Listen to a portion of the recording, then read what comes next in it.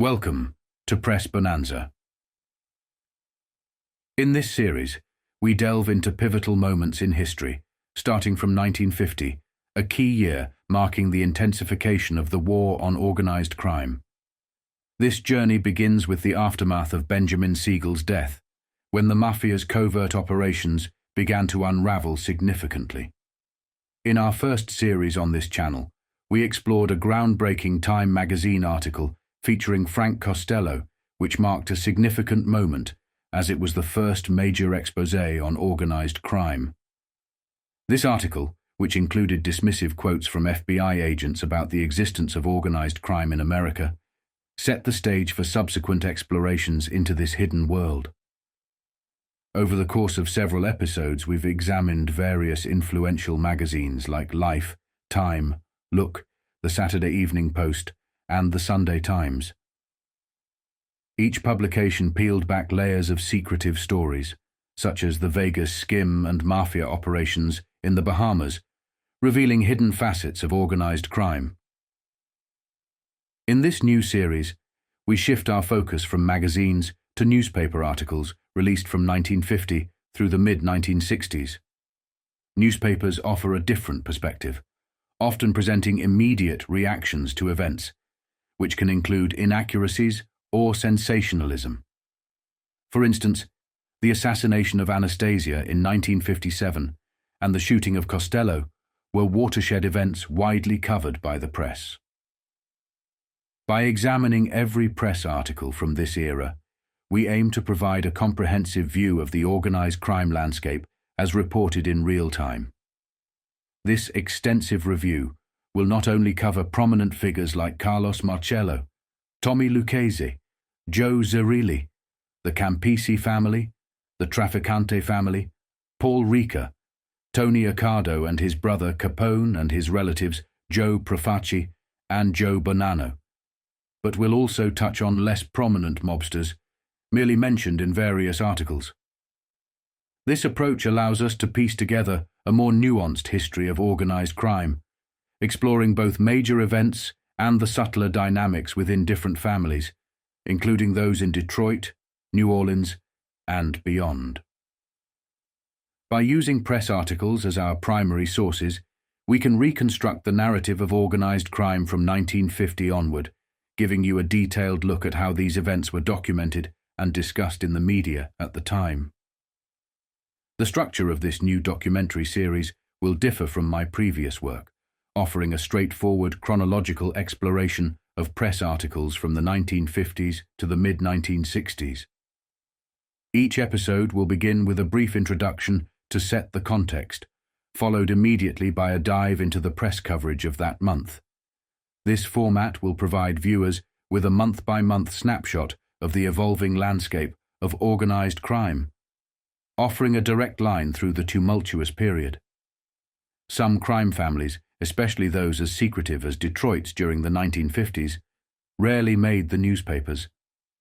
Joe the Boss Zerilli, for instance, was so adept at avoiding the spotlight that over a decade, only about 10 articles mentioned him, an average of just one article per year. This all changed dramatically in October 1963, a pivotal moment when Joe Valachi broke the code of silence and identified key mob bosses across America during his testimony before Congress.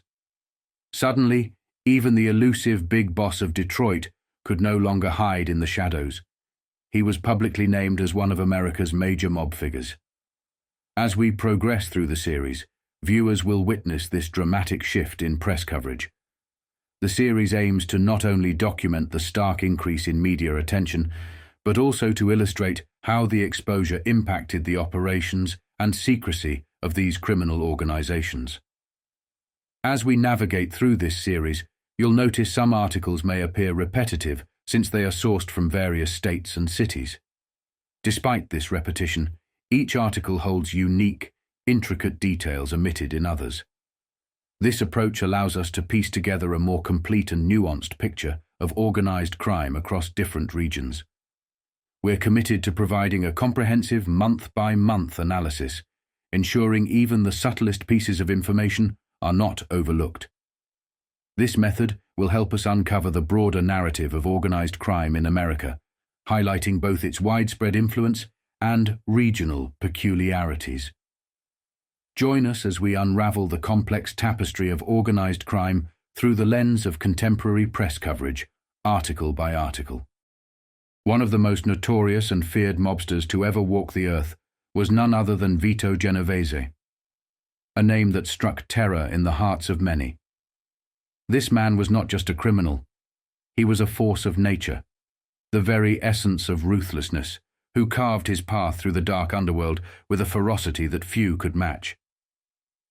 Genovese did not just join Luciano's crew, he transformed it, taking a modest outfit during the early 20s of about 20 members and catapulting it to a formidable force of 80 hardened men to start moving into the Prohibition era. But he did not stop there. Vito masterfully united various criminal factions, merging small, fragmented crime families into what would become the Luciano outfit, an empire of power and influence that still exists till this day. Genovese was no ordinary mobster. He was deeply connected, immensely respected, and feared by even the most hardened criminals. He stood beside Lucky Luciano from the earliest days, a pillar of strength and brutality. Though Luciano himself harbored a deep dislike for Genovese, he could not help but respect the man's unrelenting power and strategic brilliance. Luciano once remarked that Vito had the memory of an elephant and the patience of a lizard. To Genovese, it was not just about eliminating his enemies. It was about knowing exactly when and how to strike, and in that, he was unmatched. Yet even this larger-than-life figure had his flaws. In his early days, Genovese harbored a deep-seated disdain for Jewish gangsters, a prejudice that often brought him into conflict with his own Italian brothers. Frank Costello, married to a Jewish woman and with profound respect for Jewish people, frequently clashed with Vito over this issue.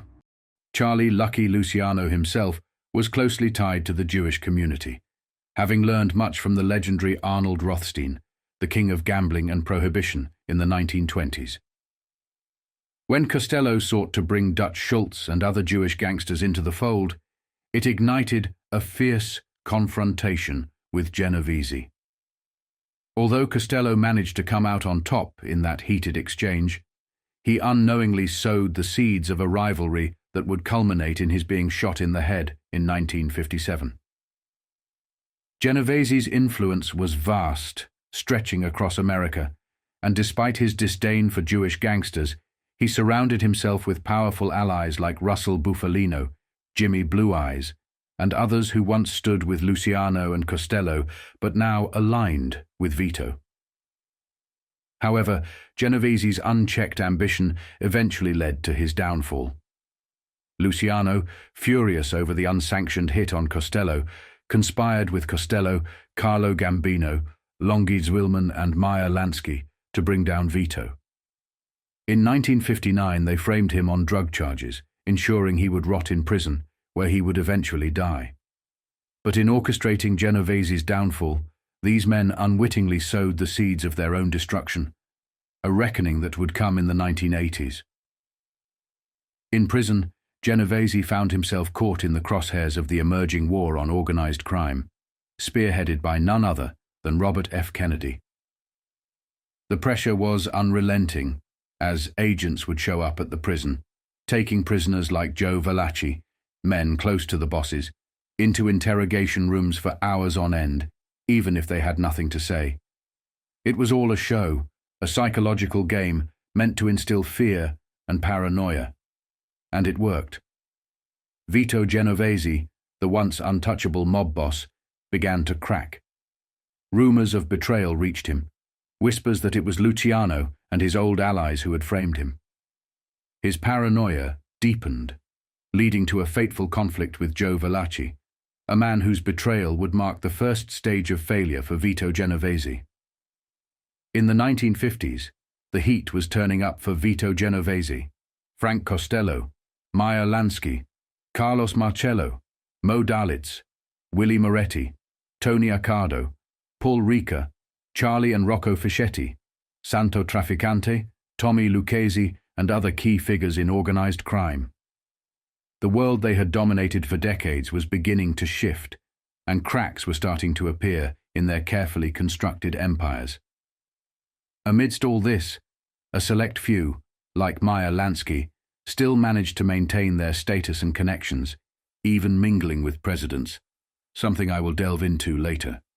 By 1953, Genovese found himself not just battling enemies on the streets, but also facing turmoil at home. His marriage was falling apart, and his wife's decision to divorce him became a very public spectacle. Unlike many of his peers who preferred to keep their personal affairs and wealth secret, Genovese was thrust into the spotlight. His wife's actions humiliated him, airing his dirty laundry in the newspapers for all to see. It was not just his personal life she exposed, but also his financial dealings, his money, and his shady business ventures. For a man like Vito, who was as old school as they came, this was an unforgivable affront. He did not care about flaunting wealth. His priority was accumulating it and doing so discreetly. He had always hidden his money, investing heavily in real estate, gambling, narcotics, unions, transportation, public contracts, and keeping extraordinarily little in cash, a tactic used by him and other mobsters to avoid taxes and conceal their true assets. The divorce was a public relations disaster for Genovese, but it was not the only storm brewing on his horizon. The fallout from the Kiefer hearings, a series of televised investigations into organized crime, was beginning to take its toll on many in the underworld. These hearings had put gangsters in their crosshairs, and the threat of deportation loomed large over their heads.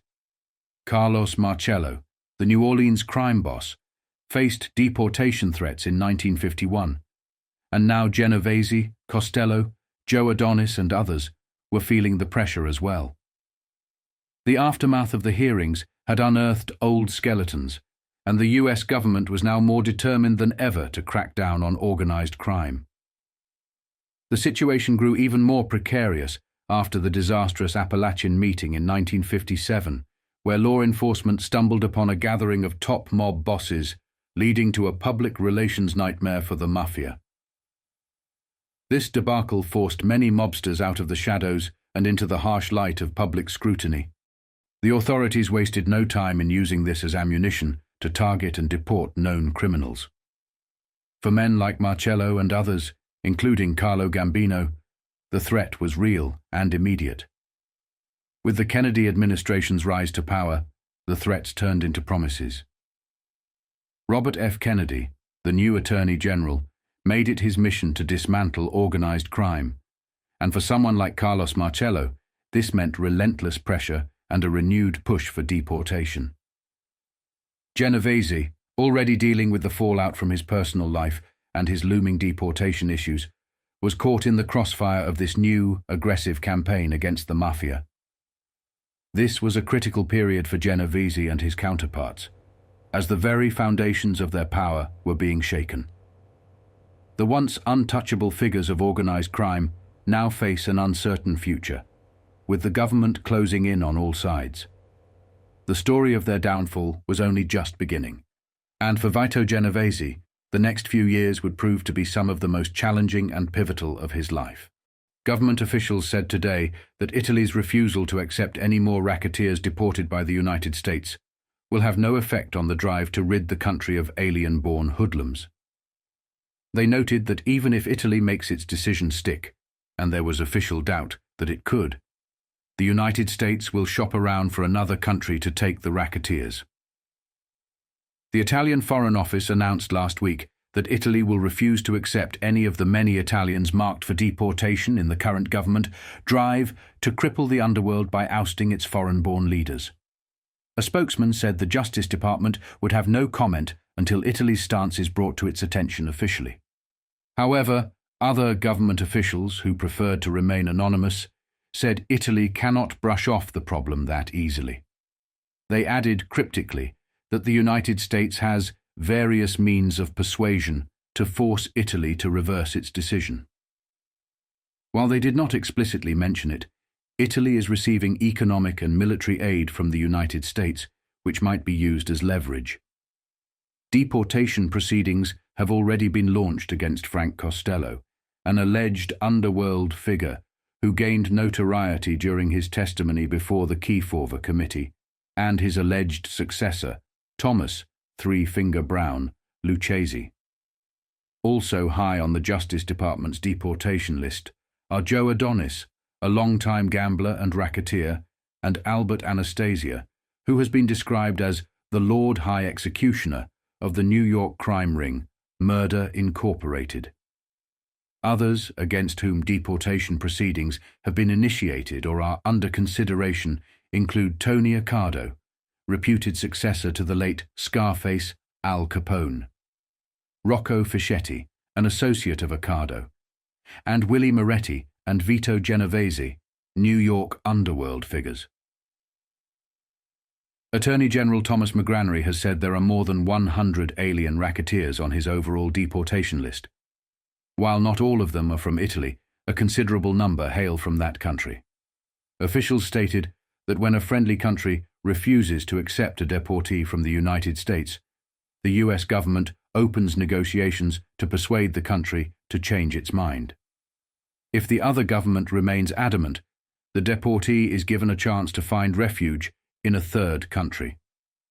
If he fails or is refused entry by this third nation, the United States then resumes negotiations with the country of his birth. Italy contends that most of the Italians on McGranary's list came to this country when they were quite young and received their criminal education here. Therefore, it argues, Italy has no obligation to take them back now. Then came the year of 1953, a pivotal and tumultuous time for Vito Genovese. It was the year that would mark the beginning of his public unraveling, starting with a messy and highly publicized divorce. Around March 3rd, the first wave of newspaper articles began to appear, thrusting Genovese's personal life into the glaring spotlight. These articles detailed the ugly details of his divorce, exposing not just the breakdown of his marriage, but also the sordid underbelly of his criminal empire. Genovese's wife, emboldened and perhaps embittered, wasn't content with simply walking away. She demanded substantial financial settlements, leveraging their turbulent marriage to her advantage. But it was not just about the money. She took it a step further by airing Vito's dirty laundry to the authorities, giving them insight into his illicit activities. This was a devastating blow to Genovese, who had always prided himself on keeping his operations secretive and his wealth hidden from prying eyes. The public humiliation was severe. For a man like Vito Genovese, who thrived on power and control, this very public dissection of his life was unbearable. The newspapers splashed his personal struggles across their pages, and the authorities, now armed with insider information from his estranged wife, began to close in on him. Here is the article which came out in March 1953. Vito Key Racketeer, Wife Says in Court, by Ken Byerly. Mrs. Anna Genovese and her attorney, Osler M. Silber of Newark, review legal papers. Press photos. Lush living. Mrs. Genovese describes lavish life she is used to and tells of plush shore home, freehold. Fashions, at their most extensive, got an airing yesterday during the Vito Genovese matrimonial trial. Mrs. Anna Genovese testified that, outside of this parade of women that went through their Atlantic Highlands home, she had a particularly good life and was given $500 to $1,000 for shopping trips whenever she wanted it. She said her wardrobe included 6 fur coats, including the $4,500 mink she wore to court, though she wore no stockings. She also mentioned that under an assumed name, she purchased 30 evening gowns at $300 to $200 each, many cocktail and street dresses at $150 to $300, and never paid less than $35 for a pair of shoes. Tells of furnishings. The witness said she personally furnished their home, which featured 40 by 40 foot living and dining rooms, decorated with Italian marble fireplaces and staircases. She said she spent $6,700 on dining room furnishings, plus some additional miscellaneous items, and $15,000 on their Chinese-furnished bedroom. Another $10,000 to $12,000 went into living room furnishings. There was a retinue of 5 or 6 servants in the house, which she said was remodeled at a cost of $250,000. "It's done up quite in style," she noted. "Really a brunette." Regarding her demands for $350 a week for support, she estimated it would cost her $200 to $250 a month for a fairly decent apartment, $150 to $200 a month for clothing, $200 for food, $200 to $250 for domestic help, $100 for auto care, $200 a year for vacations, $100 monthly for medical care, $1,000 to $1,500 yearly for charities, and $4,000 to $5,000 to furnish the apartment. Talking to reporters at the close of the day's testimony, she was anxious about one thing. "Be sure to say she is a brunette," she urged, as newsmen have always called her a blonde. Wife of Genovese tells court about mate's operations, freehold, racketeer Vito Genovese of Atlantic Highlands, whom Governor Dewey has labelled the king of the New York underworld, was described by his wife here yesterday as a key figure in lottery, racing, narcotics, peer, and prostitution rackets. The testimony came during 4 hours of testimony by Mrs. Anna Genovese, who is seeking $350 weekly in separate maintenance. Her husband, in the same case before Superior Court Judge Donald H. McLean, is asking for a divorce. Genovese lives in what his wife called a luxurious mansion that cost $250,000, located at 130 Ocean Boulevard, Atlantic Highlands. She has been living with her mother, Mrs. Concetta Patillo, in New York, since leaving Genovese on March 27, 1950, because of his alleged cruelty. Resumes today. The hearing was scheduled to resume at 10 in the morning today, and authorities said Genovese would probably take the stand. Fashionably attired and sporting an upswept hairdo, Mrs. Genovese presented an appearance belying her admitted 48 years. She told the court of 22 years of married life, during which money was no object. "I never knew the value of it." She said she lived lavishly both at home and abroad, where she and her husband were entertained by very big people throughout Europe, friends of Count Ciano, Mussolini's son-in-law. She also related that they were the only American guests of Nazi chieftain Hermann Goering. She said her husband has sought a divorce since about 1947 because he is in love with Anna Calandriello, whom she identified as the wife of an alleged associate, Thomas Calandriello of Shrewsbury. She stated that Mr. Calandriello is connected with a Kearney Navy pier and fronted that pier for Vito Genovese, obtaining big returns from shylocking, gambling, liquor, and salary kickbacks. Despite Mrs. Genovese's several references to Mr. Calandriello as being connected with a Navy pier at Kearney, he was subpoenaed last week in the New Jersey Law Enforcement Council's probe of Leonardo Pier activities. Charges beatings. She accused her husband of frequent beatings. She testified that he once broke her nose, set fire to her hair with a cigarette, and on another occasion blackened both her eyes.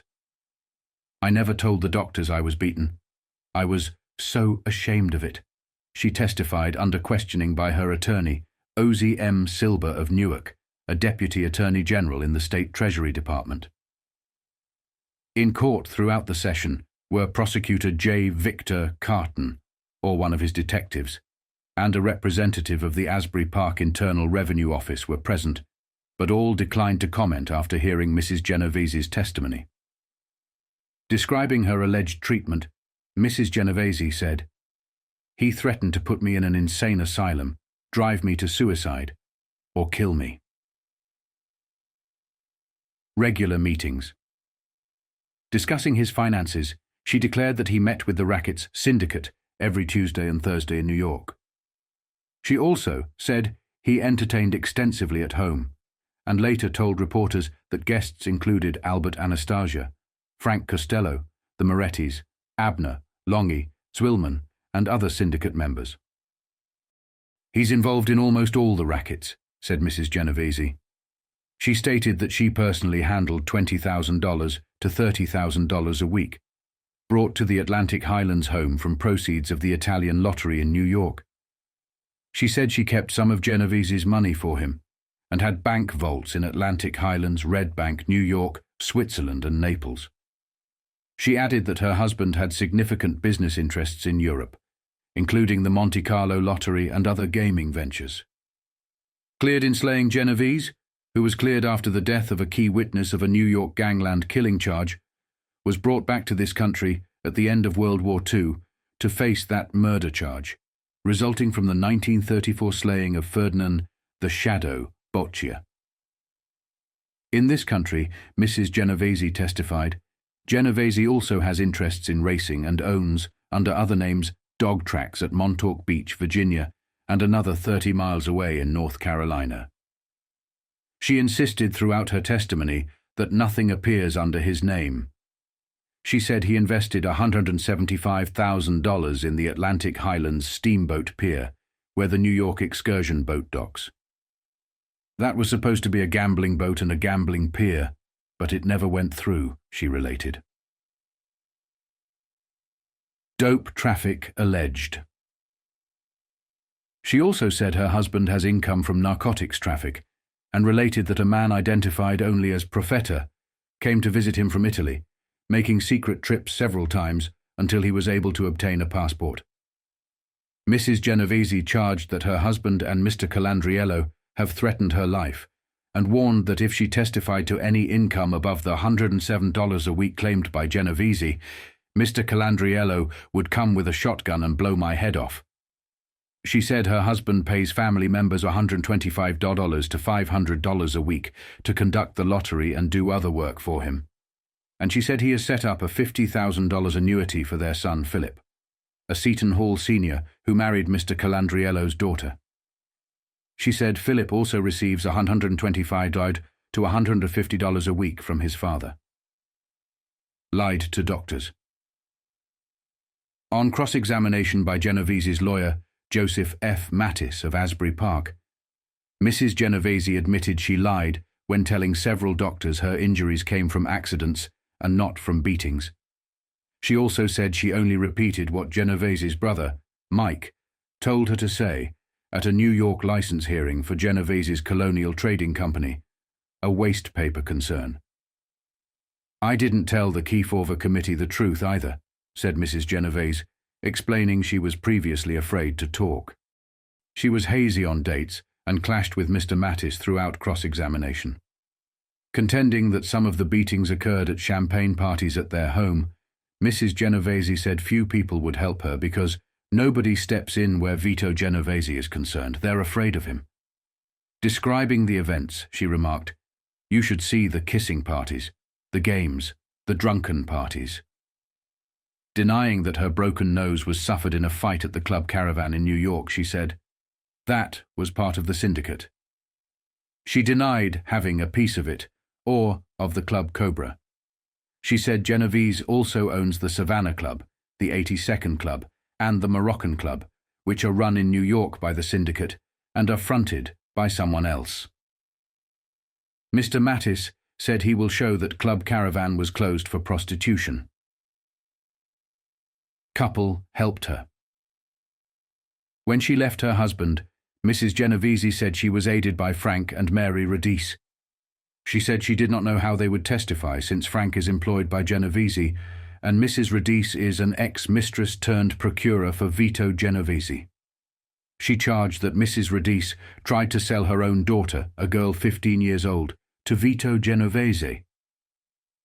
Declaring she has had trouble getting witnesses, Mrs. Genovese stated, "Everybody is afraid of getting killed where Vito Genovese is concerned." Her testimony was substantiated by her mother, Mrs. Patillo, who testified through an interpreter, and by her daughter from a previous marriage, Mrs. Marie Esposito, New York. Mrs. Esposito's husband and his father own Luigi's restaurant in New York, she said. Defense witnesses. Genovese was not reached as the defense began late in the afternoon. The first witness was James F. Simonelli, 137 Pavilion Avenue, Long Branch, who said he is in the tourist business in New York and Italy. He described selling a piece of property for Mrs. Genovese for $15,000. She had said she needed the money to live on after the separation. "Are you the Simonelli referred to in the book Mafia?" inquired Mr. Silber. "The Mafia is the secret Italian Black Hand Society." "I am not," said Mr. Simonelli, adding an instant later, "My brother is." Other defense witnesses included Joseph P. DeAngelis, 1035 3rd Avenue, Asbury Park, and his wife, and John W. West, 12127 Monroe Avenue, Asbury Park, a former housing authority official, and his wife. All testified that they visited the Genovese home as guests of employees, and all agreed they never saw any champagne parties, never saw Genovese hit his wife, and never saw her beaten or any marks of a beating. The following week, on March 19th, another article surfaced, putting Vito Genovese back in the spotlight. This time, the focus shifted to the authorities, who were now keen to speak with his wife regarding the accusations she had made. The revelations from his estranged spouse were gaining traction, and law enforcement was eager to dig deeper into the claims, further tightening the noose around Genovese. Village Joint's probe. Seeks Mrs. Genovese. By James Desmond. Mrs. Anna Genovese, wife of gangster Vito Genovese, is being sought for questioning in connection with a crime syndicate that allegedly owns several Greenwich Village nightclubs, the news learned yesterday. These clubs are already under investigation. Mrs. Genovese made her charges in testimony in Superior Court in Freehold, New Jersey, on March 2nd, but since then she has been avoiding law enforcement agencies that are seeking further explanations. Her lawyer contends that she has been so terrorized since making the charges that she cannot submit to additional questioning. Go ahead with probe. While waiting to locate Mrs. Genovese, the State Liquor Authority, SLA, has proceeded with its investigation of 3 night spots she mentioned as being run by front men for the mob. The most notable of these places is the Club Savannah, located at 66 West 3rd Street, where, according to testimony before the State Crime Commission, Anthony, Tony Bender, Strollo, Greenwich Village mob overlord, and Joe Adonis, the gambler, played cards nightly before Adonis was jailed in New Jersey. The Savannah is known in the underworld as Tony Bender's joint, but the papers of incorporation list Joseph Schiavone and Sabatino M. Spina as the only officers, shareholders, and directors. The second place under investigation is the 82 Club at 82 East 4th Street, which, according to the papers of incorporation, is owned by Anthony Schiavone and Matthew Jacobson, who are also the only officers and directors. The third place is the Moroccan Village at 23 West 8th Street, which Mrs. Genovese has described as a hangout for her gangster husband. According to SLA records, this club is solely owned by Alan J. Bono, who is also the president. The directors are Bono and Virginia Bono. Could face license. Loss. If the investigation supports Mrs. Genovese's charges against these 3 places, they could face the loss of their liquor licenses, which would be tantamount to closing them down. A 4th joint, mentioned by Mrs. Genovese as gang-owned, was her own caravan club at 578 West Broadway, which was stripped of its liquor license 7 years ago because it was generally disorderly. The lavish Anna, according to testimony in Superior Court in Freehold, contributed to the disorder herself by knocking out a sailor with a bar stool in one of the caravan's most notorious brawls. Mrs. Genovese's charges that the mobs were running nightclubs were made during her bitterly fought suit for $350 weekly separate maintenance in Superior Court in Freehold. Her testimony, in which she described Vito Genovese as a boss of the Italian lottery with a weekly take ranging from $20,000 to $30,000, was designed to show that the mobster could easily afford the alimony. The very next day, it happened again.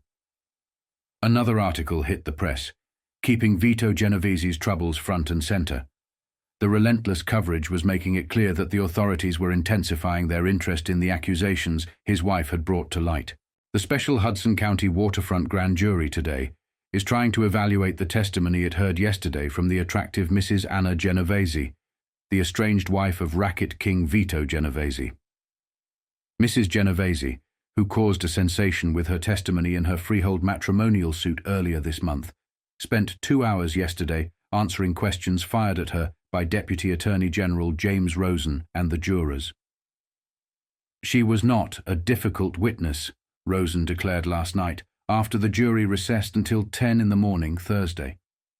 Our only purpose in bringing her here was to sift through her freehold testimony for facts pertinent to Hudson County. We won't know how valuable she was until we compare her testimony with the freehold transcript and conduct some investigations. Although Mrs. Genovese is not under subpoena to appear before the Hudson jury again, Rosen expressed confidence that she will cooperate by returning if the need arises. Counsel subpoena. Meanwhile, Mrs. Genovese will have to tell her version of her husband's activities to the New Jersey Law Enforcement Council in Newark on Wednesday. She was handed a subpoena from the council as soon as she walked into the Hudson County Courthouse, accompanied by David Frackman, her New York lawyer. Showing no signs of the gallbladder attack that prevented her appearance on March 5th, the striking 48-year-old woman wore a bright spring outfit consisting of a brilliant coral-colored short jacket with a wide belt, a white nylon blouse, and a multicolored tweed skirt. Her dark hair was styled in an upsweep, and her lavishly painted toes showed through her spike-heeled shoes of black suede. Until she was called into the jury room, Mrs. Genovese was closeted in the prosecutor's office with Frackman and Simon M. Seeley of Newark, her New Jersey lawyer. Seeley said he briefed her on the New Jersey laws about a wife testifying against her husband. Will cooperate. She will cooperate with the grand jury, Seeley told reporters. After all, she's not a crusader and isn't trying to get anybody in trouble. All she wants is her alimony. Mrs. Genovese entered the jury room at 2:30 in the afternoon. With the exception of a 10-minute recess, she was quizzed until 4:35 in the afternoon. When she emerged from the room, several men from the U.S. Immigration Service's New York office escorted her to the elevator. The immigration officers had reportedly quizzed her earlier in the day in connection with the deportation proceedings against her husband. While Mrs. Genovese appeared willing to answer questions posed by reporters, Frackman refused to let her speak, lest she violate the secrecy oath she took inside the jury room. After Mrs. Genovese departed, the jurors resumed questioning witnesses from the Jersey City Police Department. In all, about a dozen officers were called before the jury, with most of them testifying during the morning phase of the all-day session.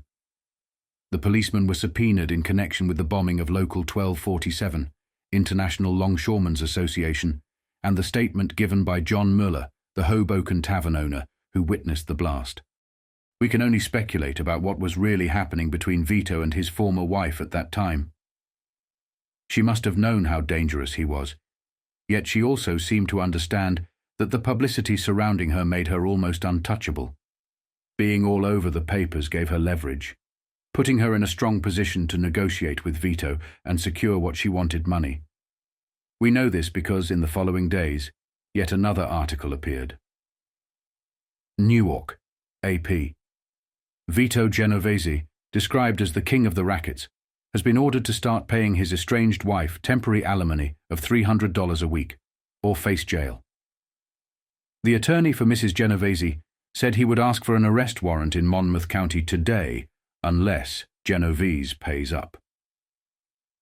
The Appellate Division of Superior Court issued the order yesterday to reinforce an earlier court ruling that Genovese must pay his 48-year-old wife, Anna, $300 weekly. He was also ordered to pay $5,700 in back alimony. Order appealed. Yesterday's ruling stemmed from an appeal of an order issued last December by Superior Court Judge Donald McLean. McLean found Genovese guilty 2 weeks ago of contempt of court for failing to make the alimony payments. Genovese is required to pay the alimony until 2 other court actions have been resolved. One concerns his divorce suit against his wife, while the other is Mrs. Genovese's suit for separate maintenance. These court actions were heard together earlier this month in Superior Court Freehold. Mrs. Genovese, on the stand, described her husband as a brutal mobster who had a finger in almost every racket and raked in tens of thousands of dollars each week. At yesterday's session, however, Genovese's lawyer, Joseph F. Mattis of Asbury Park, claimed that his client was unable to pay because he is practically poverty-stricken. Genovese's income is only $120 a week as manager of the Colonial Construction Comers in New York, the attorney said. Mattis stated that Genovese had been paying his wife $50 a week, but that she refused to cash the checks on the advice of counsel. The lawyer added that Genovese was willing to turn over his $55,000 home in Atlantic Highlands to his wife, suggesting she could either sell or rent it. Didn't deny. In upholding McLean's contempt citation, the court found that records indicate Genovese did not deny his wife's statements concerning his income from rackets and several New York night spots. Neither of the principals, Genovese or his wife, appeared in court yesterday.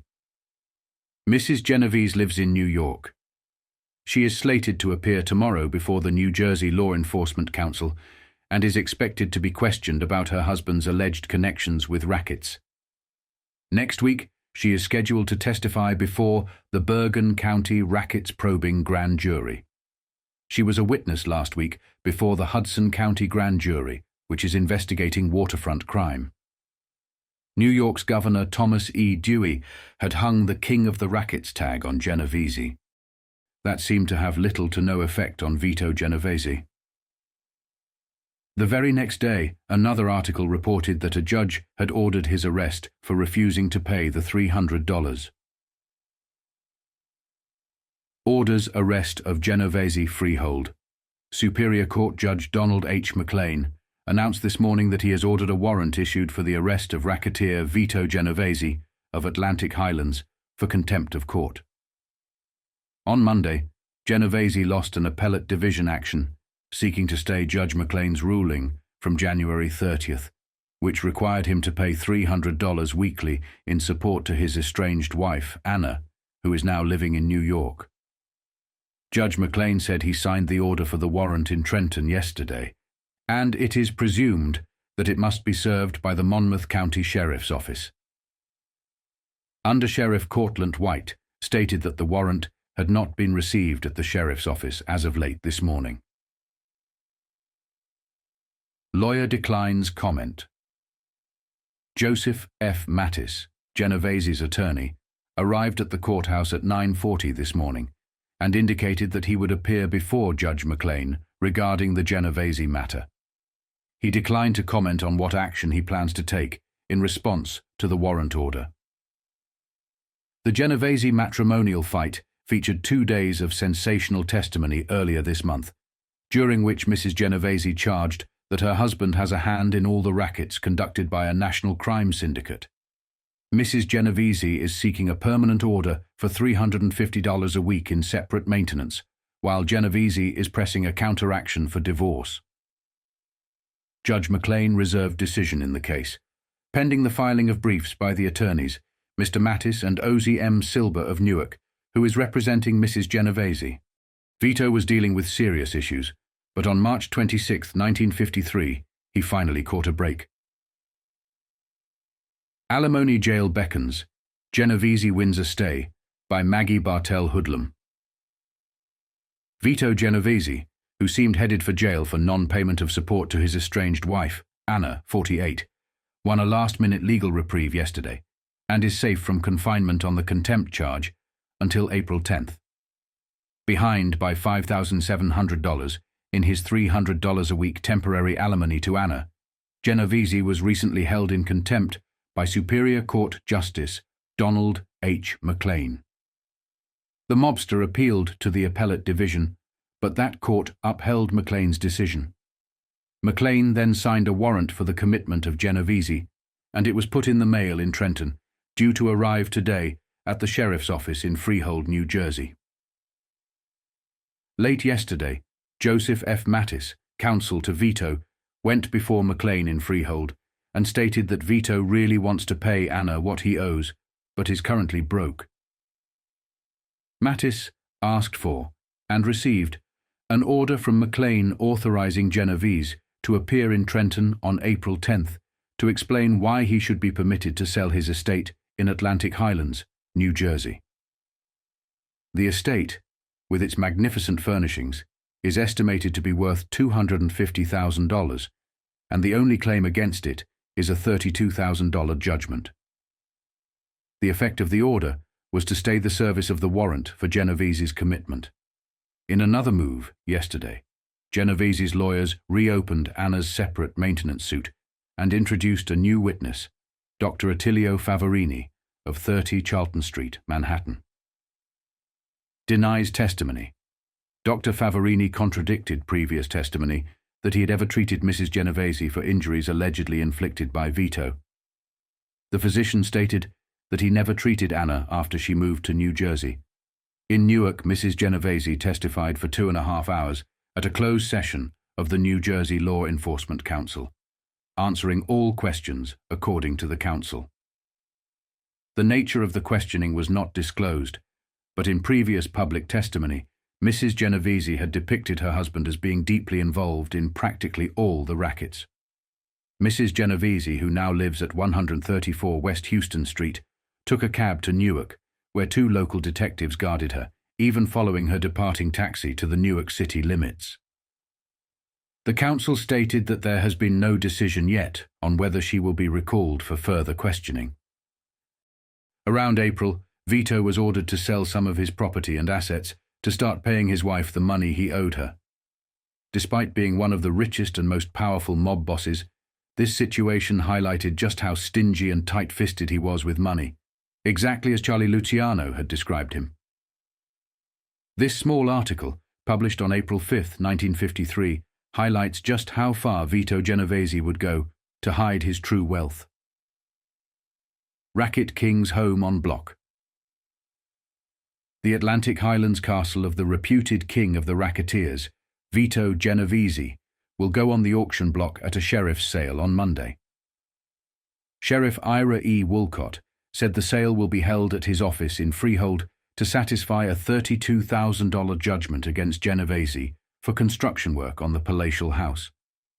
The judgment was obtained by Dominic A. Caruso, president of a construction firm, who testified during Genovese's divorce trial that the house was up for sale for $55,000 but had no takers. Mrs. Anna Genovese, who is suing her husband for separate maintenance, testified that the Seashore Palace was worth $230,000. She is currently receiving temporary alimony of $300 a week. Caruso testified on Genovese's behalf to support the mobster's contention that he was all but penniless. The next day, the issue was once again fixed by Vito, Racket King's home on block. The Atlantic Highlands castle of the reputed king of the racketeers, Vito Genovese, will go on the auction block at a sheriff's sale on Monday. Sheriff Ira E. Woolcott said the sale will be held at his office in Freehold to satisfy a $32,000 judgment against Genovese for construction work on the palatial house. The judgment was obtained by Dominic A. Caruso, president of a construction firm, who testified during Genovese's divorce trial that the house was up for sale for $55,000 but had no takers. Mrs. Anna Genovese, who is suing her husband for separate maintenance, testified that the Seashore Palace was worth $230,000. She is currently receiving temporary alimony of $300 a week. Caruso testified on Genovese's behalf to support the mobster's contention that he was all but penniless. The issue dragged on until May 6th, when it all came to a crashing halt. Vito was forced to sell his property, with the headline splashed across the newspapers. This article appeared on Wednesday, May 6, 1953. A double bed with old glass and mirror details, and peach satin bedding, in which a reputed gangster king used to sleep before he got into trouble with his wife and the law, is going on the auction block at 1 p.m. tomorrow. The bed features a giant-size mirrored headboard, a peach satin spread, peach satin pillow covers, matching glass and mirror bedroom furniture, and 2 bedside lamps in Chinese red and white. This splendor is part of the furnishings from the Atlantic Highlands, New Jersey, home of Vito Genovese. It will be auctioned at O'Reilly's Plaza Art Galleries, Incorporated, 911 East 59th Street. All modern furnishings from the Genovese home were put on exhibition at the gallery yesterday and attracted hundreds of curious spectators. Antique lovers were sorely disappointed. The Genoveses, Vito and Anna, went in for modern decor when they furnished their 9-room, marble-staired residence. That was in the days when Vito was reportedly making a fortune from his rackets, before his wife took him to court for alimony. To satisfy a court judgment, Genovese's home has also been offered for sale. Experts estimate that the furnishings to be auctioned off tomorrow will bring about $10,000. A Chinese painted TV set and matching piano, a sterling silver punch set, and a Limoges china dinner set are among the items expected to fetch the highest prices. Forgot braziers. And then there are the objets d'art, like the 6-foot-high marble lamps, one depicting a woman in slacks, without a brassiere and an open pajama top. The other showing a woman in a harem skirt, without a t-shirt. When the divorce proceedings were heard, Mrs. Genovese testified that Vito threw champagne parties for big shots like Frank Costello. A set of hollow-stemmed wine glasses was mentioned as part of the festivities. The situation carried on into June, with Vito claiming he was too poor to pay the $300 alimony. Trenton, AP. Racketeer Vito Genovese stated yesterday in an affidavit that he is absolutely unable to pay the $300 weekly alimony and asked Superior Court Judge Donald H. McLean to reduce the amount. In his affidavit, Genovese denied his estranged wife's testimony that he had interests in a number of illegal enterprises or that he owned property outside of his Atlantic Highlands home. Genovese claimed he had to sell his 1949 Buick to cover the cost of an appeal to the appellate division. He said he borrows his son-in-law's car when he needs one.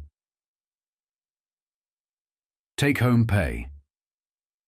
$107. Genovese reiterated that his sole income is $107.20 take-home pay per week as manager of the Colonial Trading Company of New York, a scrap paper firm. He said that out of that amount, he gives his wife, Anna, $50 a week, $25,000 goes to counsel fees and court costs, leaving him $32.50 a week to live on. McLean took the request under advisement. Genovese was ordered to pay $300 weekly alimony on January 30th. Early in March, he was held in contempt of court for failure to meet the payments. A warrant for his jailing was stayed by McLean to give the lawyers for both sides a chance to raise money through the sale of the Atlantic Highlands house and its furnishings. The sale of the furnishings at a New York auction netted $5,200. The house is listed for sale at $55,000, but the highest offer received has been around $45,000. The house has a $32,500 contractor's lien. Mrs. Genovese had testified that the house and its furnishings cost about $250,000. No proof was submitted by the plaintiffs or the law enforcement authorities that I am engaged in an Italian lottery, peer rackets, gambling, or other illegal activities, the affidavit said. I feel that the undue publicity given to me, if it were true, would have been uncovered by the law enforcement authorities, and I absolutely state that I have no interest in any illegal activity. Vito, not in court. Genovese did not appear in court. He was represented by Joseph F. Mattis, an attorney from Asbury Park, who told McLean that the facts and circumstances have changed since the judge set the alimony. Deputy Attorney General O.Z.M. Silber, Mrs. Genovese's attorney, asked the court to deny the application on the grounds that there was nothing new in the affidavit. The Justice Department has started deportation proceedings against Genovese on the grounds that he covered up his criminal record in 1936 when he was naturalized. Eventually, the issues between Vito Genovese and his wife were settled, but the damage was already done. The accusations of him being a drug dealer had taken their toll. Ironically, Charlie Luciano was watching all of this unfold from afar, with friends like Red Levine, Meyer Lansky, Frank Scalise, and Joe Adonis bringing him the latest headlines. Luciano still had a firm grip on his empire, but it was expanding so rapidly that his associates needed his approval for new ventures. However, with increased surveillance on Luciano, communication became difficult. This article came out in 1953. Mafia World Threat. In Mafia, a book about a worldwide organization of criminals, Ed Reed, an American newspaperman, sets out to show that real life can provide as much drama, excitement, and horror as fiction and films. There is enough blood in some of his pages to make the average thriller seem tame, and where he calls upon documentary evidence to support his claims, he carries conviction. However, at times, he writes with such extravagance that the note of authenticity can barely be heard. The Mafia began as a patriotic society in Sicily nearly 700 years ago. Today, it has grown, according to Mr. Reed, into a worldwide empire of crime. Its activities are controlled, it seems, by a Grand Council sitting in Palermo, Sicily. On every continent, there is a subsidiary governing board that directs all organized crime in its territory, has its own courts, and deals out its own justice. All the top brass are Sicilians or other Italians, and the Mafia keeps its members in line through terror. Mr. Reed writes, "Under this organization, a super-government has grown up and flourished, more powerful than any formally constituted government on earth, because it is immortal. A treasury of billions is at the disposal of the inner council members of the Mafia." Speculating anxiously about the future, Mr. Reed says, "A liaison of mafiosi, members of the Mafia, and the communists would result in complete chaos. Such an alliance is not beyond the power of imagination." Mr. Reed has no need to indulge in such flights of fancy, as much of the story he tells is alarming enough on its own. It is a record of murder, kidnapping, dope smuggling, plain and fancy robbery, bribery, torture, and general skullduggery on a grand scale. Mr. Reed quotes names, places, and dates to support much of what he says and supplies a list of the principal mafiosi in the United States and Italy. "Trade is so profitable that it borders on the ridiculous," he says. Drug traffic. One man smuggling drugs into the United States can carry on his person enough heroin to pay off a substantial part of the national debt. An exaggeration?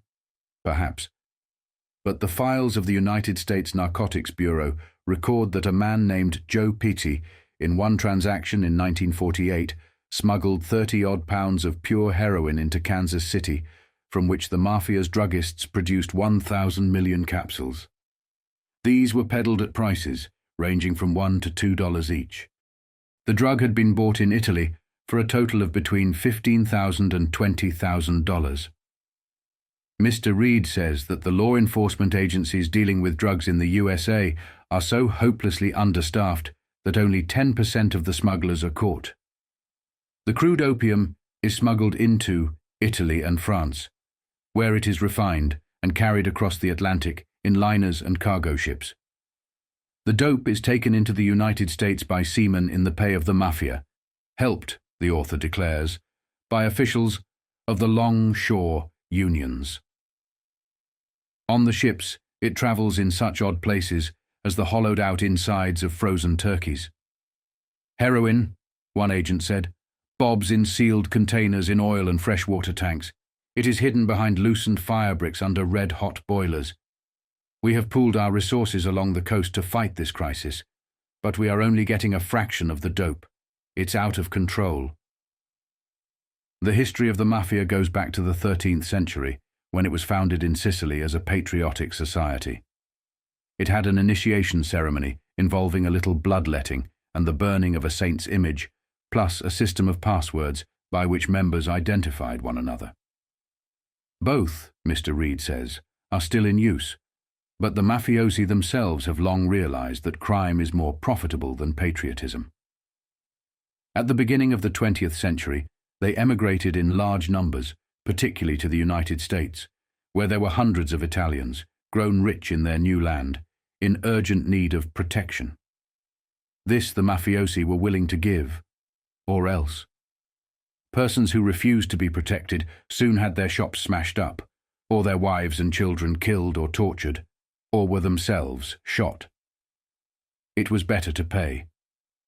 Thus began the great American rackets, which came into full flower during Prohibition. It was in that dismal period, with its alky cooking and rum running, that the Mafia really came into its own. It became big business and has never looked back. From liquor to drugs was an easy transition. Both Hitler and Mussolini used the Mafia for minor unofficial homicide jobs, Mr. Reed says. The present leader of the Mafia in the United States, Vito Genovese, was for a time a confidant of Mussolini. Yet in 1945, this man, who has a criminal record of considerable variety and who was at that time wanted on a murder charge in the United States, was found working as a trusted interpreter for the Allied military government in Italy, while he carried on a profitable black marketing business on the side. He was sent back to the United States but went free because the principal witness against him on the murder charge conveniently died. Mr. Reed is indignant about this case and suggests all kinds of malpractice in high places. Unfortunately, there's a hint of political bias in some of Mr. Reed's reporting. All the politicians he brings under suspicion are members of the American Democratic Party. He even manages to drag in the names of both Harry S. Truman and Franklin Delano Roosevelt without making any specific charges against them, but merely associating them with the Mafia.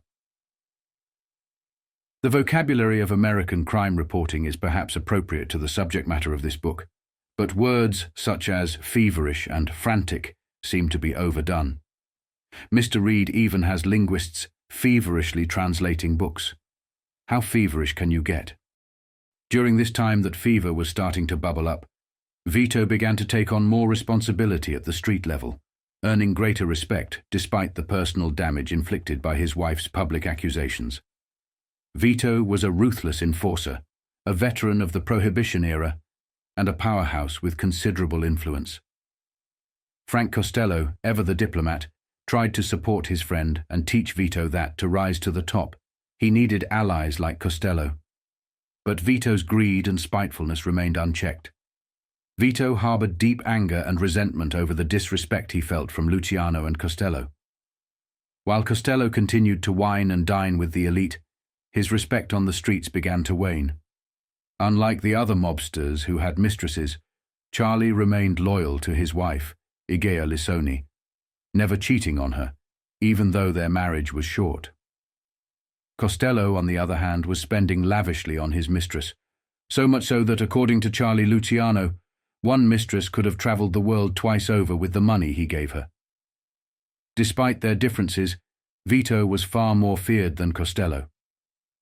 In 1957, Vito finally made his move. Frank Costello was shot, the bullet grazing his head and narrowly missing him, saved by sheer luck. Vito's ruthless ambition had taken him to the brink, and the balance of power in the underworld was about to shift. This article was printed in 1957, right after the shooting. Frank Costello is wounded from ambush in New York. By Ray Cohn.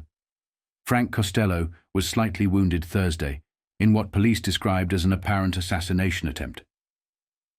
The 65-year-old Costello was fired upon at almost direct range by a gunman as he entered his Central Park West apartment building.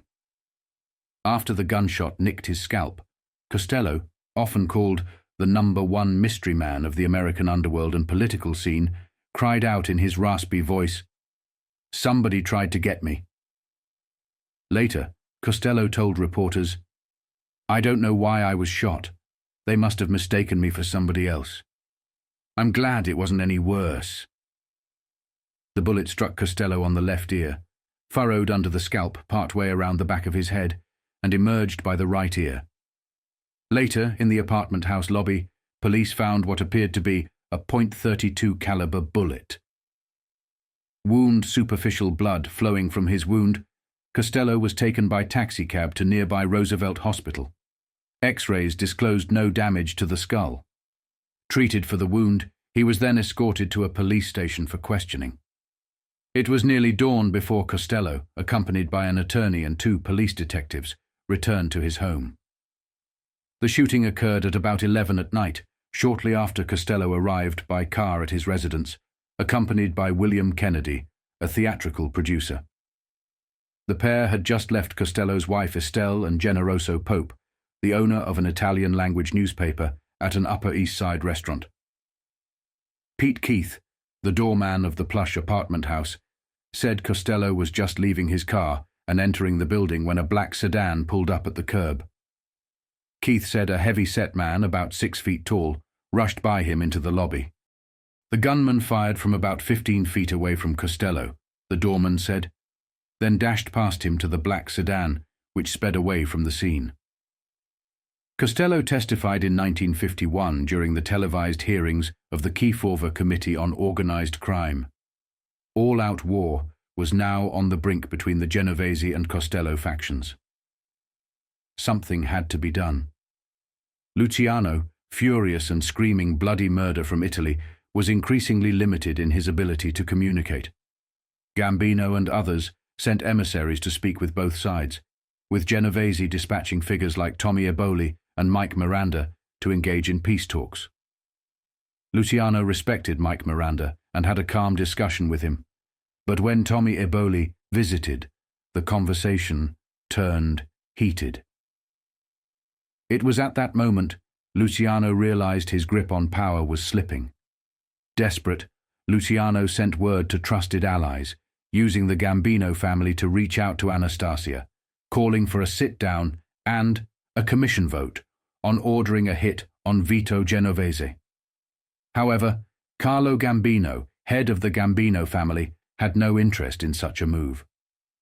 When Gambino's brother visited Luciano and relayed the message, Carlo Gambino stopped it in its tracks. It never reached Anastasia, or if it did, Anastasia chose to ignore it and pursue his own agenda against Vito. After Anastasia's murder on October 25, 1957, Luciano began to piece together what had happened. He started to suspect that it was Carlo Gambino who had been pulling the strings all along, manipulating events, ordering hits, and maneuvering to climb to the top. But what could Luciano do at that point? Despite his growing resentment, Luciano's focus remained on Vito, not Gambino. He recognized Gambino's strategic moves as the same kind of calculated chess plays he had once made against Masseria and Maranzano. Luciano understood the rules. You live by the gun, you die by the gun. It was now time to acknowledge Gambino's position in the game, even as his own influence waned. The next day, an article was printed about the hit on Albert Anastasia. It did not dwell much on how he was killed, but focused more on how he lived, ending with that famous quote that summed it all up. Mobster met his end by the gun. He lived by Dick Mathieu. Albert Anastasia, who climbed to the top of the underworld over the bodies of more than 30 victims, was born Umberto Anastasio, 55 years ago, in the fishing village of Tropea, in the poverty-stricken province of Calabria, in the south of Italy. His father was a railroad worker who spent his life struggling to feed his wife and 12 children. 4 of his 8 sons, Umberto, the most notorious of them, took to the sea in their early teens, brawled their way through the toughest ports of the world as deckhands, jumped ship in the US, and found unsavory niches for themselves on the New York waterfront. The others chose the path of respectability. One is the Reverend Salvatore Anastasia, pastor of St. Lucy's Church at 833 Mace Aves, Bronx. He has lived in obscurity, loved by the parishioners he serves humbly. Sneaked into US at 15. In 1917, at the age of 15, Umberto entered the US illegally in Brooklyn and went to work on the docks. Prohibition was just over the horizon. Easy money was in the air. Ruthless brawlers were in demand. Umberto, Americanizing his name to Albert Anastasia, soon found his place in the underworld. He became an enforcer for the Racket lords of the waterfront. Anastasia's career almost ended in 1921, when he and another gunman were convicted of murdering George Terrell, a longshoreman. Sentenced to the chair. They were sentenced to death and sent to Sing Sing for electrocution the week of July 3, 1921. There were stays of execution. The conviction was reversed, and a new trial was ordered but never held. 4 key witnesses for the state vanished while Anastasia was in the death house. The indictment was dismissed, and Anastasia was freed on April 10, 1922. 3 months later, Anastasia was arrested on charges of killing one Carmelo Ferraro, 14 DeGraw Street, Brooklyn. The charge was dismissed. In again, out again. On April 9, 1923, he was arrested on a felonious assault charge. The complaint was dismissed. By this time, Anastasia had important friends in strategic places.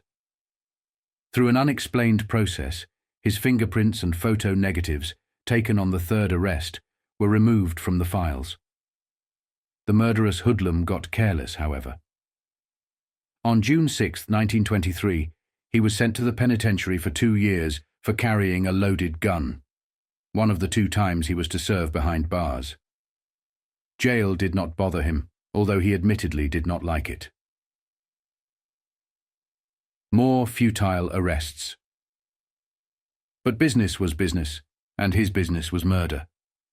There were more arrests, no convictions. The record went on to read this way: arrested August 13, 1928, on charges of shooting to death Carmine Sentissime. Discharged August 16th. Arrested August 17, 1932, on charges of murdering John Bazzano with an ice pick. Discharged August 19th. Arrested August 19, 1932, on charges of consorting with known criminals. Discharged September 1st. Arrested August 10, 1933, on charges of homicide. Acquitted by a county court jury in Brooklyn. October 26th. Arrested October 21st, 1936, on a vagrancy charge. Discharged the following morning. Uncle Sam jugged him, arrested March 10, 1951, for failing to pay the government $250,000 in income taxes. On June 3, 1955, federal judge Thomas Madden in Camden, New Jersey, sent him to prison for a year and fined him $20,000, while a civil action was launched to collect the back taxes. Between arrests, Anastasia was a busy and rising gangster, highly regarded by the gang bosses. Back in the late 20s, he became a peer superintendent, a strategic job for running the dock rackets. He gained control of 6 locals of the International Longshoremen's Association, then affiliated with the AFL. Pal of top hoodlums. He made important connections with top mobsters, became an intimate of Frank Costello, Joe Adonis, Al Capone, the Moretti brothers, and Lucky Luciano. Prohibition ended in 1933. Wiser heads among the crime chiefs decided to organize a syndicate, apportion territories among their members, and work together instead of killing each other off as they had done during the days of so-called illegal booze. Heads Murder, Inc. But it was accepted that some characters would step out of line from time to time, and that an enforcement arm would be needed. The ruthless Anastasia was tagged to run the strong-arm squad. Abe, Kid Twist Reles, was appointed his top lieutenant, and, in time, spilled the apple cart.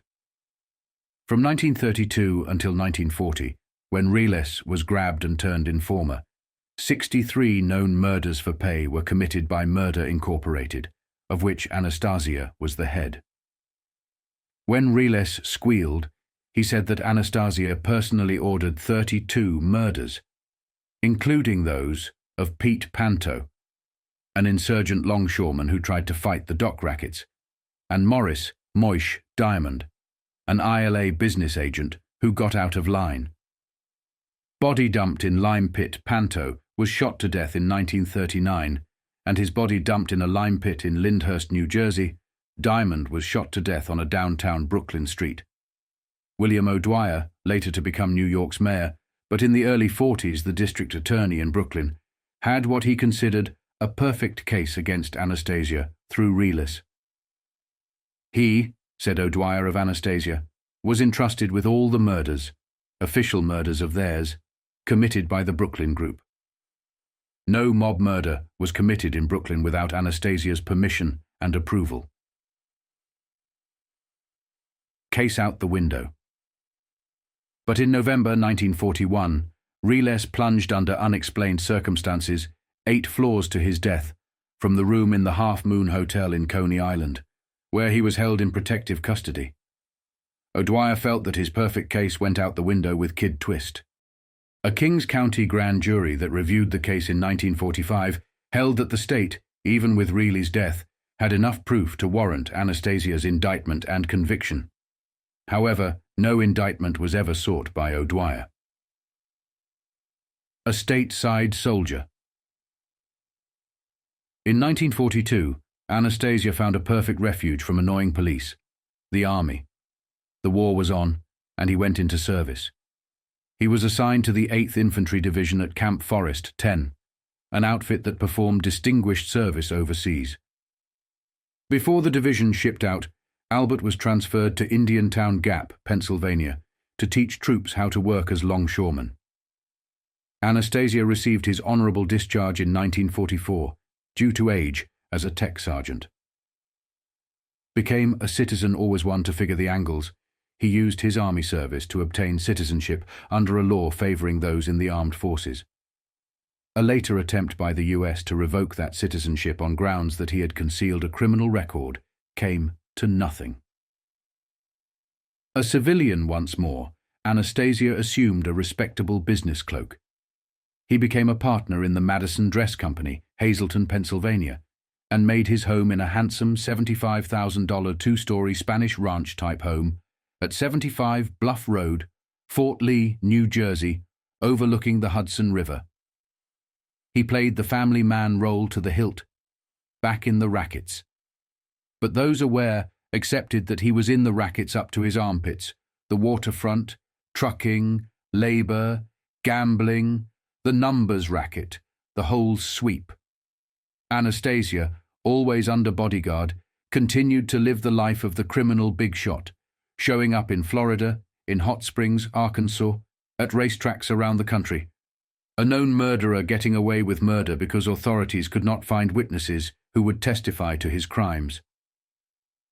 Anastasia's end came as one might have expected. He lived by the gun. He died by the gun. This next article details the impact the event had on his brother, who was photographed in tears. It was reported that shortly after this photo was taken, he went to meet with Frank Costello. The two men, once giants in the underworld, were seen embracing each other, both in tears. This moment highlighted how even the toughest mob boss, Frank Costello, had become a shadow of his former self. In the 1920s and 30s, Costello was a force to be reckoned with, commanding the streets with authority. He was a political kingmaker, a true boss, and a powerhouse who had taken down many. But this new generation of mobsters had taken what they learned from the old guard and become even more ruthless. Although Frank still had significant support, he was ready to step back. This article, published on October 26th, captures that transition. Grieves for brother, Anthony Tough Tony Anastasia, waterfront labor boss, appears grief-stricken as he leaves a midtown Manhattan hotel where his brother, Underworld chieftain Albert Anastasia, was shot to death Friday. Police said countless Underworld figures had scores to settle with Albert Anastasia. The question is who got there first. For 36 of his 55 years, Albert had plotted gang killings or had seen to them himself. Those aware said Anastasia was murdered because he ordered the shooting of gambling czar Frank Costello in May. With the bungling of that assassination attempt, the same Underworld intimates said Anastasia knew his own life was forfeit. Anastasia also dreaded that his wife and his son might be killed. A friend said Anastasia ordered Costello killed because Costello was seeking a bigger share of the profits from the policy racket and big-time dice games that Anastasia was running. And, said the same source, Anastasia increased the number of his own bodyguards and put guards over his wife and son after Costello escaped with a scalp wound when shot in the foyer of his apartment house in Manhattan. The source said he met Anastasia at the Jamaica racetrack only last Saturday. "You look tired, Al," the friend recalled saying. "What's the matter?" Anastasia looked worn, worried, and years older than he had only 6 months earlier, the friend reported. The friend said Anastasia dispiritedly ripped up a handful of $100 tickets on losing horses and said, "I don't care what they do to me, but I am worried about my family." "What do you mean?" the friend asked. Forget about it, Anastasia replied, then walked away. The police threw guards around all persons they had questioned in the Anastasia murder, the barbershop crew, the elevator boy, men and women who might have brushed shoulders with the fleeing gunman as they left. The dead man's relatives were guarded too, against their wishes, among them Anthony, Tough Tony, Anastasia, Albert's 50-year-old brother, who is a vice president of the International Longshoremen's Association and business manager for Local 1814 of that organization. Police officials said, "We're going to talk to anybody we think will throw any light on this case." Anastasia led a seemingly charmed life until Friday. Authorities believed the wealthy mobster figured in the deaths of 63 victims of the old Murder Incorporated slay-for-pay ring, but they never proved it. Once they got him as far as the Sing Sing death house, but he went free. He was named repeatedly in investigations as a sinister figure behind New York, New Jersey waterfront rackets that milked businesses of millions of dollars a year. But Anastasia would not talk. To do so might tend to incriminate him, he explained.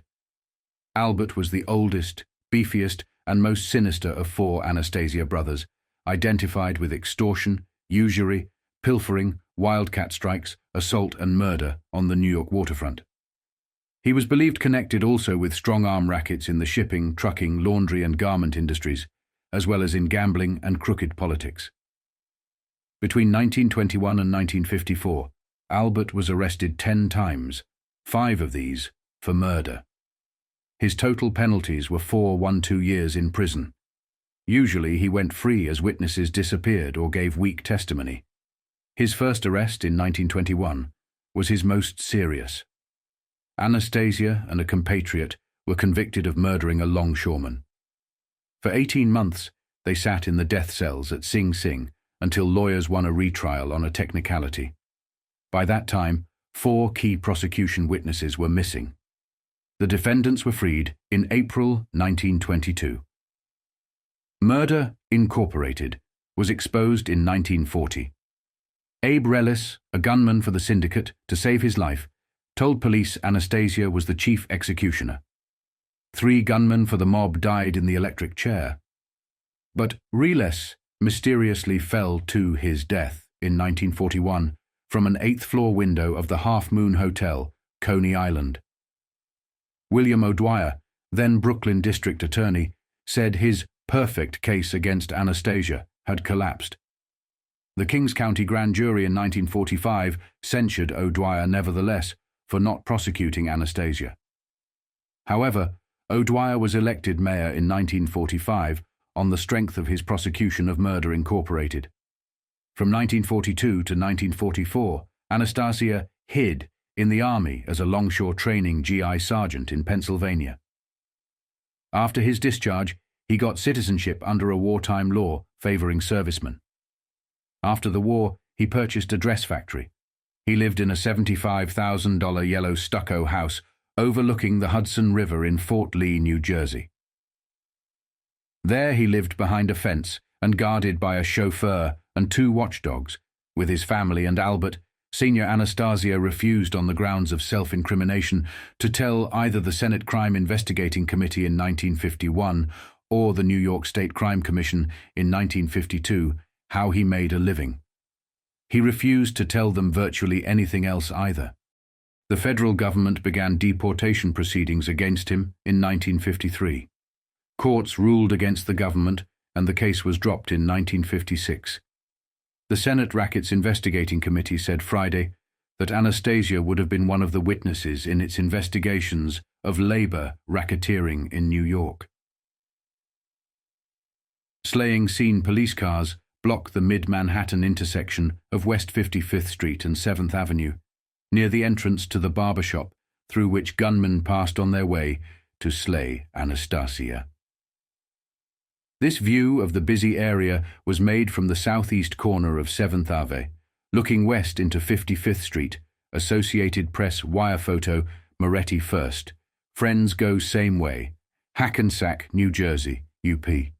If Willie Moretti could do it, he would be crowing a bit today. They sent 4 men to mow down the talkative chummy Willie 6 years ago. It took only 2 to take the silent executioner, Albert Anastasia.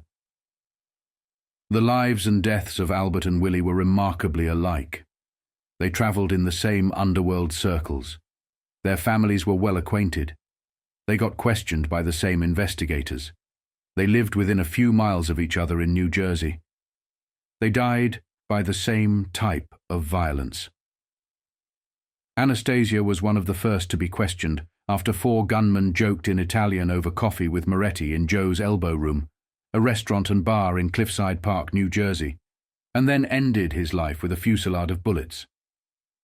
That was at 10:28 in the morning, on October 4th, 1951, 6 years and 21 days before 2 triggermen did the same thing to Anastasia in a New York hotel barber chair. In New Jersey, Bergen County Police still are looking for Moretti's killers. Anastasia, who lived in nearby Fort Lee, New Jersey, showed up here at the county prosecutor's office that evening. He told police sadly he knew no reason Moretti would be murdered, or who would do such a thing. Police had their own ideas. A police spokesman said of the gunmen, "They knew their job well. It was obviously a professional job, and they didn't want to have any blundering as they did in the Costello shooting." He was referring to the wounding of gambler Frank Costello, longtime kingpin of the New York Underworld, whose skull was nicked with a bullet last May 2nd as he entered the foyer of his Central Park West apartment home. Police officials said Friday night, "We're going to talk to anybody we think will throw light on this case. You can assume that all witnesses to the Anastasia shooting are being protected." Among those questioned last night and early today was Anthony Coppola, 49, Anastasia's bodyguard and chauffeur. Coppola said he was at his home in Fairview, New Jersey, when he learned Anastasia was killed. Coppola, who surrendered himself for questioning, was quoted as saying he picked up Anastasia's car at 11 in the morning, 40 minutes after Anastasia was murdered, in a parking lot not far from the Park Sheraton, and drove it to his New Jersey home. Coppola said Anastasia had put the car in the lot at 8 in the morning. Coppola said the car, registered in his name, then was driven by his sister to a lot opposite 100 Center Street, the criminal courts building and city prison, where it was located by police Friday night. There was no explanation of why the bodyguard was not with Anastasia during the morning. After Coppola left the West 54th Street police station at 5:30 in the morning, Chief of Detectives James B. Leggett said Coppola lied about his activities Friday morning. Leggett said Coppola admitted approaching the Park Sheraton to meet Anastasia minutes after the shooting, learned what happened, and left. The chief said Coppola drove to his Fairview home and then had the car driven to the downtown parking lot where it was found Friday night.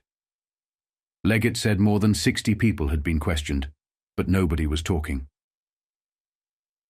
All the Anastasia brothers could not be called Valiant New York, AP.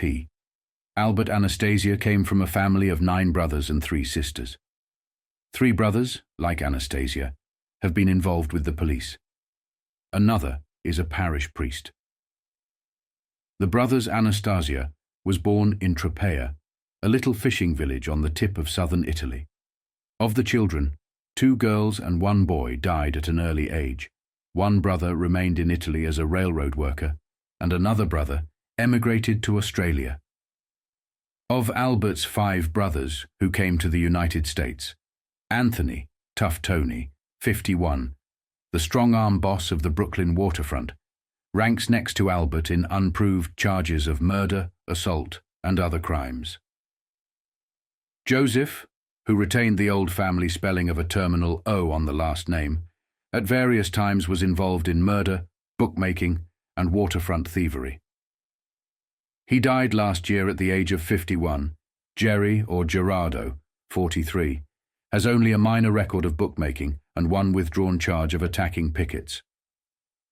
Frank, the youngest brother, lives a quiet life as a Brooklyn longshoreman. Salvatore, 36, is a Roman Catholic priest. The shooting of Anastasia was one of the most breathtaking events in organized crime history, taking place during a time of momentous change. The Mafia, ever opportunistic, capitalized on these changes, whether it was during the Second World War when Lucky Luciano and his outfit formed a relationship with U.S. naval intelligence to aid in the invasion of Sicily, or in the following years when they forged alliances with the OSS, the precursor to the Central Intelligence Agency. The Mafia worked closely with the CIA during the 1950s to exert control not just in the United States, but also across Europe. As European empires collapsed, the American empire rose, with the Sicilian Mafia playing a crucial role in expanding influence. The Mafia and the CIA sought to control parts of South America, Africa, Asia, and South Asia, using organized crime to stem the spread of communism. In the 1950s, when the CIA was gaining power under Allen Dulles, a close friend of President Harry S. Truman, the Mafia's influence grew significantly. Truman himself had ties to the Southern Mafia through figures like Frank Costello and Meyer Lansky, who sent them to Carlos Marcello and the New Orleans Mafia, who taken control of the entire South alongside the Trafficante family. Presidents Eisenhower and Nixon were also connected to the world of organized crime. By this time, the Mafia's control extended into politics and unions, with their influence spreading globally. In the 1940s, the Mafia's influence had even seeped into the FBI, including corrupting its head, J. Edgar Hoover. An interesting tidbit of history reveals just how deep these connections ran. The Mafia was well aware of Hoover's private preferences. Hoover, for his part, maintained a relationship with Meyer Lansky's close friend, Louis Rosenstiel, and his wife Susan during Prohibition. Years later, Susan Rosenstiel spoke openly about her experiences, including one particularly revealing incident. "I discovered early in our marriage that my husband was bisexual," Susan recalled in an interview. He was involved with Roy Cohn, the assistant counsel to Senator McCarthy, who used to visit with a little boyfriend. They would, squeeze each other, and it became clear to me that he was a gay boy. One day Rosenstiel said, "We're going to the Plaza Hotel this evening, and Roy Cohn will be there. You will be incredibly surprised by what you'll see." I didn't have much to say, so I agreed to go. When they arrived at the plaza, Rosenstiel insisted on entering through a side door. We went up in the elevator, either to the 2nd or 3rd floor, and there was a sign on the door that read, "Do not disturb." We knocked, and Roy Cohn opened the door. We went in, and there was a gentleman dressed as a woman. Roy introduced me, saying, "I'd like you to meet Mary." But I knew the name was not Mary because the person looked just like J. Edgar Hoover. In fact, it was clearly J. Edgar Hoover. He was solidly built, had a little stubble, and was dressed in a short black chiffon dress with ruffles, black lace stockings, high heels, a black curly wig, and black false eyelashes. He was sitting with his legs crossed. The interviewer interrupted, asking, "Now, wait a minute. You're saying it looked like J. Edgar Hoover, or are you certain it was him?" "It was clearly J. Edgar Hoover," Susan replied categorically. "Do you have any doubt at all about that?" the interviewer pressed. "Absolutely not," she responded without hesitation. However, on November 14, 1957, just 3 weeks after the death of Anastasia, an event occurred that even J. Edgar Hoover, who had been aligned with organized crime since the 1940s, could not ignore. That was the meeting at Joe Barbera's estate. Many mobsters were arrested at that meeting, which quickly became known as a mob convention. While the exact number of arrests has often varied in reports, the information I am sharing is as fresh as it gets, as it was released the very next day. The meeting, rooted in the East and orchestrated by Vito Genovese and other powerful mobsters, led to the arrest of about 64 individuals, though most headlines at the time reported the number as 62. A mob convention is routed in East Vito Genovese racketeer, and 64 henchmen are arrested at Appalachin, New York, maybe Anastasia link. But all insist they were visiting sick friend and are released. Appalachin, New York, November 15, AP. State police declared it was a national gangland convention, but the 65 men in attendance, many of them convicted criminals, insisted they were just visiting a sick friend. Police wondered whether a new gang war was in the making. "Just visiting a sick man," was their reply. Vito Genovese is their troopers, aided by U.S. Treasury agents, sent them packing yesterday.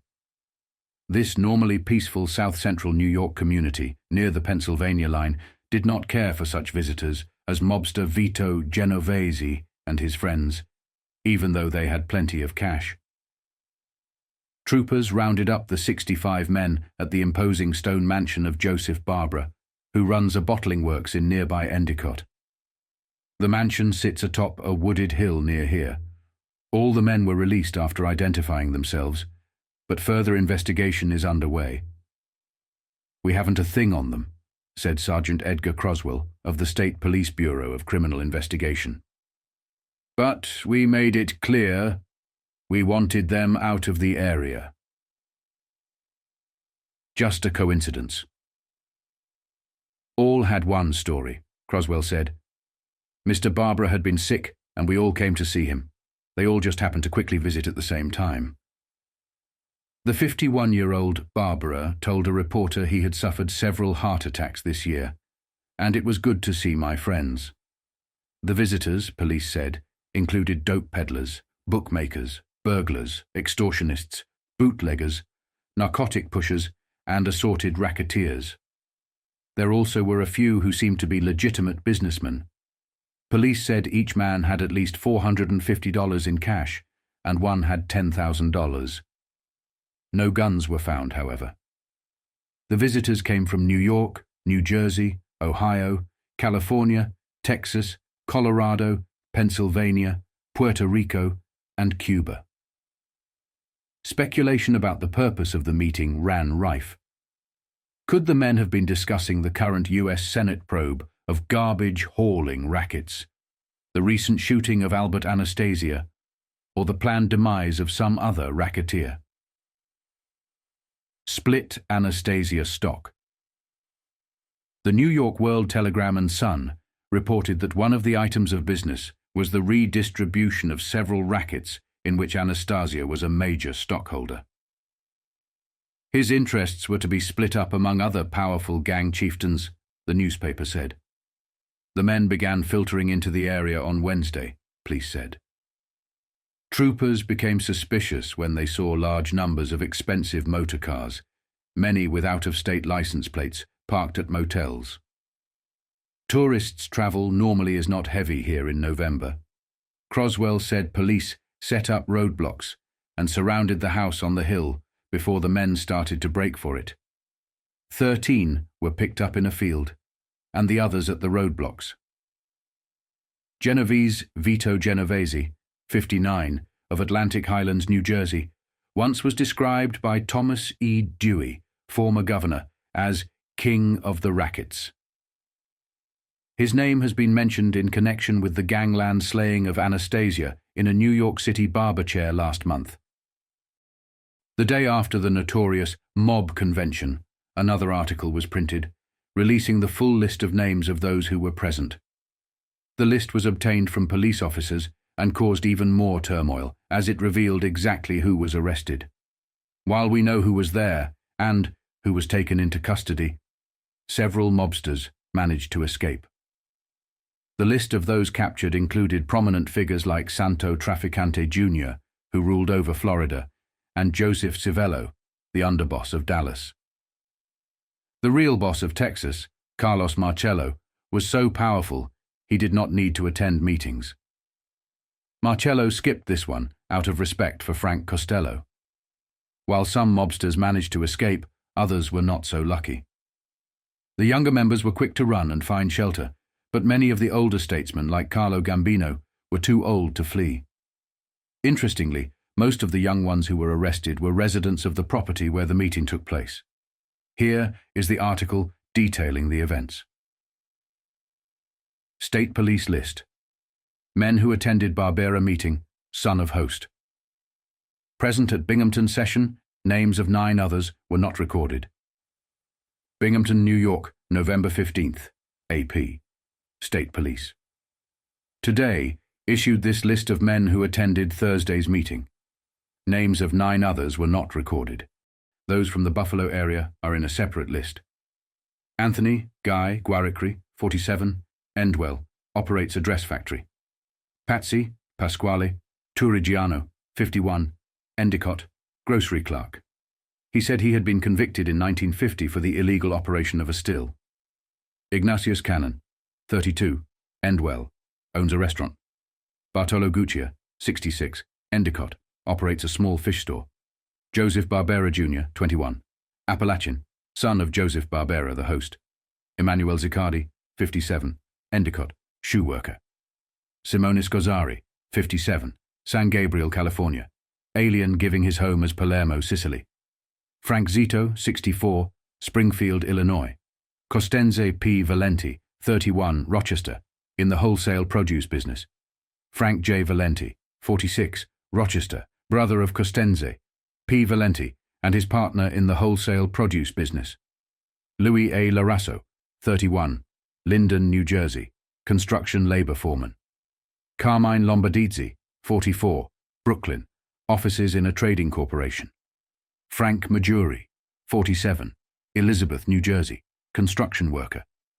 Michelle A. Miranda, also known as Mike Miranda, 61, Forest Hills, Long Island, auto salesman. James Ostico, 44, Pittston, Pennsylvania, transportation manager. Joseph Civello, 55, Dallas, Texas, importer of food and liquor. Frank Desimoni, 48, Downey, California, attorney. Joseph Bonanno, 52, Brooklyn, retired. John Bonventre, 54, Brooklyn. James Coletti, 60, Pueblo, Colorado. Charles Cherry, 59, Palisades, New Jersey, transportation worker. Paul C. Castellano, 45, Brooklyn, butcher. Russell Buffalino, 54, Kingston, Pennsylvania, drapery man.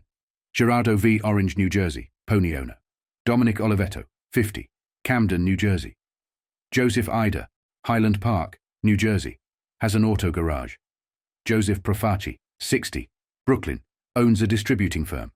Joseph Magliocco, 59, East Islip, Long Island. Salvatore Falcone, Utica. Angelo Sciandra, 33, Pittston, Pennsylvania, orchestra leader. Patsy Sciortino, 42, Auburn, makes bleach for dry cleaners. Rosario Mancuso, 50, Utica, in the concrete business. Sam Monachino, 63, Auburn, in the beer business. Patsy Monachino, 50, Auburn, operates a beverage company. Salvatore Tornabe, 61, New York City, beer salesman. Joseph Rosato, 53, Union City. Luis Santo, 42, Havana, Cuba. Operates Sanssouci nightclub, also known as Santo Traficante Jr. Anthony P. Riala, 61, West Orange, New Jersey. Owns a motel. John Scalish, 45, Cleveland. In the cigarette business. Told police he had served 5 years in the Ohio State Penitentiary after a conviction on a blackmail charge. John A. DeMarco, 54, Shaker Heights, Ohio, in real estate. Frank Cucchiara, 62, Boston, Massachusetts, cheese manufacturer. Natale J. Evola, 50, Brooklyn, in the garment delivery business. Joseph Falcone, 55, Utica, operates a liquor store. Carlo Gambino, 55, Brooklyn, works in labor relations office. Michael J. Genovese, 38, Gibsonia, Pennsylvania, operates a car wash business. Gabriel Kelly Manorino, 42, New Kensington, Pennsylvania, owns a junkyard. Vincent Rao, 59, Yonkers, real estate man. Armand Rava, 46, Brooklyn, owns a restaurant. Joseph Riccobono, 53, Staten Island. Joseph Barbera Sr., 51, Brooklyn, the host. Vito Genovese, alleged kingpin of Mafia, John Montana, president of the Van Dyke Taxi Company, told the news today that he was at the Barbera home where police say an Eastern syndicate was meeting, but due to unforeseen circumstances and not by plan. I was in that area and I had car trouble, he said. While the car was being repaired, I called on him, Barbera, for many years. I met him when I was in the beer business. It was nothing social, just a call. Those people, the 64 men questioned by police, are strangers to me. I am not personally acquainted with a single one of them. In fact, I was not in the same room with them while I was in that home. I have nothing to hide, nothing to conceal, Mr. Montana said. I can talk to the FBI, the tax people, and anyone else in authority because I have not committed a crime. The state troopers were wonderful to me, he continued. They were courteous, and of course I told them everything they wanted to know about me. I'm prepared to take an oath, he said, that I do not know any of the men listed as having been questioned by the police. I do not know Vito Genovese or what he looks like. Mr. Montana said he returned from his trip to the Binghamton area late Thursday, and that since that time he has been confined to his home with a cold. After 50 years as a law-abiding citizen, he said, I'm disgusted and hurt at the insinuations contained in the story. Men questioned claimed they were sick of business. Kingpin of the Mafia among 65 at Binghamton, New York, November 15th, UP. State police said today the list of those questioned after a steak barbecue Thursday at the home of Joseph Barbera of Endicott included the following Western New Yorkers. Sam Lagatuta, 58, Buffalo, a house painter. James V. LaDuca, 45, Lewiston, Secretary-Treasurer of the Hotel and Restaurant Workers Union, Buffalo. John Montana, 64, Buffalo, President of the Van Dyke Taxi Company. Roy Carlisi, 48, Buffalo, owner of the Club 97 restaurant. Antonio Magadino, 60, Niagara Falls, a mortician. Dominic D'Agostino, 66, Niagara Falls, unemployed with a record of arrest for narcotics violation. Reported agenda. Given the New York World Telegram and Sun said one of the main items of business was the redistribution of several rackets in which slain gangster Albert Anastasia was a major stockholder. His interests were to be split up among other powerful gang chieftains, the newspaper said. These rackets reportedly included multi-million-dollar coin machine operations ranging from slot and pinball machines to vending and washing machines. The newspaper said New York's garbage disposal rackets, now being probed by the Special Senate Rackets Committee, also appeared to be on the agenda. Troopers conceded they moved in on the powwow Thursday to keep the group off balance and show, we don't want them around here. Some in legitimate business.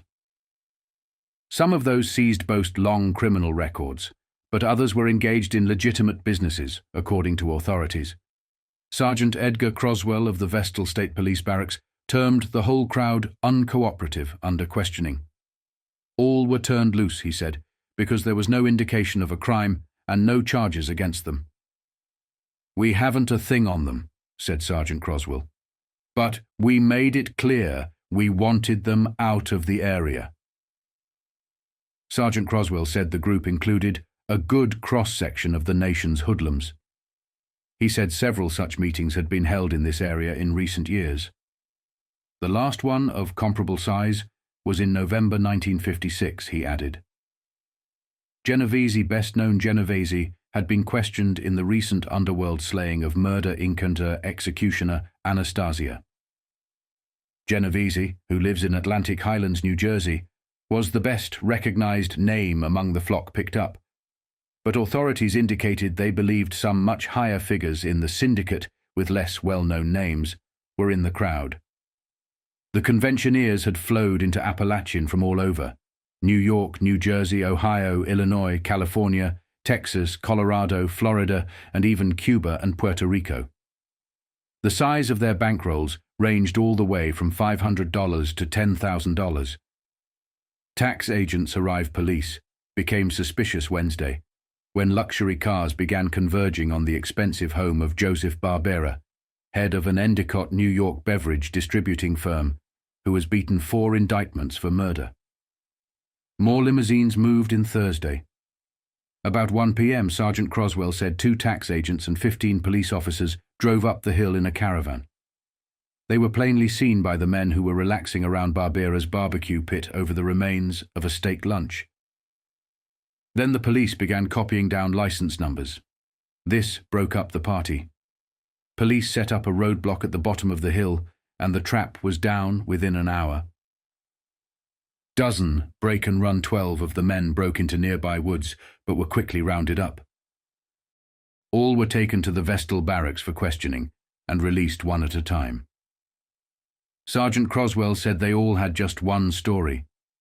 Mr. Barbera had been sick. We all came to see him.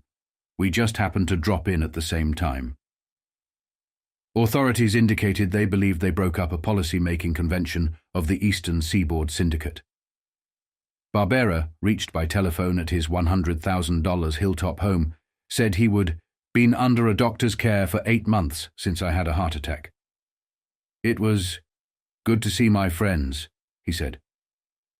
"I doubt if they'll be back to this area after the rough time we gave them," Sergeant Croswell said. "If they do come back, they'll get the same treatment." "Can't talk too long." Barbera was asked how come his friends all made their sick calls together. "My doctor said I can't talk too long," he said politely before hanging up. In addition to Genovese, boss of a dozen rackets, and said to be so high in crime that he gives orders to Frank Costello. The visiting hoodlums included Joseph Profazzi of Brooklyn, reputed to be an elder statesman of the Italian Mafia or Black Hand Society; Vincent Rao of Yonkers, another long-reputed top gangster; and Luis Santo, also known as Santo Traficante of Havana, who told police he was manager of the Sans Souci Hotel there and had just flown up for the day. Police made public the names of 56 of those questioned. They said the other 9 questioned were merely lackeys or local boys or chauffeurs. Many people, including numerous Mafia channels on YouTube, have claimed that the infamous raid on the meeting happened because someone snitched. I can assure you that is not true.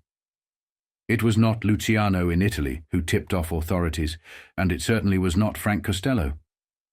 At that time, the Mafia had infiltrated and corrupted almost every part of America, and they would have discovered exactly how the information reached local law enforcement if a leak had occurred. The truth is, crime was already being exposed layer by layer, especially in the 1950s with the emergence of television. The Kefauver hearings played a significant role in making these men famous as gangsters, and nothing could change that image. The Mafia had managed to corrupt local law enforcement, including the heads of FBI agencies and even J. Edgar Hoover himself. However, there were still weaknesses in their power. Evil only prevails when good men do nothing, and for a long time, good men were doing nothing. But on that occasion, during that meeting, a good man did something. He reported what he saw, and that spurred others to act. What followed would go down in history. Edgar Croswell exposed one of the darkest power structures in American history, proving to Americans and the world that an organized crime group existed, one powerful enough to control various parts of the government and the country. Their influence was not just limited to America, it came from abroad as well. The fallout from this event was catastrophic. Frank Costello was already dealing with tax issues and was behind bars when it happened. Meanwhile, Charlie Luciano was in Sicily, Italy. When he heard the news, he was furious. Luciano, who suffered from stomach issues, had been feeling better that day and had gone to a restaurant with a few friends. It was during this meal that one of his associates rushed in to inform him of the disaster. Luciano immediately left, went home, and overwhelmed by shock, vomited up his meal before sinking to the floor in disbelief. The empire he had built and kept secret had been exposed in one swift blow. Luciano lamented that in earlier days, meetings were held only in places completely under their control. The Atlantic City Convention was in a location controlled through Nucky Johnson. The Chicago Convention was managed by Al Capone and the Chicago outfit, including Tony Accardo. When these men got together to rig Franklin D. Roosevelt's election, it was also in Chicago, where they had significant control. Other meetings were conducted in complete secrecy, but major gatherings were always in places they controlled. The 1946 Havana Convention, for instance, was held in a country these men dominated. Meetings were never to be conducted after a major event due to the increased scrutiny, but Vito Genovese ignored that rule. Just 3 weeks after Anastasia's assassination, he began organizing a major convention. Many attendees were reluctant, fearing they might be murdered upon arrival. Some even reached out to Luciano, informing him of the planned meeting. Luciano, who had not sanctioned the gathering, warned them to be cautious. The meeting was orchestrated by Russell Bufalino, Joe Barbera, and several others, and it was to be held at Barbera's property. Vito Genovese, along with Russell Bufalino, was arrested, and soon after came the Senate and committee hearings. These hearings propelled two more powerful politicians into the spotlight: Jack F. Kennedy and his brother Robert F. Kennedy, a lawyer at the time. Jack would become president within the next 3 years, and Robert would assume the role of Attorney General shortly after. Luciano was furious with Vito Genovese and wanted to eliminate him, but he realized that killing Vito could mean death for either him or his family members, something he was not willing to risk. Luciano also found himself increasingly isolated, unsure of who to trust back in America. Many of the old guard, like Albert Anastasia, had been killed, and others who had risen to power during his era were now dead. The new generation of gangsters, men like Carlo Gambino, Tony Accardo, Sam Giancana, Santo Trafficante, and others, like Vito Genovese, were feared, not the mobsters who had been deported. This situation sent a clear message. If you were deported, you would lose your power, influence, and control. It became evident that staying close to America was crucial to maintaining relevance and authority in the underworld. This realization led many mobsters to grapple with the issue of how to remain influential while being physically removed from the center of power. Joe Adonis, like others, had to confront this harsh reality, understanding that distance from America often meant the end of their reign. Luciano was a pioneer in organized crime, and even though he may have been losing some control, he remained deeply respected in the Sicilian underworld. His authority was unquestioned, both by the local mafia in Sicily and by high-ranking Sicilian mafia members. Carlo Gambino, who had ambitions to take over New York, understood this well. He knew that most of his family was still in Palermo, Italy. So, Maintaining a good relationship with Luciano and the Sicilian Mafia was essential for him. This is why communication between the Gambinos and the Lucianos was frequent during that period. One key message Gambino received was that his task was to frame Vito Genovese. Luciano wanted Vito behind bars, while Frank Costello wanted Vincent, the Chin Gigante, to be punished for the attempted hit on him. Additionally, Gambino aimed to imprison Carmine Galante to weaken Joe Bonanno's power. These goals set the stage for two significant fronts. One against the Washington establishment, which would eventually lead to one of organized crime's biggest mistakes, backing the Kennedy family, and the second, a focused effort to put Vito Genovese behind bars. Luciano demanded that Gambino work to frame Vito on narcotics charges, which would ultimately lead to the revelations brought forward by Joe Valachi. The initial attempt was a failure, but Luciano was furious, and Gambino promised him that he would eventually take down all three targets. Before his imprisonment, Genovese had given numerous interviews, often flanked by his lawyer, denying everything with a cold, calculated demeanor. But in 1958, he offered a rare glimpse into his world to two Australian journalists. This brief but revealing interview was published in the Sydney Morning Herald on Sunday, November 23, 1958, on page 18. It was a stark contrast to the more extensive interviews given by his contemporaries. Frank Costello had graced the front page of Time magazine in 1949, and both Charlie Luciano and Meyer Lansky had shared their stories in interviews and books, offering a glimpse into the murky world of prohibition, union corruption, and the political machinations of the 1950s. Genovese's 1958 interview stands as a rare artifact, a fleeting insight into the mind of one of the most powerful and enigmatic figures in organized crime. It was a moment of revelation before the walls of his empire began to crumble, setting the stage for the downfall of a man who had once been untouchable. Two reporters this week looked into the home life of America's most powerful and best-known gangster. They found that Vito Genovese, the gangster in question, lives in a small weatherboard cottage, which he rents for $100 a month. "Good morning, gentlemen." The gangster welcomed them. Then he explained, "I am very fussy about food, so I do all my own cooking." The reporters were disillusioned by Genovese's surroundings because he was reported to be living in a $40,000 mansion. Instead, they found him in a simply furnished cottage. There was no guard at the house, nor was there a gun in sight. Genovese, known as Mr. Mafia and King of the Rackets, is alleged to have $22 million in European banks.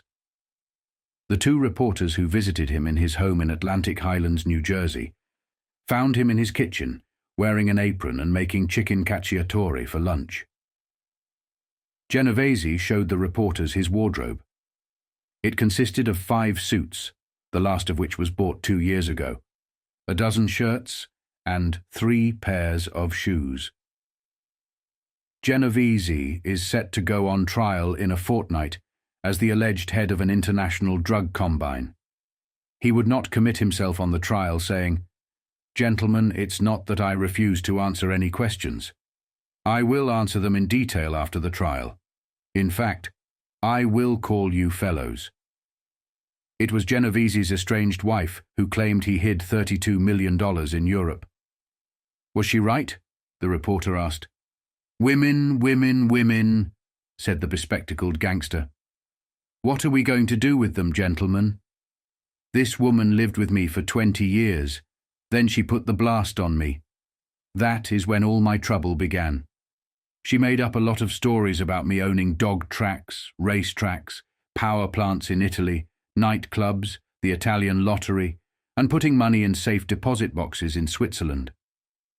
Genovese has also been accused of being decorated during World War II by Mussolini, while he was wanted for murder.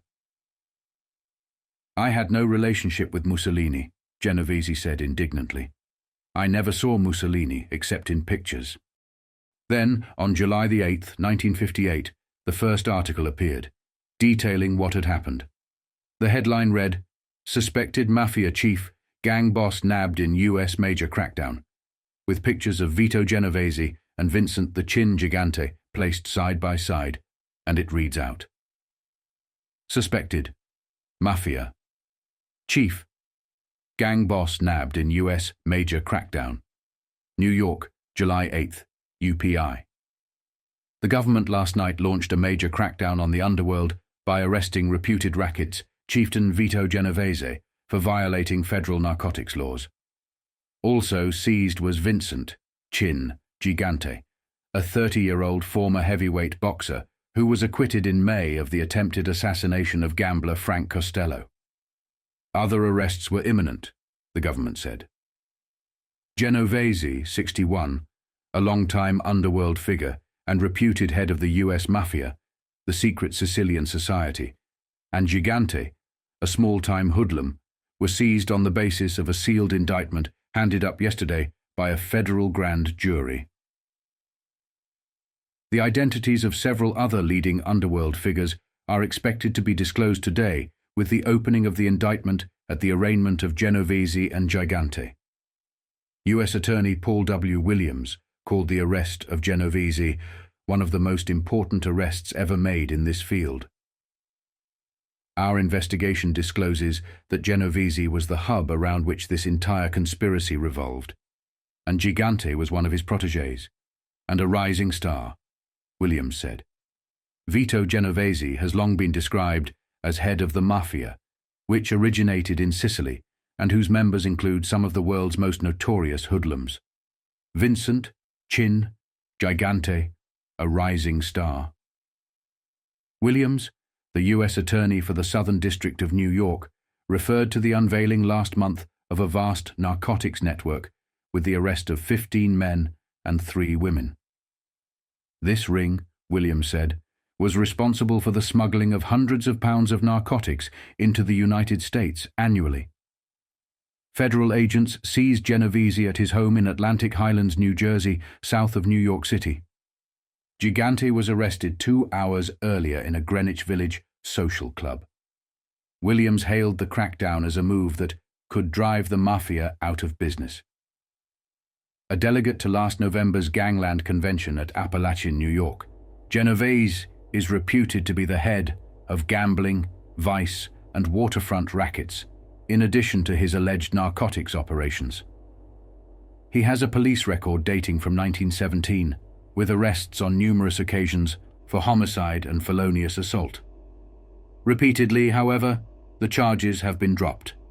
On the same day, another article targeted Genovese, this time delving into his personal history, particularly focusing on his wife's statements about him.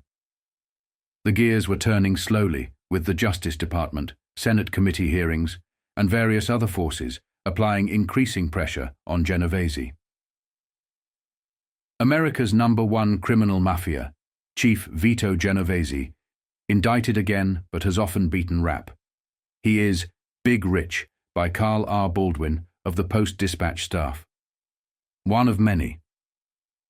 A federal grand jury attempting to break through organized crime's tough defenses made a major move against the underworld last week.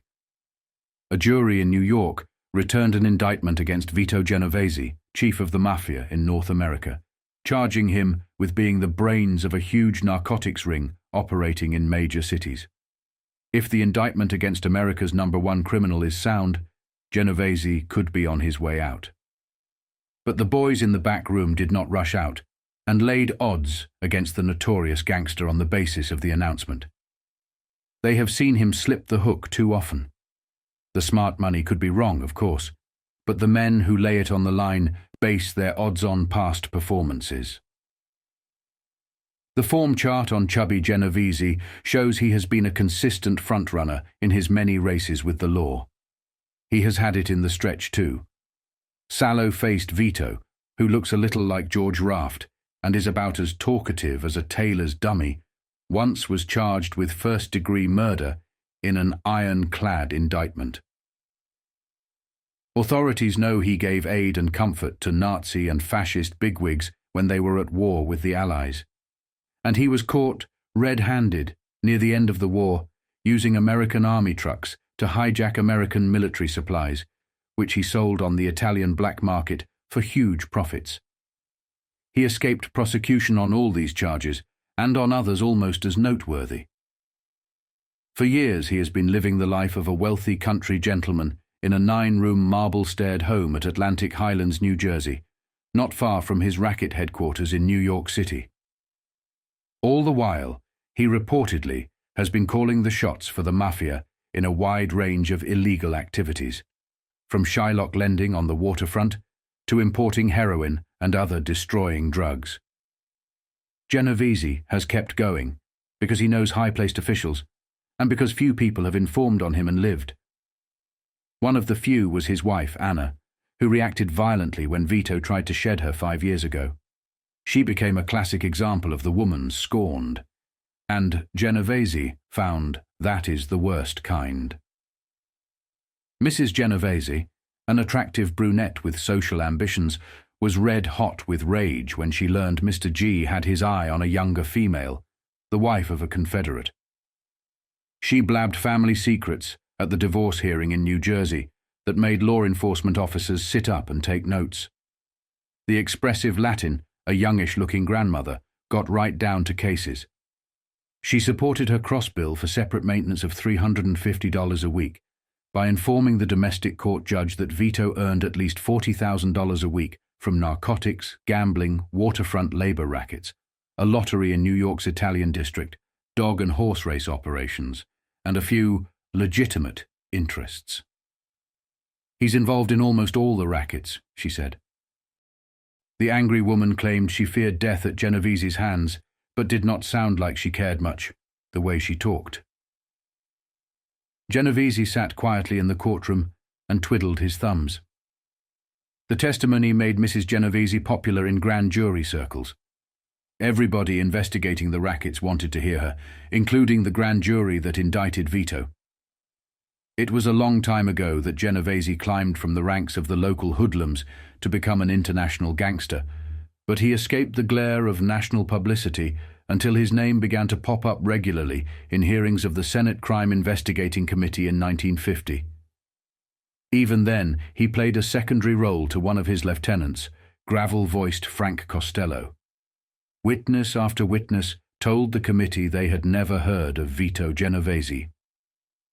"I don't know the name," said Ralph Bottles Capone, whose late brother Al once headed the National Crime Syndicate. Senator Estes Kefauver's interrogators kept plugging away.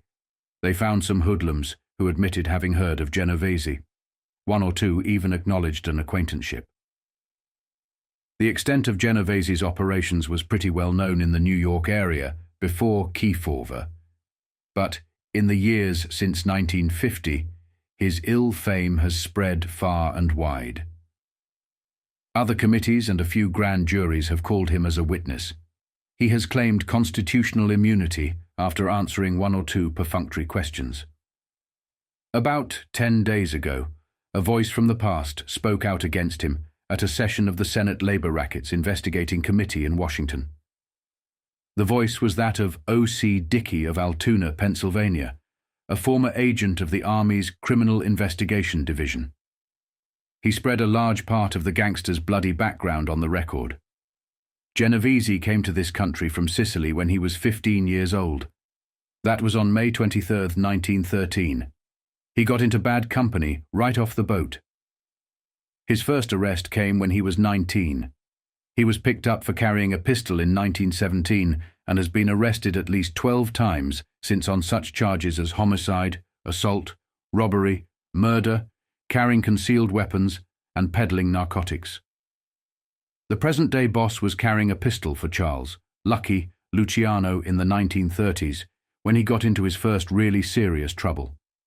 It was evident that he already had risen a cut above the average hoodlum level, because associates always introduced him as Don Vitone, the Great One, in those days.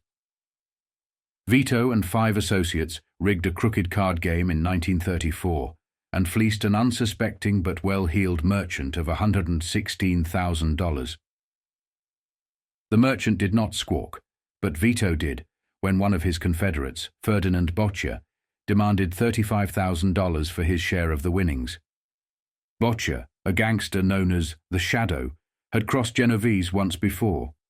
He and another hoodlum, Willie Gallo, had held up an alcohol plant operated by Genovese's friend, Anthony Strollo, in 1932. Vito had been doing a slow burn about that. It just was not in the cards for Boccia to cross Genovese twice. The Great One conferred with his other confederates in the crooked card game, Peter DeFeo, Gus Frasca, George Smura, and Michel Miranda. They condemned Boccia to death. Genovese added to the death warrant the name of Willie Gallo, who had nothing to do with the card game. He hired the condemned Gallo and a friend, Ernest Rupolo, to knock off Boccia.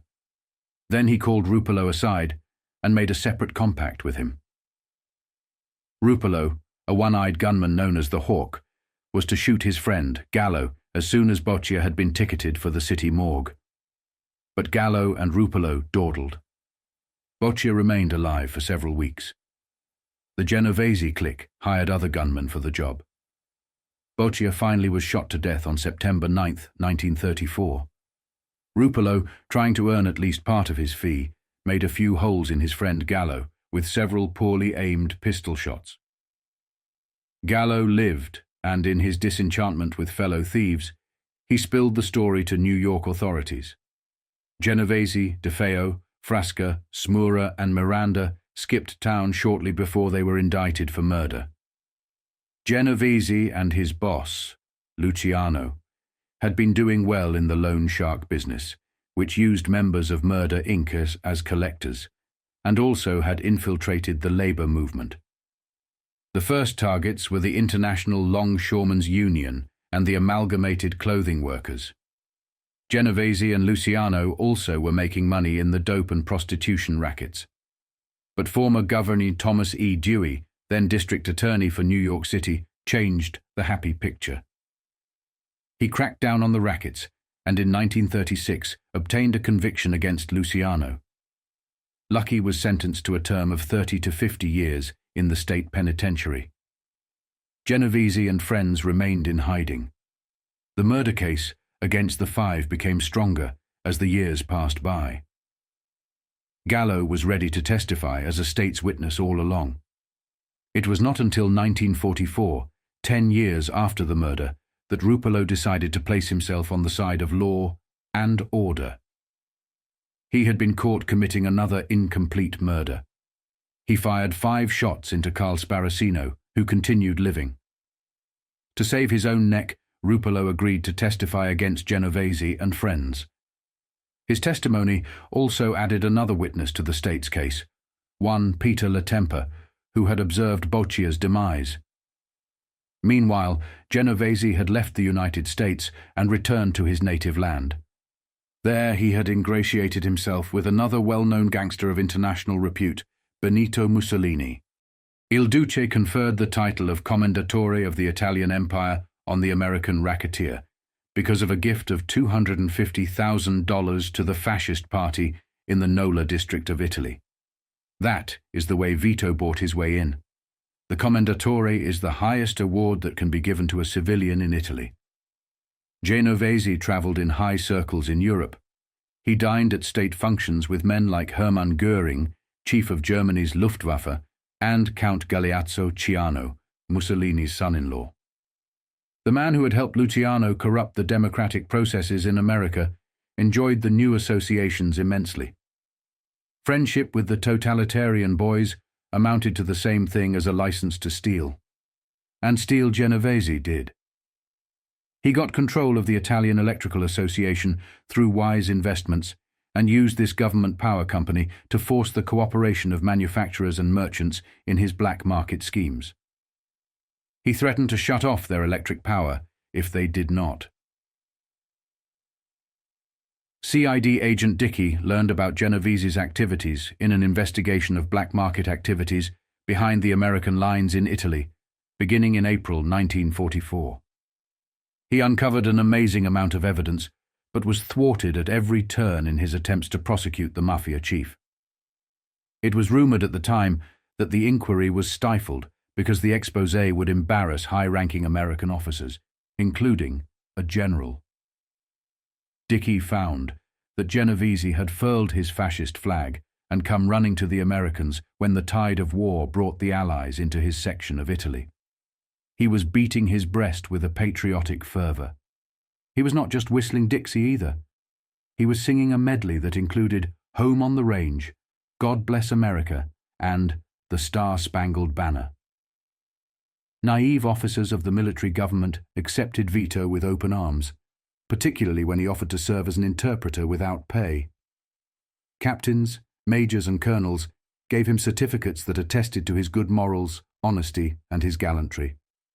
He was given many special considerations not offered to the average enemy.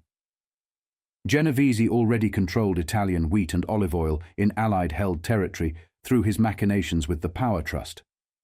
With his credentials, he also seized control of the black market of stolen American supplies.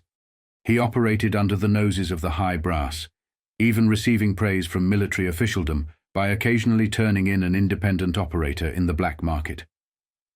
Dickey obtained a confession from AWOL Canadian soldiers that they had been hired by someone close to Genovese to steal military supplies. They were dressed in American uniforms, they said, and ordered to drive stolen trucks to a quartermaster supply depot in Naples. The necessary passes were supplied to them. The trucks were loaded with flour and sugar, commodities that brought whopping prices on the black market. The Canadians, who said they repeated the process several times, then drove to a vineyard outside the city of Nola, where they were met by a group of Italians in civilian vehicles. The password that established identification was, "Genovese sent me." The soldiers walked away from the scene as the Italians began reloading the supplies onto their own trucks. The equipment later was burned. Genovese never liked to leave evidence behind. Dickey visited Genovese's sumptuous apartment in Naples and found papers linking him further to the black market conspiracy. He also discovered in the apartment a powerful shortwave radio receiving set, the kind used with long-range transmitters. The transmitter was never located, but it raised the question, had Genovese been a spy too?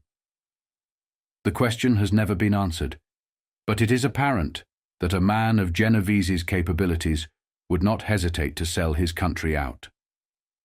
There was evidence that Genovese were making profits by illegally circulating money too. The money included gold seal bills, the large, old-fashioned kind that had been retired when the United States went off the gold standard. Other money not legally obtainable in Italy was floating around. American currency of all types was in demand on the black market. Genovese was taken into custody by Dickey, but the inertia of his superiors beat down the energetic investigator when he tried to prosecute Vito in a court. He also discovered that New York officials, including former District Attorney William O'Dwyer, prosecutor of Murder, Inc., seemed unconcerned at the prospect of bringing Genovese back to the States for trial on the murder rap. O'Dwyer then was on leave, serving as a general with the Foreign Economic Administration in Italy. Genovese was held by Dickey for 6 months. Finally, the investigator obtained the necessary papers to take him to New York and deliver him to the district attorney's office. No representative of any law enforcement agency was there to meet Dickey at the dock. A great deal of time had lapsed when Genovese was brought to trial before County Judge Samuel Leibowitz of Brooklyn on June 11, 1946. All but one of the witnesses had died or disappeared. The key witness, Peter Latempa, had been poisoned in Brooklyn Civil Prison on January 15, 1945. This was 7 days after Dickey had received his orders to bring Genovese back to New York. The Mafia at work. It certainly looked like it. Judge Leibowitz, who hates gangsters with passion, had to dismiss the indictment. He looked directly at Genovese in the courtroom and said, "I cannot speak for the jury, but I believe if there were even a shred of corroborating evidence, you would have been condemned to the chair." The judge's comment made no impression on Genovese's sneering facade. The gangster rejoined the underworld on the American side of the Atlantic assuming immediate command of such big-name hoodlums as Frank Costello and Albert Boom Boom Anastasia, the tough man of the New York waterfront. Anastasia, a member of the Board of Trustees of Murder, Inc., had escaped a death house conviction in much the same manner as Genovese. He was finally executed by gangsters in a New York hotel barbershop last November. Genovese's boss, Lucky Luciano, was paroled from the New York State Penitentiary the year of Vito's return to the States. The parole, granted by Governor Dewey, never has been fully explained. Something was said about aid. Lucky gave American forces in the invasion of Sicily. It sounded like some of the same Mafia propaganda that had made Genovese a big hero of the Italian campaign. Luciano was banished to Italy under the terms of his strange parole. He immediately assumed command of the forces of Mafia, the secret Sicilian society in southern Italy. A strong liaison, especially in the dope smuggling racket, is said to exist between Luciano and Genovese now. Luciano is rated as the #1 international gangster, and Vito as #1 in this country. Genovese, the top target of federal investigators after the Kefauver Committee build-up, lost his American citizenship a few years ago. His deportation is still being sought. It was his estranged wife's testimony that really threw him, however. She described drunken parties, attended by Costello and Anastasia, at their mansion overlooking Sandy Hook Bay. She told of trips she made to Europe for the syndicate, never with less than $100,000 in her purse. From $20,000 to $30,000 a week was entrusted to her care by the syndicate, she said, and the money was placed in safe deposit boxes in Atlantic Highlands and Red Bank, New Jersey, New York, Naples, and Switzerland. The divorce sought by Genovese was refused, and he was ordered to pay his wife $300 a week to keep her in the style to which she had become accustomed. Genovese, contending his wife had lied and that his actual income amounts to only about $125 a week, made a show of selling personal assets to satisfy back payments. A few mementos of the happy life Vito and Anna once enjoyed together were offered for sale in May 1953 at O'Reilly's Plaza Art Galleries in New York.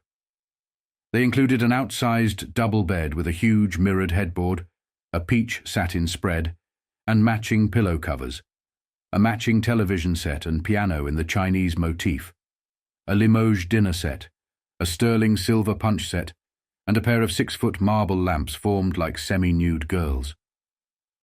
Genovese again was in the news last November. A few days after the murder of Anastasia, he and other high brass of the Mafia were caught in the now famous state police raid at the home of Joseph Barbara in Appalachin, New York.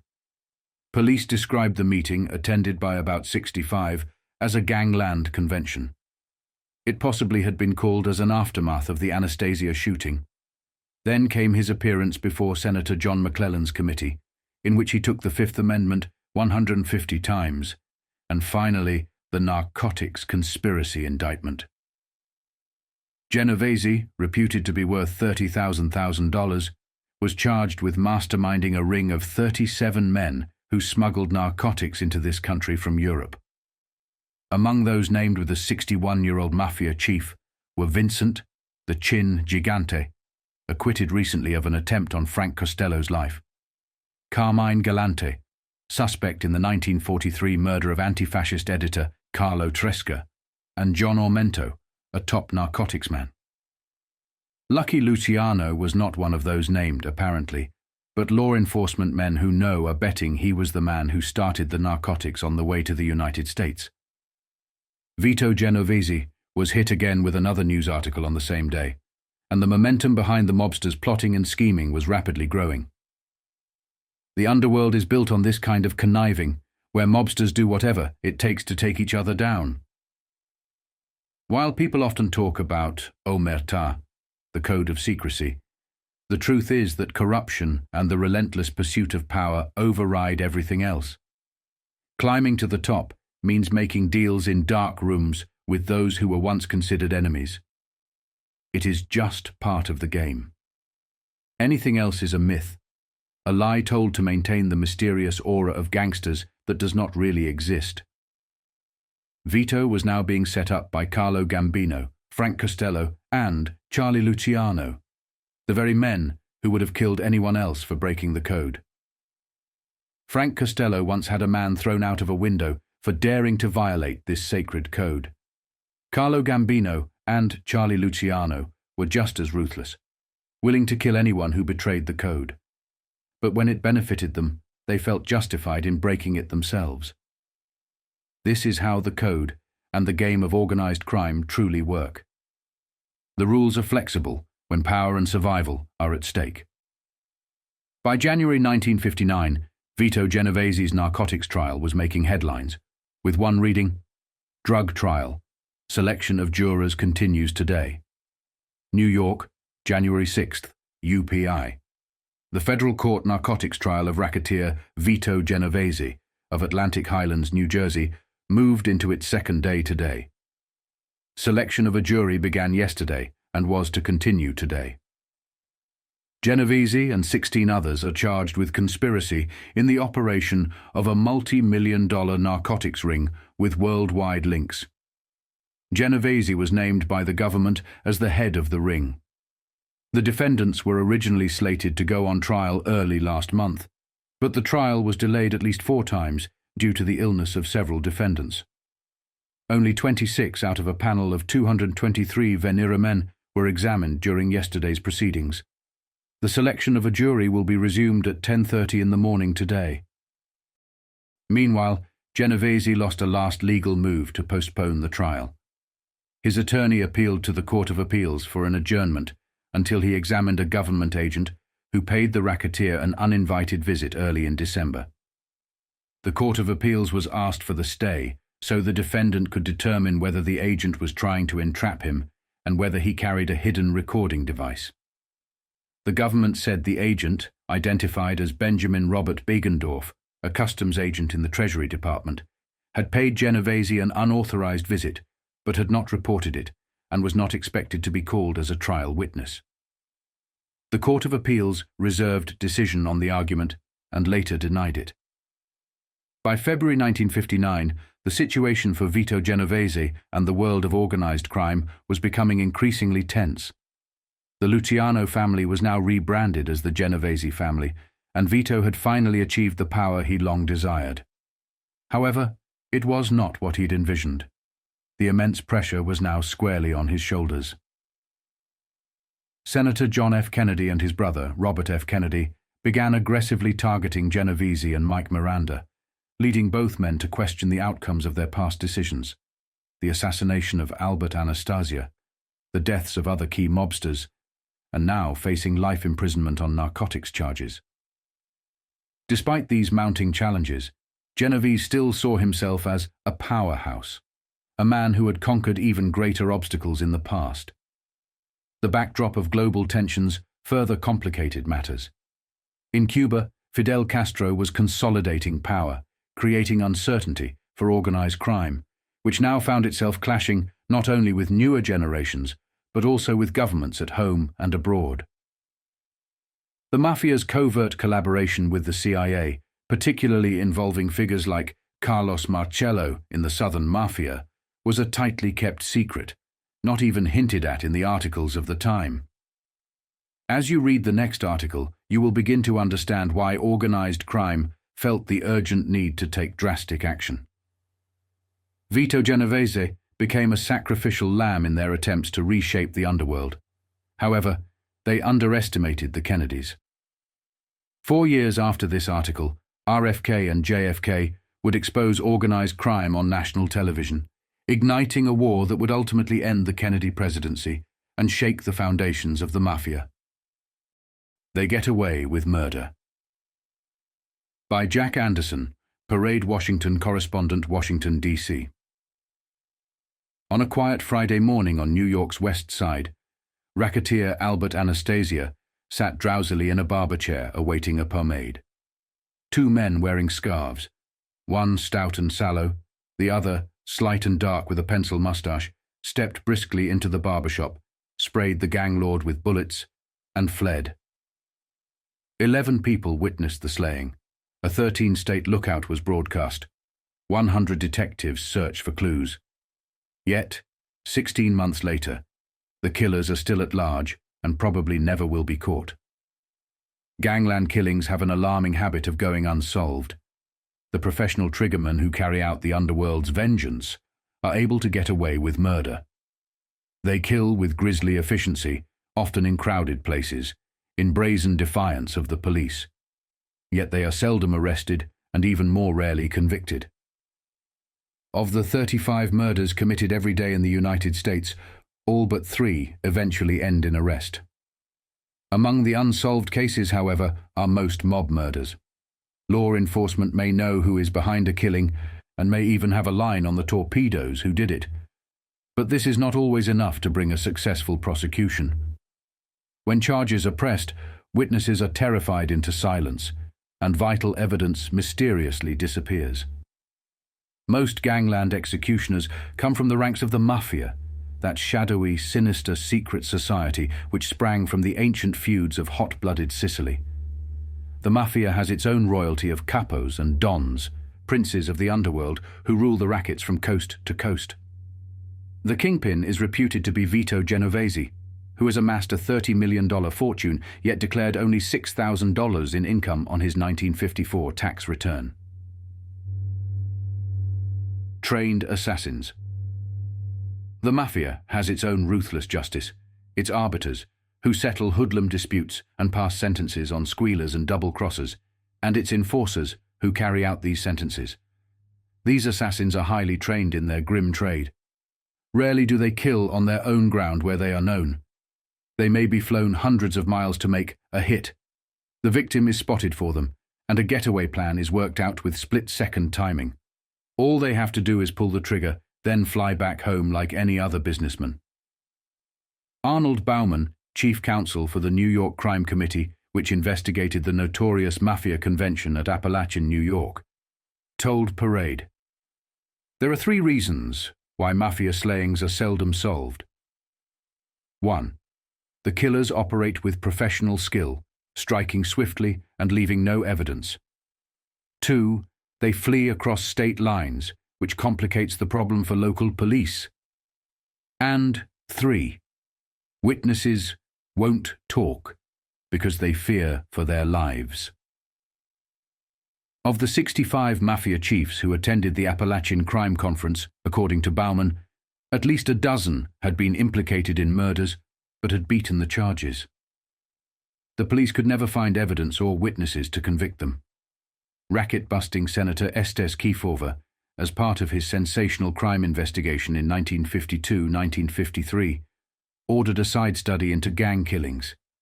He turned the project over to 2 of his ablest agents, Frank Ahern and Tom Cahill. Ahern later became San Francisco's police chief and was succeeded after his recent death by Cahill. Their findings were never made public, but Parade has been permitted to study their confidential file. From big city homicide squads, they collected case histories of unsolved racket murders. Most followed the same ugly pattern. In Tampa, Florida, gangster Jimmy Lumia was blasted with a shotgun by 2 imported gunmen, reputed to have arrived in Tampa less than 2 hours before the slaying. In Chicago, 2 men walked up to a parked car and pumped 6 shots through a closed window, killing driver John Golding instantly. The killers sped off in a getaway car with a stolen license plate. Gambler Patrick Hogan was killed at a casino outside St. Louis. Word got around, reported the police to the Kefauver Committee, that the body had been disposed of in an abandoned mine pit in southern Illinois. From New York to Los Angeles, New Orleans to Minneapolis, underworld figures have been murdered by assailants unknown. Their favorite weapons? The sawed-off shotgun and .45 revolver, both sure killers at short range. Mafia killer is caught. Occasionally, a Mafia murder is solved. A confidential report from Houston, Texas, police claims, "In 1949, a gang killing took place in our city. We were successful in tracing this killing to the Mafia and apprehended the so-called head of the Mafia in this state, Peter Duca, who was a parolee from the state of Pennsylvania. We had this man's parole revoked, and he was returned to Pennsylvania, where he later died of a heart attack. We also arrested the man responsible for the killing, Diego Carlina, who admitted being a member of the Mafia. Such an admission is rare in police files. How fear of the Mafia works on witnesses is also evident in case histories. Mobster Dan Stanton and his bodyguard Lou Dorman were playing cards in a Chicago tavern. Two professional killers burst in through a side door. The Chicago police told Kefauver's agents both Stanton and Dorman were fatally shot in the back of the head and shoulders by blasts from a 12-gauge shotgun. Stanton was found in the rear of the premises behind the bar, indicating he was shot as he attempted to flee. Although this tavern had at least a dozen patrons at the time, no individual could be located who would admit witnessing the shooting or seeing the assailants. A trademark of Mafia vengeance, designed to increase respect for its reign of terror, is to kill by the same method as the murder to be avenged. A Chicago racketeer, James D'Angelo, was found dead, trussed with rope, in the trunk of his automobile. 1 year later, the body of Onofrio Vitale, similarly trussed, was found in a city sewer. The rope was similar to that found in the shop of an earlier murder victim, Sam Gervais. All three men had been associated with a cheese company, known to be a front for criminal activities. To add to the mystery, a fourth cheese man, Nicholas DeJohn, was found murdered in San Francisco 3 years later. He had been strangled with a thin wire, and his body had been stuffed in a car trunk in the same manner used to dispose of D'Angelo. The Mafia had been settling old scores. The DeJohn murder in 1947, says Chief Cahill, was the last gangland slaying in the Golden Gate City. A rare insight into the Mafia's terroristic methods was furnished to the police by Carl Caramusa, a minor member who worked for a narcotics ring. The ring was thoroughly businesslike, employing a general manager, legal advisor, bookkeepers, and sales force. The drugs came from Marseille, France, to Havana, Cuba, and then were smuggled into the US at Tampa. Child-sacrificed Caramusa knew from personal experience the power of the Mafia. His 11-year-old brother had been blasted to death with a shotgun, wielded by executioner Paul Catanzaro, as an act of terror against Caramusa's father.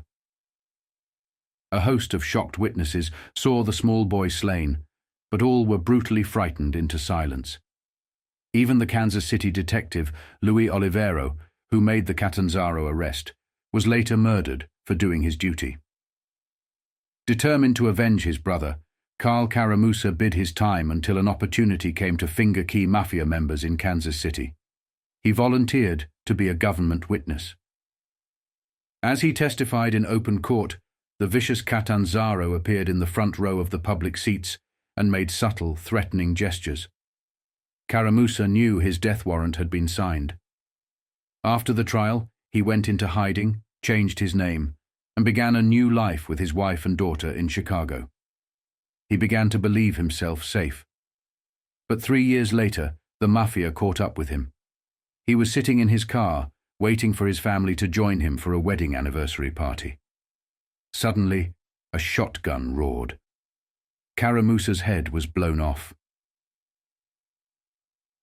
The Underworld Lords.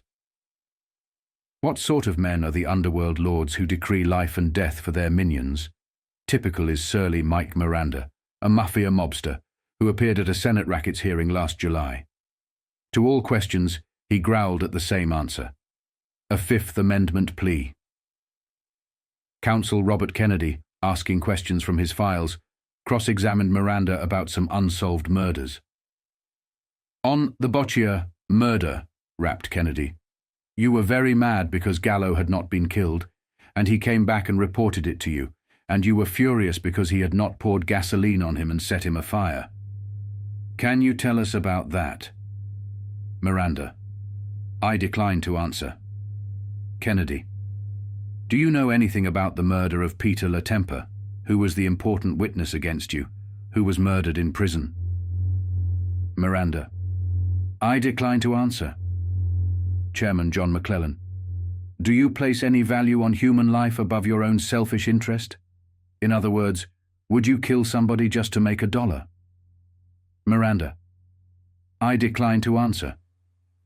Questioning Mafia ruler Vito Genovese, the chairman found it necessary to caution, I am a little apprehensive. I don't want anything divulged that will cause somebody to get murdered. Breaking the Mafia's power. What can be done to break the Mafia's power and stamp out its cold-blooded executions? Modern ease and speed of travel, which enables killers to leave their crimes far behind and confuse their trails with the intricacies of state law, is a chief factor handicapping the police. The modern manhunt is a nationwide affair. The first 91 criminals removed from the FBI's 10 most wanted list were all caught more than 900 miles from the scenes of their crimes. While the FBI does all in its power to aid local police, its hands are tied unless a federal crime has been committed. If a killer flees across state lines, the FBI can be invited to help hunt him down. The process of bringing the FBI into the case, however, is tangled with legal tape, for murder is still considered a local matter.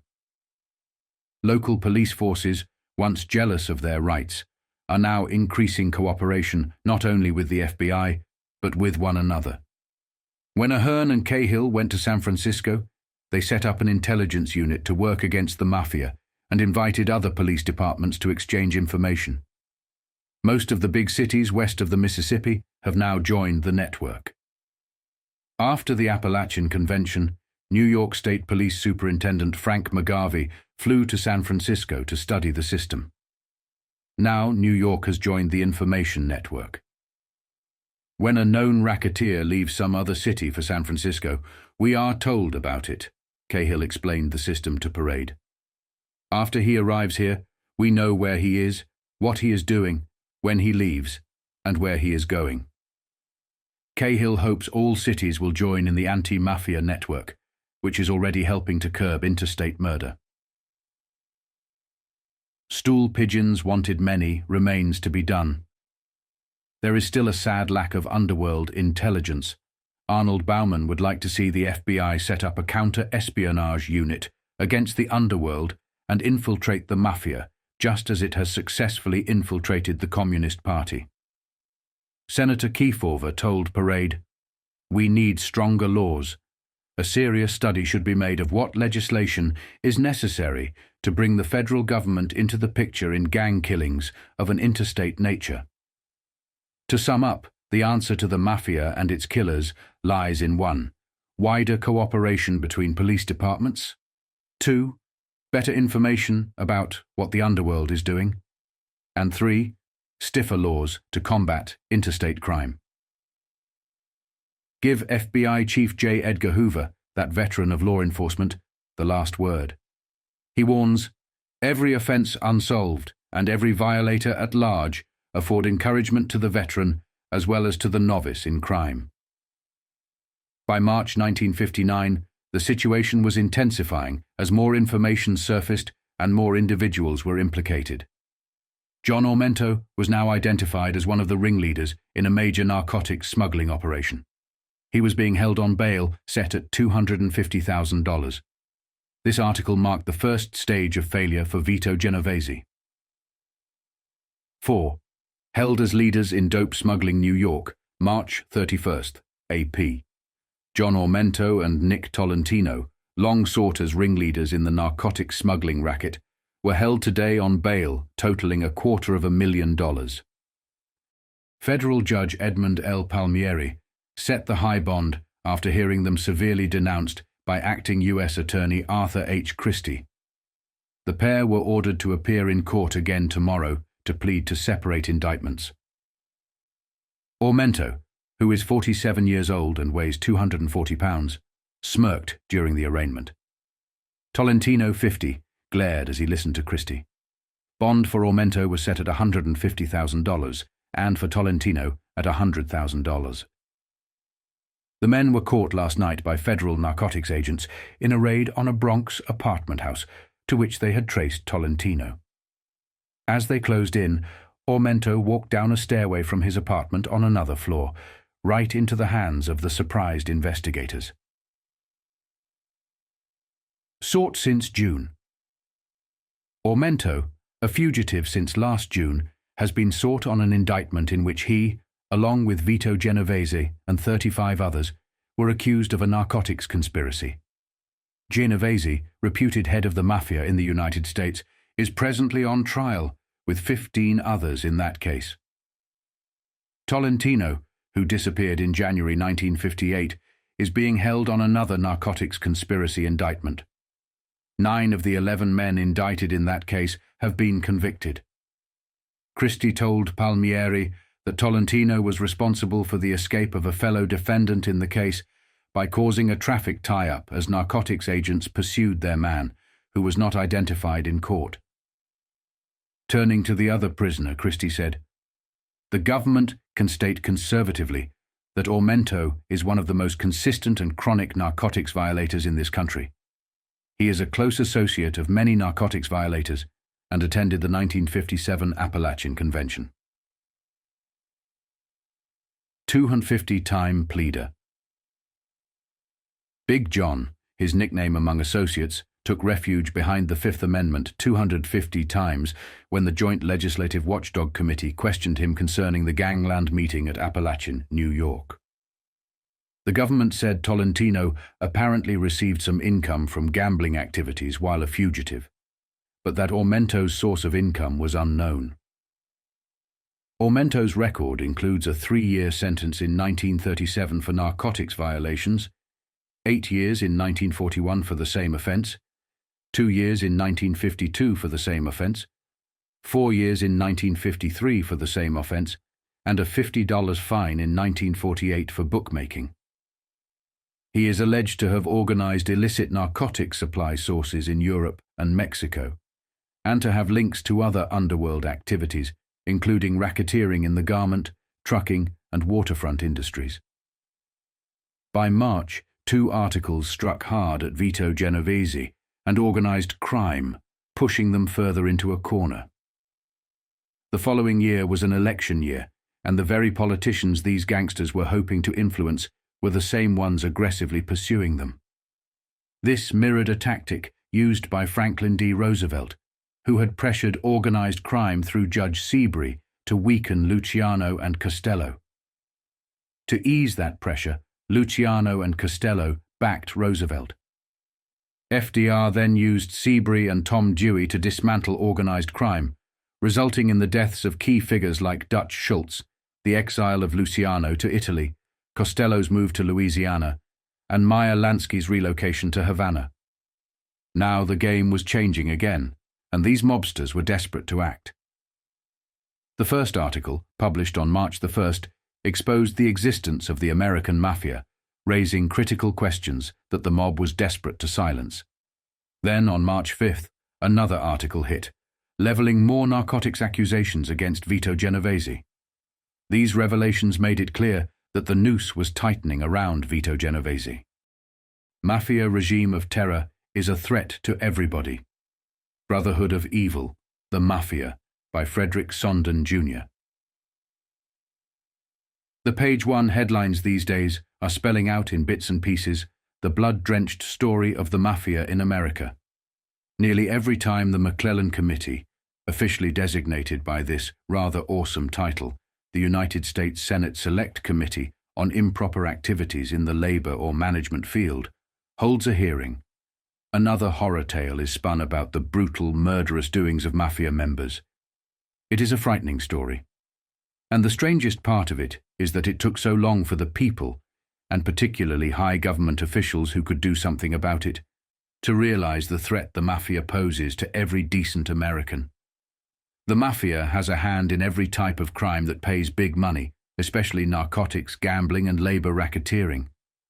The people of every state and just about every sizable city in some fashion pay part of the tribute it extracts. Certain police officials, notably Harry J. Anslinger, chief of the Federal Narcotics Bureau, have been shouting the story for years. For a long, long while, nobody seemed to listen. But in recent years, attention has slowly turned toward the Mafia. It really started with the Kefauver Committee hearings in 1950, and the now famous meeting of more than 60 Mafia leaders at Appalachin, New York, on November 14, 1957, brought a national spotlight that, for the first time in history, threatens the very life of the organization. Sondern has done an excellent job. He tells the story in detail, from the shadowy beginnings of the Mafia in Sicily, hundreds of years ago, to the up-to-date news bulletins.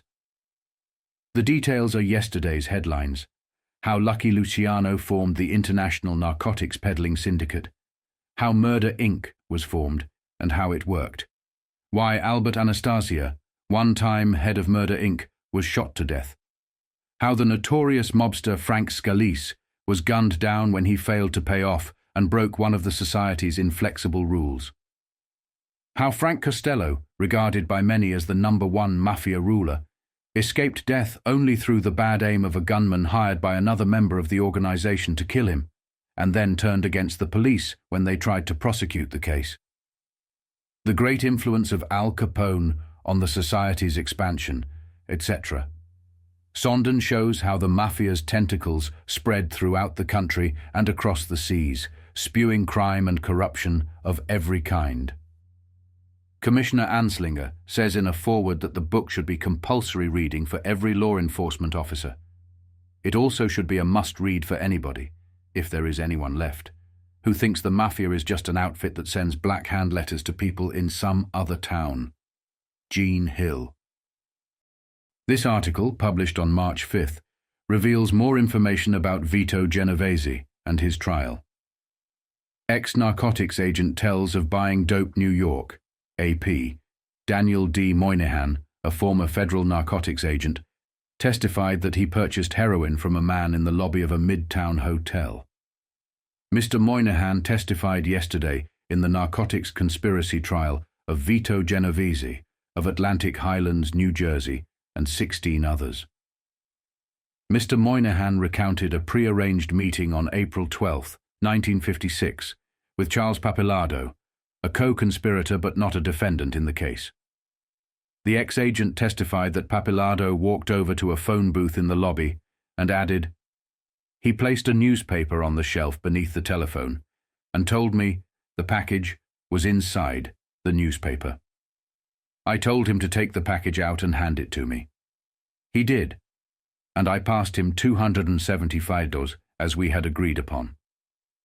Mr. Moynihan said the contents of the package were later analyzed and confirmed to be pure heroin. On March 7, 1959, more revelations emerged about Vito Genovese and his trial. Legal row at Genovese Dope Trial, New York, AP. Legal wrangling marked the testimony of a California defendant yesterday in the Vito Genovese narcotics conspiracy trial in federal court. Louis Fiano, a Los Angeles resident and one of the 16 men on trial, along with Genovese, was on the witness stand all day under examination by Assistant U.S. Attorney Jerome Londine. Fiano's attorney, Martin Carmichael, and Londine clashed repeatedly as they argued over the defendant's legal rights. Carmichael contended that Fiano's rights were violated when he was arrested by narcotics agents in Los Angeles. The trial was adjourned until Monday morning, when Fiano is expected to return to the witness stand. Then, on March 12, 1959, even more alarming headlines emerged. Journalist Jack Adams published an article titled "Black Days for Top Hoodlums," detailing the aftermath of the 1957 Appalachin disaster. Although Joe Barbera hosted the meeting, it was organized by figures like Russell Bufalino. Now Bufalino was facing deportation by the U.S. government, finding himself in a position similar to that of Charlie Luciano. He was cornered and had to act quickly, or he might soon find himself reunited with Luciano in Sicily. The Mafia was feeling the pressure, and the gears were turning as they considered backing the Kennedy administration. This article delves into the growing issues surrounding Russell Bufalino and Vito Genovese, highlighting the precarious situation they both found themselves in.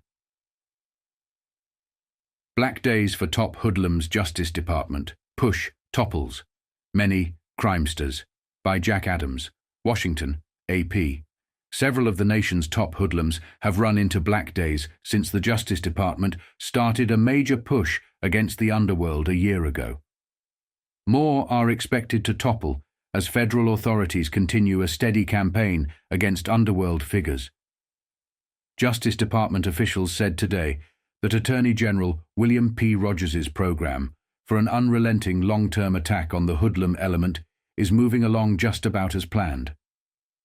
Rogers announced the program a year ago as a systematic, non-sensational drive to combat organized crime with a highly organized series of prosecutions aimed primarily at getting the 100 top hoodlums behind bars or out of the country.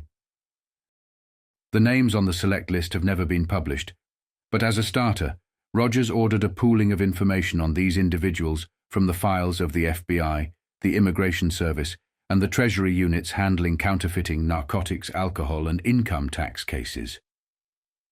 The Council of State Governments and the National Association of State Attorneys General pledged cooperation with respect to information available to them. Milton Wessel, 35, a former assistant U.S. attorney in New York City, was recalled from private law practice to act as an information coordinator with the title of Special Assistant to the Attorney General. One of his tasks was to check out the activities of some 60 men who showed up for a so-called crime convention at Appalachin, New York, on November 14, 1957.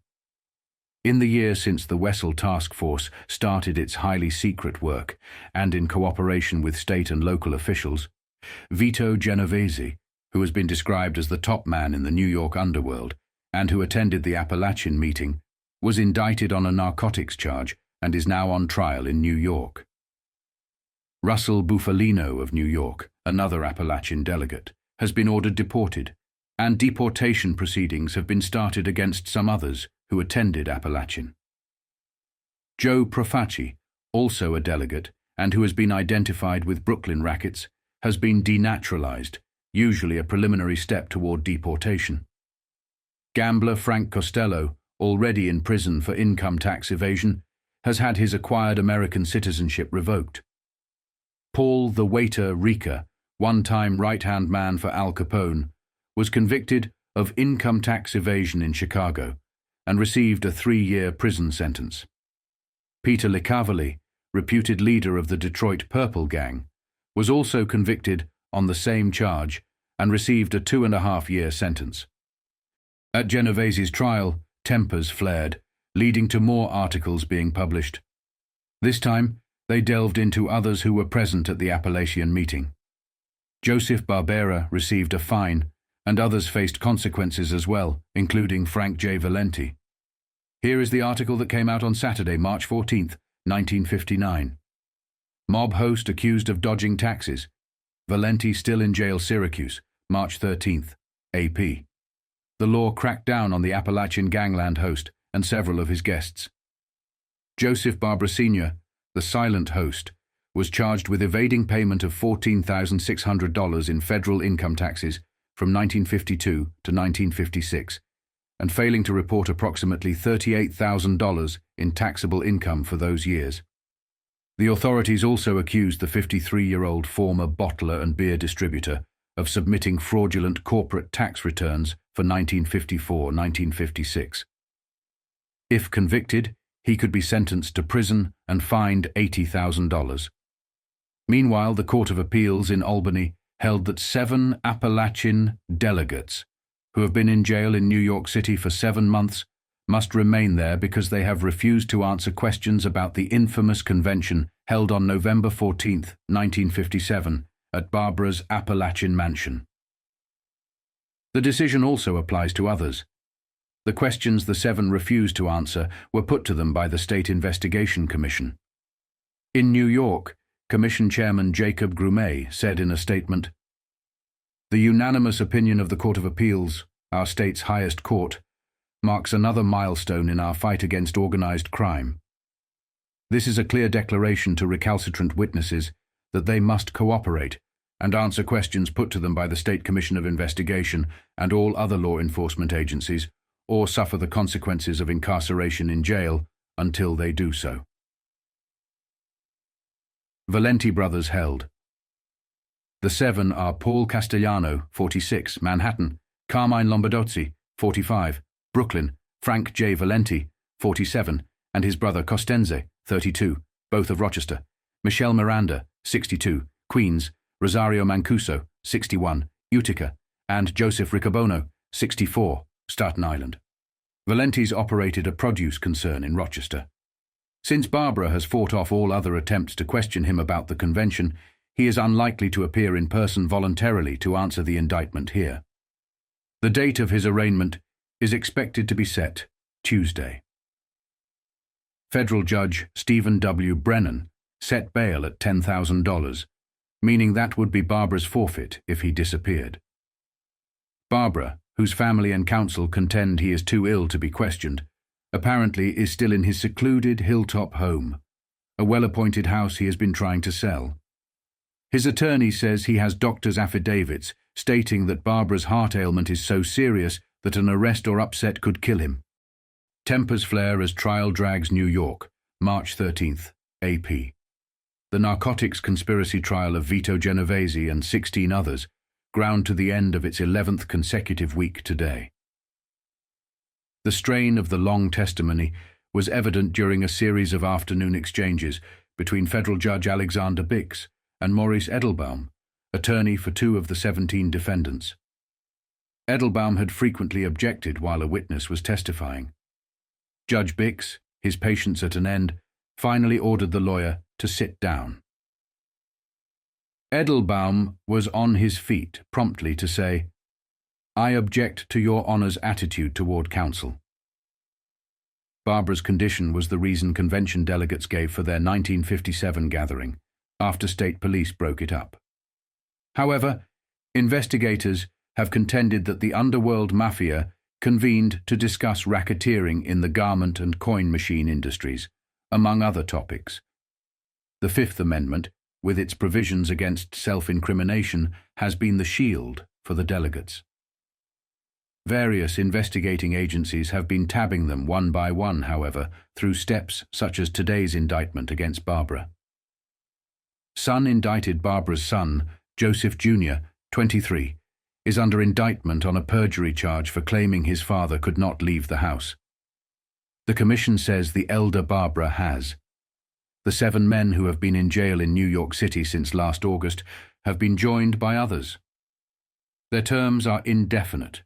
Under state law, witnesses may be held if they refuse to testify after being offered immunity from prosecution. The appellants argued that they still would not be immune from federal prosecution. The Court of Appeals, the state's highest tribunal, gave no opinion. Its decision was unanimous. In May 1959, as Vito Genovese's trial was heating up and he anticipated a conviction, he started organizing several meetings, particularly with his own associates. Among those he met with was Mike Miranda. During one of these meetings, law enforcement raided the gathering, leading to the arrest of Genovese, Miranda, and 23 other men. On the 16th of March, the damage was done. The prosecution rested its case, and the newspapers reported, "New York, Associated Press, Genovese narcotics case rests." The government rested its case today in the narcotics conspiracy trial of Vito Genovese and 16 others. Assistant U.S. Attorney Jerome Londine concluded the presentation of the government's case by reading to the jury portions of a statement taken last June from one of the defendants, Alfredo Aviles of Manhattan. At that time, Alfredo, according to Londin, admitted having engaged in extensive narcotics activities. In the statement, Aviles also admitted buying a quantity of pure heroin in May and June from one of the other co-defendants and later reselling it. The other defendant was not named. After Londin concluded reading the statement, Acting U.S. Attorney General Arthur H. Christie informed Judge Alexander Bix that the prosecution had rested its case. Behind this were Carlo Gambino, Frank Costello, and Charlie Luciano. However, at the same time, These men were reportedly working with the Eisenhower administration to start planning the Bay of Pigs invasion. Meetings were happening in Miami around this time, with Russell Bufalino, Carlo Gambino, Santo Trafficante, Carlos Marcello, and members of the Central Intelligence Agency and organized crime. While these discussions were ongoing, they were also betraying one of the oldest members of organized crime, Vito Genovese. Little did they know the consequences of all this. Slowly but surely, it was all ending. On Wednesday, March 18, 1959, Vito Genovese began his defense in his case. This article, printed around that time, had the headline, "Genovese Co-Defendant Opens Narcotics Defense." Carmine Polizzano, a wholesale distributor from Woodside, Queens, co-defendant with Vito Genovese and 15 others charged with conspiracy to violate federal narcotics laws, opened his defense yesterday. Genovese was one of the approximately 60 men who attended the 1957 gangland meeting at the Appalachin home of Joseph Barbara Sr. Federal Judge Alexander Bix, who is hearing the case with a jury of 7 women and 5 men, allowed Polizzano's attorney, David Schwartz, to begin his case out of turn. Schwartz called as his first witness Bernard Mocchio, a timekeeper for the Wayne Liquor Comers in Long Island City, Queens. Mocchio testified that Polizzano works as a truck driver's helper. He stated that he had been employed by the Wayne Company since September 1947, and that, to his knowledge, Polizzano had worked there steadily prior to 1947 and up to this year. Acting U.S. Attorney Arthur H. Christie, through examination of Mocchio, brought out that in 1955 and 1956, on occasion, Mocchio had erroneously checked Polizzano in as working when in fact Polizzano was absent. In 183 years, 604,173 Americans have died in battle. In the past 40 years, 1,182,959 Americans have died in highway accidents. On Wednesday, March 20, 1959, Vito Genovese began his motions for acquittal in regard to his narcotics case. This article, printed around that time, had the headline, "Acquittal Motions Denied for Genovese and 12 Other Narcotics Defendants in New York."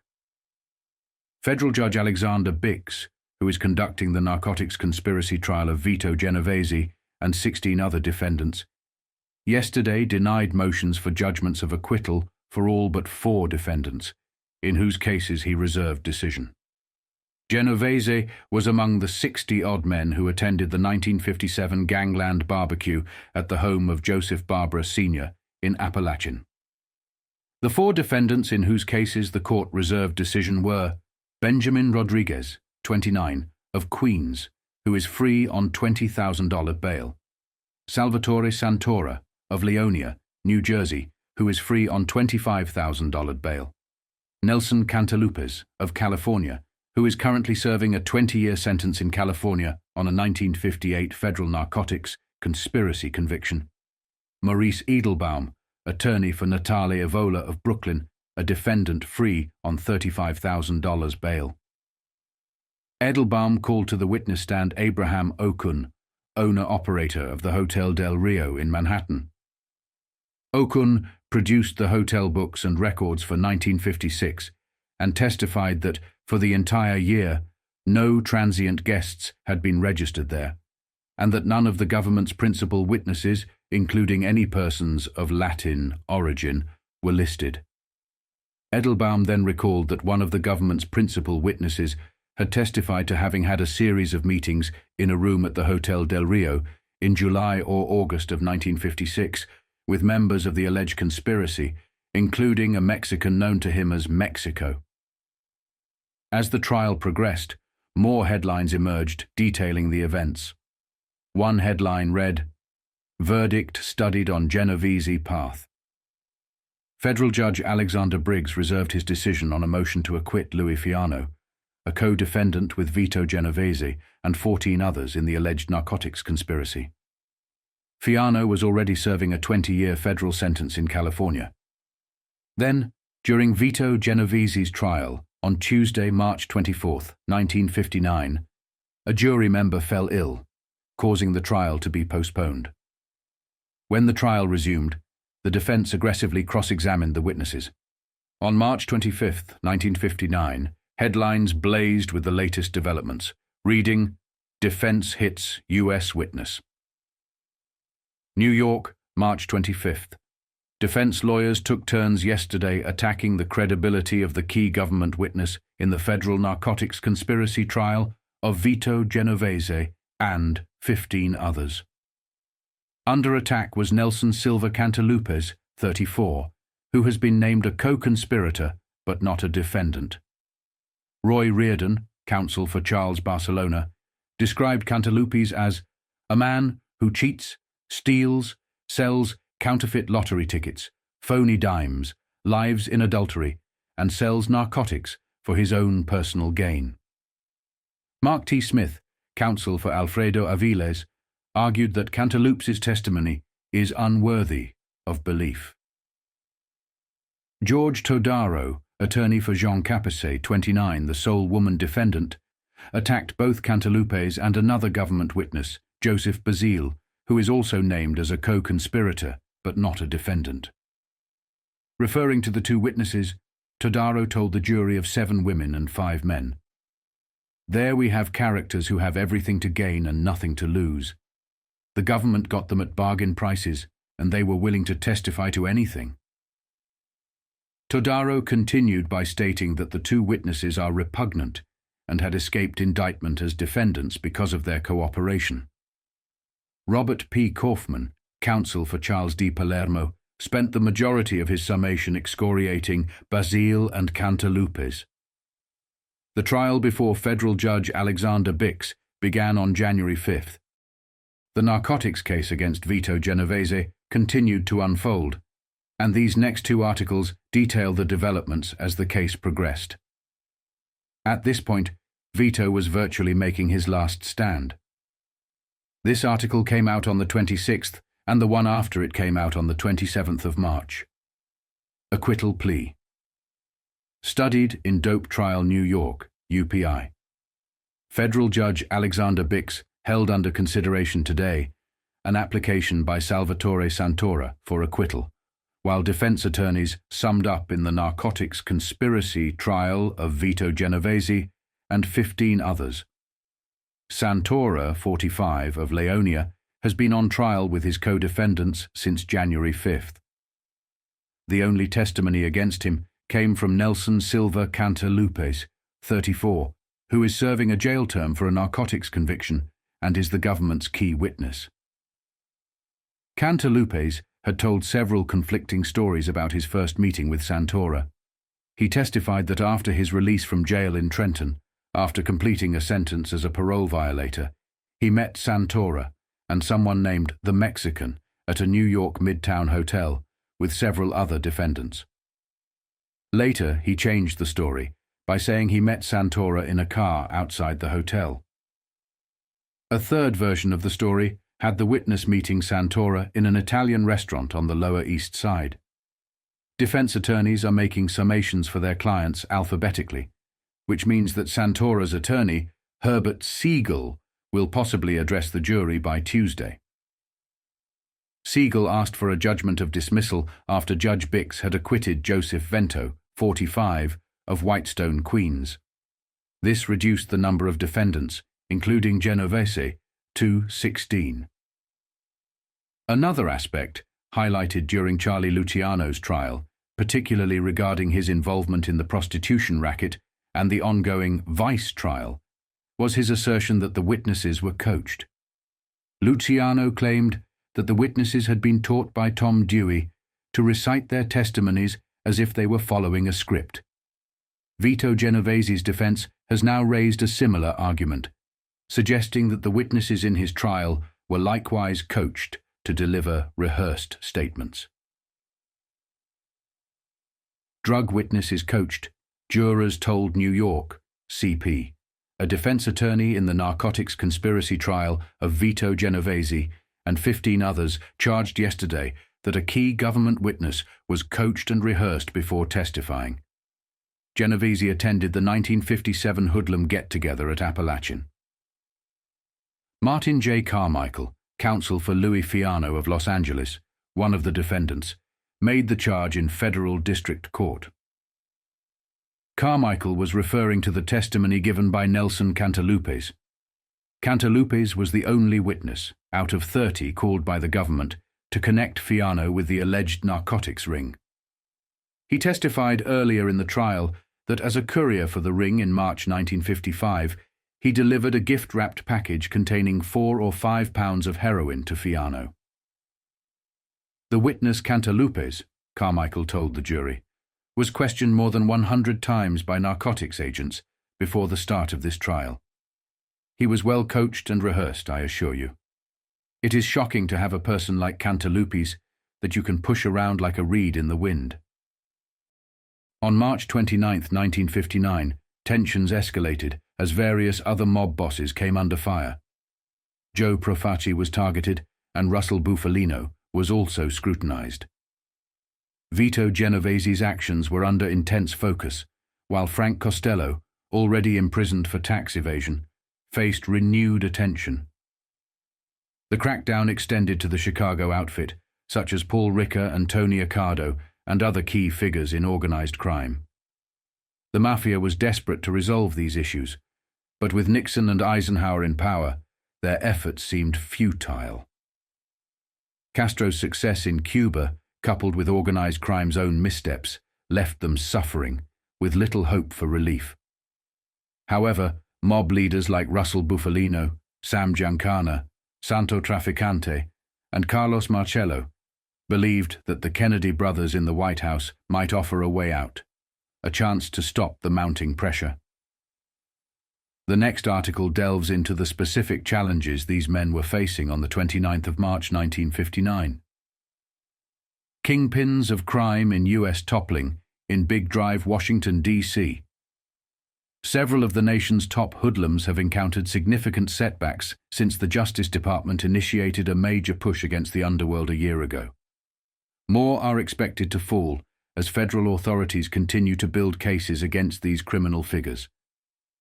Justice Department officials stated today that Attorney General William P. Rogers' program for an unrelenting, long-term attack on the criminal underworld is progressing as planned. Rogers announced the program a year ago as a systematic, non-sensational drive to combat organized crime with a highly organized series of prosecutions aimed primarily at incarcerating or deporting the 100 top hoodlums. Select List Secret.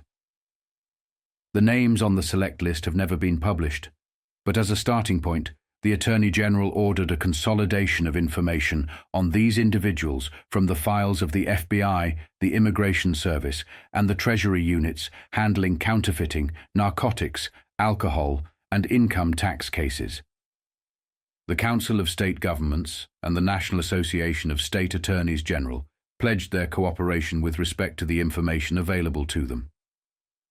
Milton Wessel, a 35-year-old former assistant U.S. attorney in New York City, was recalled from private law practice to serve as an information coordinator with the title of Special Assistant to the Attorney General. Recognizing that the underworld had divided the country into roughly defined operating areas, Northeast, Midwest, Far West, and Southeast, Wessel and his staff established field offices in New York, Chicago, Los Angeles, and Miami. One of their tasks was to investigate the activities of some 60 men who attended the so-called crime convention at Appalachin, New York, on November 14, 1957. Record to date. In the year since Wessel's task force began its highly secret work, in cooperation with local and state officials, several significant developments have occurred. Vito Genovese, described as a top figure in the New York underworld and a participant at the Appalachin meeting, was indicted on narcotics charges and is currently on trial in New York. Russell Bufalino of New York, another Appalachin delegate, has been ordered deported, and deportation proceedings have been initiated against several others who attended the Appalachin meeting. Joe Profaci, another delegate identified with Brooklyn Rackets, has been denaturalized, typically a preliminary step toward deportation. Gambler Frank Costello, already in prison for income tax evasion, has had his American citizenship revoked. Paul Ricca, also known as Paul de Lucia, once a right-hand man to Al Capone, was convicted of income tax evasion in Chicago and sentenced to 3 years in prison.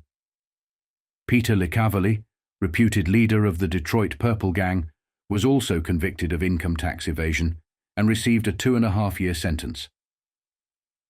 A federal grand jury in Scranton, Pennsylvania, this week indicted Dominic J. Alimony, an official of a United Mine Workers local, on charges of collecting more than $30,000 over a 5-year period from the Knox Coal Company, allegedly the price of maintaining labor peace at the Knox mines under a sweetheart contract. Alimony was an Appalachian delegate. Last week, Abner Longy Zwillman, linked with nationwide racketeering for years, hanged himself at his home in West Orange, New Jersey, after the FBI arrested 6 individuals in connection with an alleged jury fix in Zwillman's 1956 income tax evasion trial, where the jury had reported being unable to agree on a verdict. On April 1st, the defense rested its case for Vito Genovese. By April 2nd, he lost his bid for a mistrial. These 2 articles begin to show Vito's downfall. Within a few months, he would be behind bars. Before that, Vito would be arranging sit-downs to appoint new leaders for various rackets and districts. Defense rests in long trial of drugs. Case attorney for Leonia Mann asks jury for an acquittal. New York, April 1st, UPI. Justice moved relentlessly yesterday against 18 Mafia members involved in the narcotics business. 2 of the mob members were held in a total of $250,000 bail in federal court after their capture in a Bronx apartment on Monday night.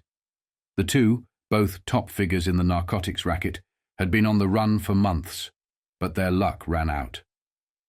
Also in federal court, defense lawyers wrapped up their summations in the narcotics trial of Vito Genovese and 15 co-defendants. Genovese, his co-defendants, and one of the men arrested last night, John Ormento, 45, of Lido Beach, Long Island, were indicted on charges of running a multi-million-dollar narcotics ring. Ormento had been a fugitive since the ring was broken up last July. In court yesterday, the final summation in the trial of Genovese and the others was made by Herbert Siegel on behalf of Salvatore Santora of 132 Longview Avenue, Leonia, New Jersey. The attorney called the government's key witness, Nelson Cantalupes, 34, an admitted liar and swindler.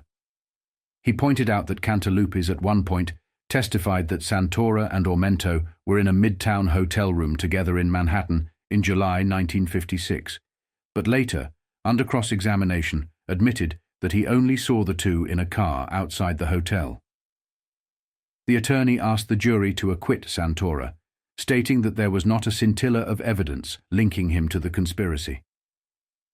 The prosecution will open its summation today.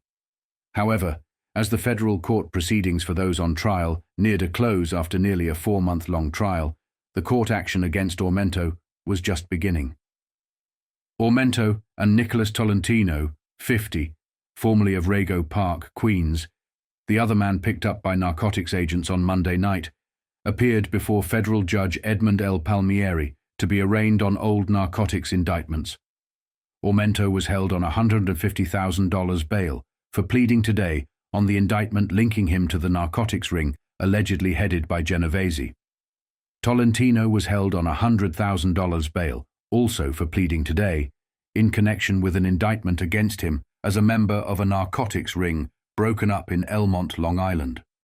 Then Vito loses his bid for a retrial. Genovese loses bid for mistrial, New York, AP. Racketeer. Vito Genovese and other defendants in a narcotics trial failed yesterday in their attempt to secure a mistrial due to publicity surrounding the arrest of fugitive John Ormento, an alleged member of the narcotics ring. Genovese's counsel, Menahem Stim, was joined by counsel for the other 15 defendants in the federal court trial in the motion for a mistrial. Stim referred to several news stories on the arrest of Ormento, highlighting that Genovese had been described as a bosom pal of Ormento and the reputed head of the dreaded Mafia, the old Sicilian underworld organization. Stim argued that because of this publicity, it was impossible for my client, Genovese, to receive a fair trial, no matter how much Your Honor admonishes the jury. Federal District Judge Alexander Bix denied Stim's motions, commenting that, if we can't rely upon a jury to exercise discretion and rule impartially, then we might as well discard our entire jury system. Today's trial sessions were consumed by the start of the summation by acting U.S. Attorney Arthur H. Christie. He denied defense charges that a principal witness, Nelson Silva Cantalupes, was coached or brainwashed into testifying against the defendants. Christie's summation will continue today. On April 3, 1959, Vito Genovese's fate was on the line as the jury began deliberations. The headlines blazed once again, reading, "Vito Genovese narcotics case goes to jury. Vito Genovese narcotics trial goes to jury. New York, AP. The narcotics conspiracy case of Underworld chieftain Vito Genovese and 15 other defendants is now in the hands of a federal court jury after a 3-month trial." The jury, consisting of 7 women and 5 men, was sequestered in a hotel at midnight on Thursday. Judge Alexander Bix delivered an 8-hour charge, consisting of 30,000 words, before handing the case over to the jury. He emphasized that the case of each defendant must be considered individually. The prosecution portrayed Genovese, 61, as the control man of a multi-million-dollar narcotics ring that imported drugs from Europe, Cuba, Puerto Rico, and Mexico. In contrast, the defense described him as a legitimate $225 a week business executive. Genovese, a resident of Atlantic Highlands, New Jersey, has had numerous encounters with the law, but has never been convicted of a crime. Authorities list him among the 60-odd underworld figures and associates who attended the conclave at Appalachin, New York, on November 14, 1957. Officials have also identified him as a leader of the Mafia, the international crime and terror organization with ancient roots in Sicily. It was all over the next day, April 4th, with front-page headlines reading, "Court convicts Vito Genovese on narcotics charge." New York, Vito Genovese, the Italian-born mob boss who amassed a fortune of $30 million through illegal rackets, has been convicted of leading an international narcotics ring. On Friday night, a federal court jury found him guilty of conspiracy to violate federal narcotics laws. 14 of his 15 co-defendants were also convicted. The conviction carries a mandatory sentence of at least 5 years in prison, with a maximum of 20 years. Genovese, now 61, is facing a significant prison term. During the 3-month trial, the government argued that the defendants were part of a multi-million-dollar operation that imported heroin from Cuba, Mexico, Puerto Rico, and Europe. Genovese, who had been free on $50,000 bail, saw his bail raised to $150,000. He was given until Monday to secure the additional bail amount. U.S. District Court Judge Alexander Bix also continued bail for 4 other defendants. Among those remanded to jail were John Capese, 29, and Vincent L., the Chin Gigante, 30, both from Manhattan. Gigante had previously been acquitted last May of the attempted murder of racketeer Frank Costello. The only defendant to be acquitted in this trial was Louis Fiano, a convict currently serving a 20-year federal sentence for another narcotics conviction. Genovese, a resident of Atlantic Highlands, New Jersey, is reputed to be one of the leaders of the Mafia, an international underworld organization that evolved from the Sicilian Black Hand Society. Testimony during the trial painted Genovese as a kingpin in the wartime black market, selling looted goods from American armed forces in Italy and amassing a fortune through his criminal enterprises. Sentencing is scheduled for April 17th, and Genovese also faces possible deportation as a result of his conviction. Vito wanted to avoid any problems after his prison sentence, especially with the newspapers speculating about what might happen. On April 5th, an article was published with the headline, "Gangland Power Struggle to Replace King." Gangland Power Struggle to Replace King, New York, April 5th, AP. Turmoil in the nation's underworld was anticipated today as a result of the narcotics conviction of Vito Genovese, who is described in some quarters as its ruling overlord. One possibility was a new Appalachin-type conclave to select a successor to the 61-year-old Racket's boss, who reputedly amassed a $30 million fortune over 4 decades of illegal activity. Another possibility was a grim struggle for power among the country's top hoodlums, perhaps settled with gangland bullets, as so often happened in the past. In any case, authorities were on alert for further mobster gatherings, such as the notorious convention that took place in November 1957 at Appalachin, New York. That meeting was generally regarded as a conference of United States kingpins in the Mafia, the worldwide underworld society. Struggle scene. Some authorities believe it was held for the purpose of reshuffling power following the assassination of mob big shot Albert Anastasia. Genovese was a delegate to the Appalachin meeting. He has been variously labeled as the king of the underworld and the boss of the Mafia in this country. He and 14 others were convicted in federal court on Friday night after a 3-month trial on narcotics conspiracy charges. The government said Genovese was the mastermind of a multi-million-dollar ring importing heroin from Cuba, Mexico, Puerto Rico, and Europe. Sentencing in the narcotics case was set for April 17th. There was no word as to whether the government would seek immediate deportation. By early April, around the 9th, things were beginning to unravel for Vito. Newspapers started openly mocking him, highlighting his mob history and labeling him as a notorious gangster. They even referred to him as a torpedo. More articles about him surfaced, with one boldly stating, "Life will no longer be charming for Vito Genovese." The papers are buzzing with the news that Vito Genovese, a top figure in the mob world, has finally been nailed for peddling narcotics after getting away with murder, literally and figuratively, for 40 years. Vito's downfall, after such a long reign, can be attributed to his forgetting 2 of the oldest laws that no good mobster ever forgets. The first rule is to never get into trouble with Mr. Whiskers, a term meaning the tall gentleman with the peg pants, otherwise known as Uncle Sam. You can tussle with local and state law all you want, but never mess with Mr. Whiskers. The second rule is to never get into trouble with a dame, especially one who can talk. And as anyone can tell you, talking is what a dame generally does most of. Vito went ahead and broke both of these rules, like a novice who doesn't know his way around. And what this forgetfulness is likely to cost him is a nice long vacation in the federal penitentiary.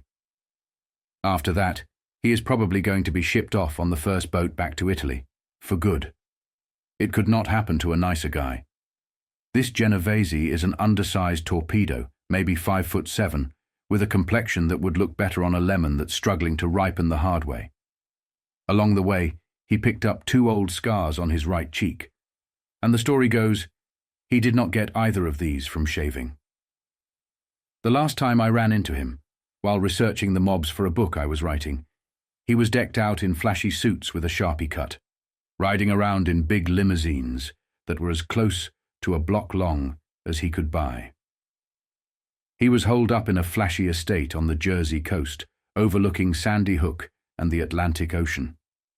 He hung his hat in a mansion big enough to flood and play hockey in.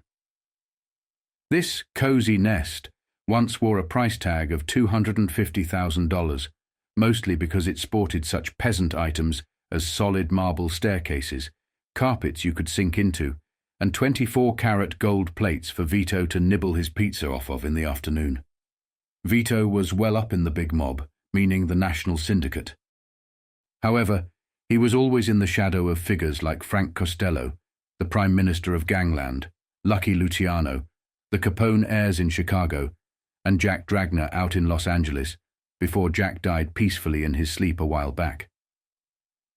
They estimate Vito's take from enterprises like the lottery, labor racketeering, nightclubs and racetracks runs up to a tasty $40,000 a week, no less. For a little guy, Vito really got around. He hit this country from Resigliano when he was 15, back around 1912 or so. Before he was old enough to vote, he was already up to his eyeballs in dirty work. His first running mate was Frankie Ualey, better known as Frankie Yale, a connection that did not exactly bring joy to the sons of old Eli. Frankie was the hitman who knocked off Big Jim Colosimo and Dion O'Banion out in Chicago, setting Al Capone up in business in the early 20s. Pretty soon, Vito was frolicking with Lucky Luciano. In fact, when Thomas E. Dewey caught onto Lucky Luciano's crew for their wholesale prostitution operations in the 30s, Vito managed to slip away just ahead of the cops and hid out until the heat died down. Between 1917 and 1934, he was seized 10 times for everything from disorderly conduct in Hoboken, New Jersey, to a couple of especially gruesome murders. The only time the law could make it stick was a 2-month stint for carrying a pistol in 1917 and a $150 fine for the same offense in 1927. In 1934, he put several holes in one Ferdinand Boccia in a restaurant over in Brooklyn during a disagreement concerning the beer business. Since he did it with half a dozen dinner customers watching, he made a quick escape. For 10 years, Genovese left nothing but empty rooms behind him in these parts. In 1944, during the war, I was in Rome, Italy, when Orange C. Dickey, an Army MP, started working on a black market outfit that was practically robbing Uncle Sam blind. And who does Orange C. grab? But yes, you guessed it, Vito the Runt. What is more, Vito was operating as an official interpreter for the Allied military government while he was there. It turns out that while in Italy, he was playing footsie with Benito Mussolini, no less. In fact, Il Duce eventually bestowed knighthood on him. Someone checked his fingerprints, and up came this old Ferdinand Boccia business from 10 years before. So Vito was wrapped up and shipped back. I recall Orange C. Dickey, the MP, saying that when he caught Vito, he was offered $250,000 to give him a break. Anyway, Genovese stood trial for Boccia's murder, but the case fell apart, as they say. The one remaining witness died of poisoning practically on the eve of the trial. The judge was disgusted. "Genovese," he snapped, "by devious means, among which were terrorizing witnesses, kidnapping them. Yes, even murdering those who could have given evidence against you. You have thwarted justice." Up to this point, you will note, Vito has only dealt with local and state law. He kept clear of Mr. Whiskers. In 1930, Vito married Anna, a petite kind of doll with a tall pompadour. Anna could handle herself, though. Before they married, she ran the Caravan Club, a joint down near Greenwich Village in New York. One night, there was a riot, and when it unraveled, it turned out that a couple of sailors got fresh with Madame Pompadour, and she just picked up a bar stool and flattened them like a pair of pancakes. By the 1950s, Vito's cream began to curdle. In 1950, Anna packed up and left him. "He endangers my health and makes my life extremely wretched," Anna later wailed. It was the biggest mistake Vito ever made. Anna hauled him to court. He was giving her $200 a week. The price of pompadours must have been pretty high because Anna said it wasn't nearly enough. She sat on the witness stand and sang like a canary about Vito. She blew the whistle like a steam engine at the General Motors plant. She told the court about his rackets and his $25,000 a week take from the lottery alone, plus $20,000 more from other assorted enterprises. She tied Vito to narcotics, kickbacks, gambling, and she linked him with Frank Costello, Albert Anastasia, and half the blue bloods of the Underworld. Well, that puts Mr. Whiskers after Vito, and any mob boss will tell you when Uncle Sam starts looking your way, you would better head for the hills. Last fall, Uncle Sam finally put the pieces in place and tagged Vito as the top man in a ring smuggling heroin from Europe, Cuba, Puerto Rico, and Mexico. And here the other day, the jury threw the book at him. Chances are, if you ask Vito what he has to say now, he is probably echoing what he said when Anna hauled him into court that time. "Why does she do this to me?" he wailed. "Why does she want to step on my heart?" On Wednesday, April 15, 1959, various newspapers highlighted the relentless pursuit of certain cases by the media, along with the Justice Department's ongoing efforts to bring Russell Bufalino to justice. This is just one of the articles that appeared. Appalachin probe subpoenas, Genovese, and 3 others for May 12th. Vito Genovese and 3 other men who attended the 1957 Appalachin Gangland Convention have been subpoenaed to appear before the State Commission of Investigation on May 12th.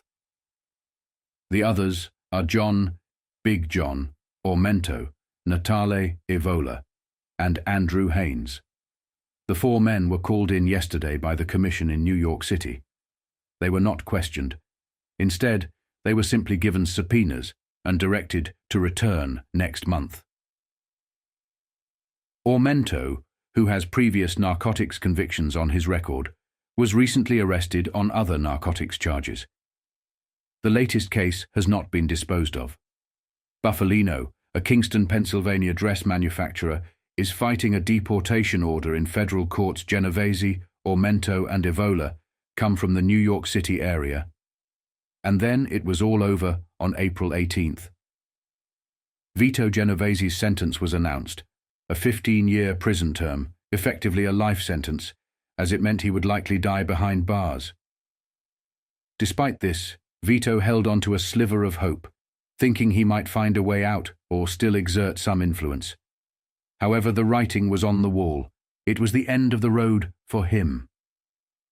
He had risen through the ranks to become a boss, but now he would rule from behind bars.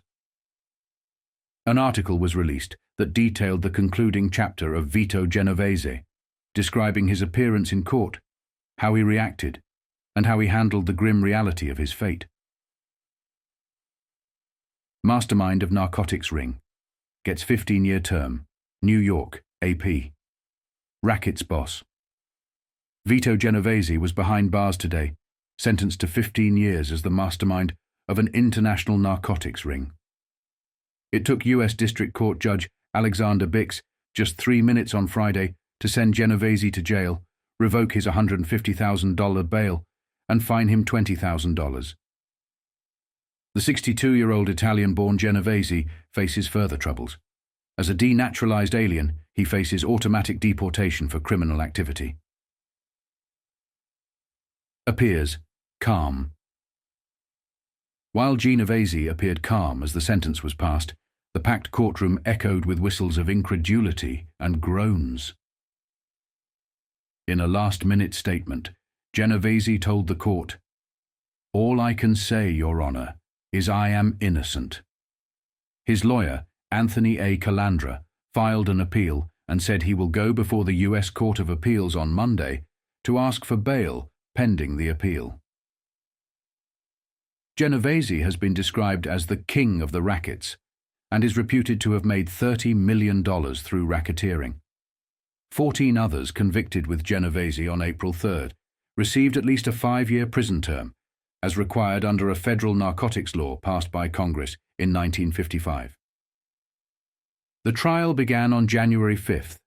Bow's head among those sentenced was henna-haired John Capase, 30, of Manhattan, a mother of an 11-year-old boy. She bowed her head and cried softly as her sentence was pronounced. She received the minimum 5-year term. The government had charged that the ring, headed by Genovese of Atlantic Highlands, New Jersey, imported heroin from Cuba, Mexico, Puerto Rico, and Europe in violation of the federal narcotics law. Genovese and Natalia Vola, 52, who was sentenced to 10 years and fined $20,000, were delegates to a gangland convention at Appalachin, New York, in November 1957. Vincent L. the Chin Gigante, 30, of Manhattan, received a 7-year term. He was acquitted last May of the attempted murder of racketeer Frank Costello. Here is another article that came out the same day. Mafia chief sentenced to prison term, given 15 years for operating narcotics ring. New York, UPI. Vito Genovese, reputed American chief of the Mafia and wartime friend of Italian dictator Benito Mussolini, was sentenced to 15 years in prison on Friday for operating a multi-million-dollar international narcotics ring. It was the first jail term for the wily Sicilian-born Genovese, who is reputed to be the successor to gambler Frank Costello as king of the nation's rackets. He was also fined $20,000, and his $150,000 bail was revoked. An underworld power for more than 30 years, the 61-year-old Genovese had managed to escape imprisonment previously, despite an arrest record that included charges ranging from black marketing to murder. Others sentenced. 14 co-defendants, also convicted 2 weeks ago on narcotics conspiracy charges, received sentences in federal court ranging from 5 to 20 years in prison. They were convicted of being members of a narcotics ring headed by Genovese, which the government claimed had smuggled millions of dollars worth of narcotics into this country from Europe and Latin America. Genovese, who invoked the Fifth Amendment 150 times before the Senate Rackets Committee, is believed to have amassed a fortune of $30 million. "I'm innocent," he told Judge Alexander Bix, when asked if he had anything to say before the sentence was imposed. Genovese of Atlantic Highlands, New Jersey, was a delegate to the Gangland Convention at Appalachin, New York, in 1957. Naturalized in 1930, he was recently stripped of his citizenship and is subject to deportation under the Narcotics Control Act. During his time in Italy, he was friendly with Mussolini and other top fascists. In 1944, he was arrested as one of the key figures in a black market conspiracy and was returned to the United States to face trial for the Boccia murder. The government's case fell apart when the chief witness against Genovese died. Vito Genovese, the 62-year-old convicted narcotics conspiracy defendant, had this appearance as he arrived at the federal courthouse in New York on Friday for sentencing. He was given a 15-year prison sentence, a $20,000 fine, and no bail. From Atlantic Highlands, New Jersey, Genovese was described by the government as a king of racketeers and the U.S. head of the Mafia. The 1957 Appalachian meeting was driven by several key issues within organized crime. One major concern was the selling of Mafia memberships by certain members, which caused significant tension. Other disputes revolved around the recent murders of Frank Scalise and Albert Anastasia, as well as the attempted assassination of Frank Costello. Many attendees wanted assurances that the violence would stop. Another sensitive topic, first brought up by Lucky Luciano at the 1946 Havana Convention, was supposed to be discussed again at the 1957 meeting. However, because the meeting was raided, this issue was not addressed. 2 years later, articles began to surface about the true purpose of the meeting. On April 28th, a headline revealed that the Mafia was attempting to get out of the narcotics trade, though it acknowledged that doing so was proving difficult. Here is the article in full. By Victor Riesel. This column, reporting for the first time on the secret Purge after the infamous Appalachin Crime Convention, is based on extensive interviews with the nation's highest law enforcement officials. And here, too, is the brutal reality for the mob trying to dig into labor and legitimate business. Coolly counting the new dangers of dope peddling, the Mafia is now trying to extricate itself from the snarl of narcotics trafficking. The Mafia's virtually unknown men of substance have given orders that its people are to stop pushing the stuff as soon as possible and are not to get involved in any new deals in the multi-million-dollar heroin racket. But even for the Mafia, which is accustomed to mayhem and murder, this is not easy. Many are struggling to get out. Some have been murdered after they abandoned their high-button shoes. From then on, the mob went heavily into bootlegging, gambling, and narcotics.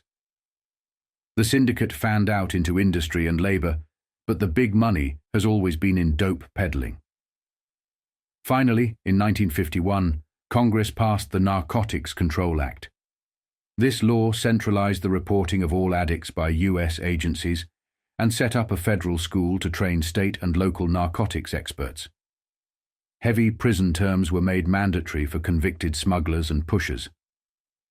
Harry Anslinger's Federal Narcotics Bureau began rolling up evidence for thousands of indictments.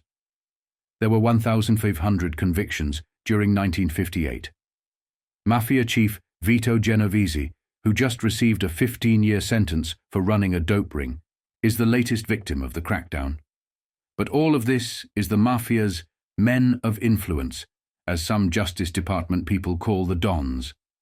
This is the opinion of Attorney General Rogers, who bases his actions and decisions on what his new cadre of specialists has advised him in recent months. It can be disclosed here that it is positively the opinion of some of the most informed crime specialists that the Appalachin Crime Convention was called on November 14, 1957, primarily to discuss the dangers of the narcotics business and to order the crime syndicate's men to get out of the trade. There were other items on the Mafia Convention agenda, but winding up the narcotics traffic was the core business of this conclave, which the police rudely interrupted. The sources for this column are aware of the startling impact of these views. For the mob, narcotics are the most golden profit of all, and power too. But the government people go beyond quoting their anonymous informers. They point to the Mafia's move out of its counterfeiting stage decades ago. 40 and 50 years back, phony bills were as frequent as phony bottled elixirs. The mob anticipated the passage of the Narcotics Control Act and decided to issue its convention call, picking Joe Barbara's estate in upstate New York as the meeting site. But the fever of crusading exposure, touched off by the McClellan Committee in 1954, drew the spotlight on Appalachin. One of those who saw what the glare had picked up was none other than President Eisenhower. Within a few days of the Appalachin Convention, the President summoned his new Attorney General, Rogers. He wanted to know just who these people were who could arrogantly run a crime convention. The President asked for a full report. Mr. Rogers consulted FBI Chief J. Edgar Hoover. Soon, every FBI headquarters across the land assigned agents to cover and report on every big-time hood and syndicate executive in their regions. The result was a two-part, 217-page report. There, in the report, is evidence that the Mafia had scientifically decided not to battle the odds that were now stacked against the mob. And out of all this came the realization that the underworld simply believes the time has come to move more heavily into the business world and the labor field, and out of the narcotics trade. The boys got out of it quicker than you would expect. On May 5th, Vito Genovese held a private meeting with some of his key members to discuss the future of his criminal syndicate. He had resigned himself to the reality that he was going to prison and needed to strategize on how to maintain control over his empire from behind bars. In a twist of irony, this meeting was also raided, earning the nickname "a poor man's mini Appalachin." As a result, Vito Genovese is now remembered in history as a man who could not successfully organize even a clandestine meeting. The Poor Man's Appalachin Party, which was raided by Brooklyn police on Sunday, was convened at the direct command of Vito Genovese and Mike Miranda, primarily to discuss the disturbing intrusion of outside elements, into what used to be a well-oiled, organized racket setup, a high police source told the news yesterday. It was also in the nature of a graduation, or rather, a promotion day, he said. It has been no secret lately that with Vito Genovese under federal sentence for a narcotics rap, and his reputed successor, Miranda, trying to run things from the embarrassing environment of a cell in the civil prison, the heat is on the big shots, the news source said. The meeting didn't meet other racket-minded elements, quick to note this, have started cutting in on such activities as dope peddling, gambling, and policy in East Harlem and other sections of the metropolitan area, he asserted. The main objective of the meeting, which was interrupted before it ever got started, was to find ways of combating such conditions. By William Federici and Arthur Mulligan, the officials said that none of the 23 men arrested in the raid on a luncheonette at 203 Bridge St. were what is termed in the trade as big men. But they are emissaries, he said, who have been chosen by the hierarchy of gangland to carry out their wishes and orders. He mentioned that certain members of the Little Appalachin group had been seen visiting Miranda since his confinement for contempt after clamming up about what went on at the Big Appalachin meeting in November 1957. Small fry, big troubles. Among other things that never got discussed at Sunday's meeting, the news source said, was the promotion all along the line of succession of certain deserving members to take the places of big shots, who are either in trouble with the law or are being watched so carefully by authorities that they have to lie low for a while. But while the Little Appalachin delegates were described as not big, the troubles they were heading for yesterday seemed as big as those which befell their Big Appalachin counterparts. State probers. Tuning up. Following court appearances in which 22 of them were freed on a $1,000 bail each, and another was paroled. The 22 were slapped with subpoenas by members of the Brooklyn District Attorney's Racket Squad, ordering them to appear today before the Brooklyn Racket's grand jury. The news also learned that the State Crime Commission was preparing subpoenas of its own to serve on them. The 22 were released on bail in Bay Ridge Magistrates Court by Magistrate Edward Cayazzo on charges of consorting with known criminals, that is, with each other. Their hearing was adjourned until May 12th after Assistant District Attorney Howard Legum said that detectives were still continuing their investigation and checking police records. All the defendants had previous arrests, and most of them had convictions dating back many years, he said. Things continued to spiral downward for Vito Genovese. On May 6, 1959, the district attorney's grand jury began seeking answers and demanded that Vito explain the details of his meeting, which had been dubbed Little Appalachin. This marked yet another blow to Vito, as he faced increasing legal scrutiny and pressure from authorities. Crime grows. In Brooklyn. Despite their insistence that they were just enjoying a Sunday brunch of coffee and ice cream when borough police seized them, the 23 known criminals subpoenaed to appear before the Racket's grand jury in Brooklyn have a lot of questions to answer. And the district attorney's office has many questions it wants to ask. Depending on the answers, Brooklyn may be facing a Little Appalachin meeting of its own, or just a bunch of boys whooping it up in the back room. The DA's office is already investigating possible links between the 23 apprehended men and the Mafia network. A question that keeps cropping up in the minds of all concerned with this case is whether Vito Genovese and Michelle Mike Miranda, jailed Mafia kingpins, arranged the Little Appalachin meeting in Brooklyn to parcel out authority while they served their respective terms behind bars.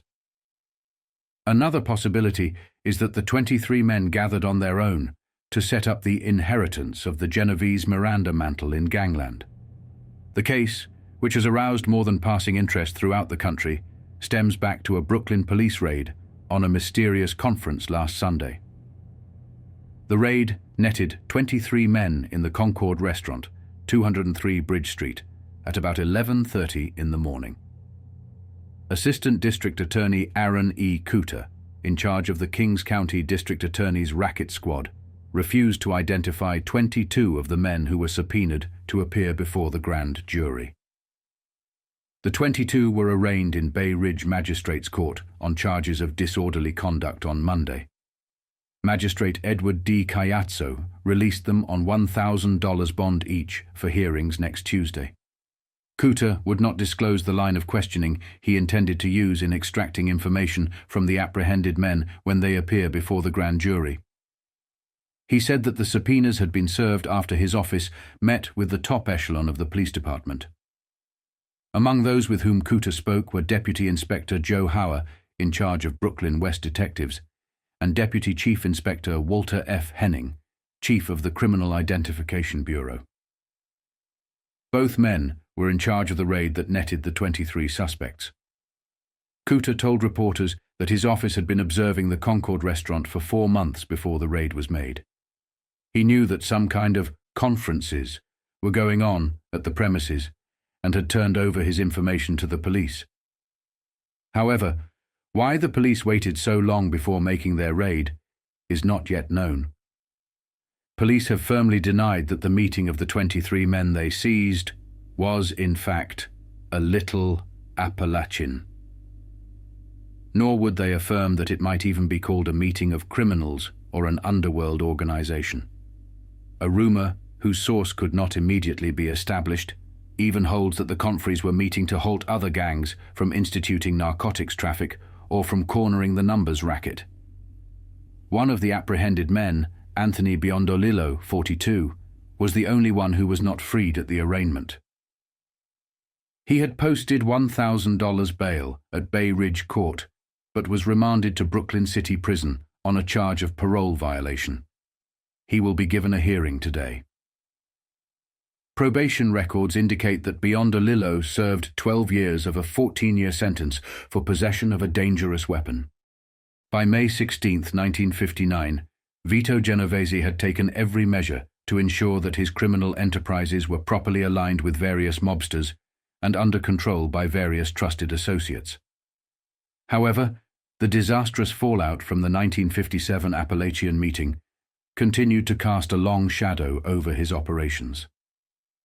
The ripple effects of that infamous gathering extended far beyond New York, reaching all the way to San Francisco, where they were still causing trouble for key Mafia figures like James "Jimmy the Hat" Lanza, and for men like Russell Bufalino. The failed meeting had not only drawn unwanted attention from law enforcement, but also disrupted the balance of power within the Mafia, creating ongoing challenges for those involved. Crime Probers. Got Row? Can't Hear Him, by Arthur North. Vincent Rao, an East Harlem mob figure who turned up last week and voluntarily accepted a subpoena that the State Investigation Commission had vainly tried to serve for 7 months, appeared before the commission yesterday. However, he was no more informative in person than he had been while absent. Rao invoked the Fifth Amendment throughout 10 minutes of questioning about his whereabouts during the past year, his sources of income, and the Appalachin Underworld Conference, which he attended on November 14, 1957. He was dismissed with instructions to return on June 9th for an extensive hearing on the Appalachin rally.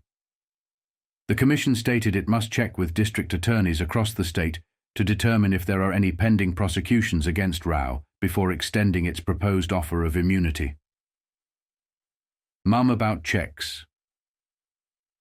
Rao, well-dressed and deeply tanned from a tour that reportedly included Mexico City, Miami, Cuba, and the Dominican Republic, according to the SIC, refused to say whether he had left a large number of signed checks for the support of his family before leaving the area. He gave his business address as his home, 192 Dunwoody Street, Yonkers, but balked when Elliot Lombard, Commission Counsel, asked if he had other business addresses. The 60-year-old Rao became irritated when photographers and reporters crowded into an elevator with him and his lawyer Eli Levy, firing questions. The elevator was so jammed that the operators refused to start it. Is this Siberia? What's going on? Is this Siberia? Row flared. Some of the cameramen got out, and the elevator finally started. Rao has a record of 5 arrests, all followed by dismissals, since 1919. The charges included homicide, grand larceny, and Sullivan law violations. Vito Genovese, the narcotics boss recently convicted and given a 15-year federal sentence, may also be heard on June 9th, officials said. A scheduled appearance yesterday was postponed due to his imprisonment. In booking him tentatively for June 9th, officials noted that there is a possibility he may be out on bail pending an appeal. More troubles began to surface for Vito Genovese, this time involving his cousin, Gabriel Genovese. As law enforcement intensified their scrutiny of the Genovese crime family, Gabriel found himself entangled in the growing web of legal and criminal challenges. This article details that moment. Pick jury for Genovese trial. 10 men and 2 women were selected yesterday as the jury in the trial of Gabriel Genovese, accused of being an unlicensed fight manager. Gabriel, 43, is a cousin of convicted narcotics boss Vito Genovese. Gabriel was indicted last July for his role as the undercover manager of lightweight Ludwig Lightburn in 2 1950 fights with Orlando Zulueta. Alexander Ali Clark, Lightburn's official manager, has testified, after being granted immunity, that he was unable to get fights for his boxer until he included Genovese as an equal partner. Genovese is reportedly the chief lieutenant of Frankie Carbo, who is under indictment and currently being sought. General Sessions Judge John A. Mullin adjourned the trial until 11:15 in the morning tomorrow. The landscape of organized crime was undergoing a seismic shift as the 1950s came to a close. Vito Genovese, one of the most powerful Mafia bosses, was about to start his prison term, leaving the Mafia in a precarious position. The fallout from the disastrous Appalachin meeting in 1957 had exposed many high-ranking figures within organized crime, unraveling the secrecy that had long protected them. This exposure traced back to the days of the Kefauver hearings, where certain individuals in America had been warning that the Mafia existed on U.S. soil. Despite attempts to deny or downplay these claims, the Mafia had in many ways brought this downfall upon themselves. The self-inflicted blow from the Appalachin meeting revealed the inner workings of one of the most powerful criminal syndicates, changing the fabric of the nation. Articles and reports were now regularly being released, shining a spotlight on organized crime figures who had once operated in the shadows. With one administration in the White House ending and another on the horizon, these men, despite their notoriety, remained influential political kingmakers. Their desperation for anonymity grew as they sought to regain control of Cuba from Castro, viewing the island as a lost stronghold. As the 1960s approached, the Mafia faced a new reality. Their actions were no longer hidden. They were being documented, recorded, and used as evidence against them. This marked the beginning of a relentless war on organized crime that would intensify throughout the 1970s and 1980s, leading to the eventual decline of the Mafia's power by the 1990s. This documentary has aimed to give you a comprehensive understanding of the changes that were occurring in the world of organized crime during this tumultuous period. My research, which informs my YouTube channel, draws not only from books, FBI documents and other documentaries, but also from meticulous day-by-day examinations of newspaper articles and historical records. By the time you reached the 60s, the Mafia's influence was waning, as what they said and did was being tracked and scrutinized like never before.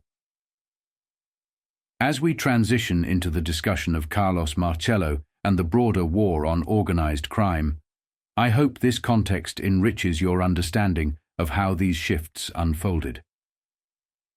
The final article I present here is a fascinating piece that highlights the power players of the time.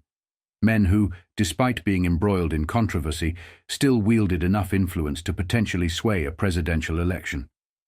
But as history would show, the wise choices they needed to make were clouded by their inability to grasp the full extent of the challenges they were facing.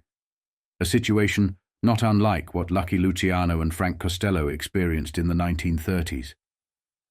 By losing those voices of experience and wisdom, the Mafia found themselves navigating treacherous waters without the guidance they desperately needed. Nationwide crackdown seizes 21. Big-name mobsters. Washington, UPI. 21 big-name mobsters were seized today in a nationwide crackdown on racketeers who attended the 1957 Gangland Convention at an Appalachin, New York hilltop hideaway. 6 more were being sought, but Justice Department officials conceded they might have trouble tracking down 5 of them. All were charged with conspiring to obstruct justice and defraud the United States in an indictment returned by a federal grand jury in New York. 3 faced additional charges of perjury. 36 others, including Joseph Barbara Sr., the host at the Appalachin conclave, were named as co-conspirators, but not defendants. Justice Department officials said that while they were sure the 36 encouraged the conspiracy, there was insufficient evidence that they had participated directly. Attorney General William P. Rogers disclosed the indictment and the start of the coast-to-coast racketeer. Round up here, shortly after several of the mobsters were routed out of bed at 6 in the morning. By noon, 21 members of the who's who of the underworld had been taken into custody. Bail for those in custody ranged from $13,000 to $100,000 each. One who hit the top bracket, John C. Montana of Buffalo, New York, put up the $100,000 out of his own pocket. The New York grand jury that returned the indictments had been conducting an investigation of racketeering and crime syndicates, particularly in the ladies' garment industry and the East Coast traffic in narcotics. Rogers said all 27 named as defendants were accused of conspiring to obstruct justice by giving false and evasive testimony about the rendezvous of racketeers at Appalachin. The conspiracy charge carries a maximum penalty of $10,000 in fines and 5 years in jail. The maximum penalty for perjury per count is a $2,000 fine and 2 years in jail. Among those named as a co-conspirator was Vito Genovese, often termed the Don or leader of the Mafia. He was recently convicted of violating the Federal Narcotics Act. Named as defendants were Joseph Barbara Jr., Watertown, Massachusetts; John A. DeMarco, Cleveland Heights, Ohio; Frank A. DeSimone, Downey, California; Natale Evola, Brooklyn, New York; Salvatore Falcone, Miami, Florida; Joseph Ida, Highland Park, New Jersey; James C. LaDuca, Buffalo, New York; Luis A. Larasso, Linden, New Jersey; Carmen Lombardozzi, Brooklyn, New York; Antonio Magadino, Niagara Falls, New York; Joseph Magliocco, Brooklyn, New York; Joseph Profaci, Brooklyn, New York; Frank T. Majuri, Elizabeth, New Jersey; Michelle Miranda, Forest Hills, New York; John C. Montana, Buffalo, New York; John Ormento, Lido Beach, New York; James Ostico, Pittston, Pennsylvania; Anthony P. Riella, West Orange, New Jersey; John T. Scalish, Cleveland, Ohio; Angelo J. Ciandra, Wyoming, Pennsylvania; Simone Scozzari, Rosemed, California; Pasquale Turigiano, Endwell, New York; Sof Honanno, Tucson, Arizona; Russell A. Bufalino, Pittston, Pennsylvania.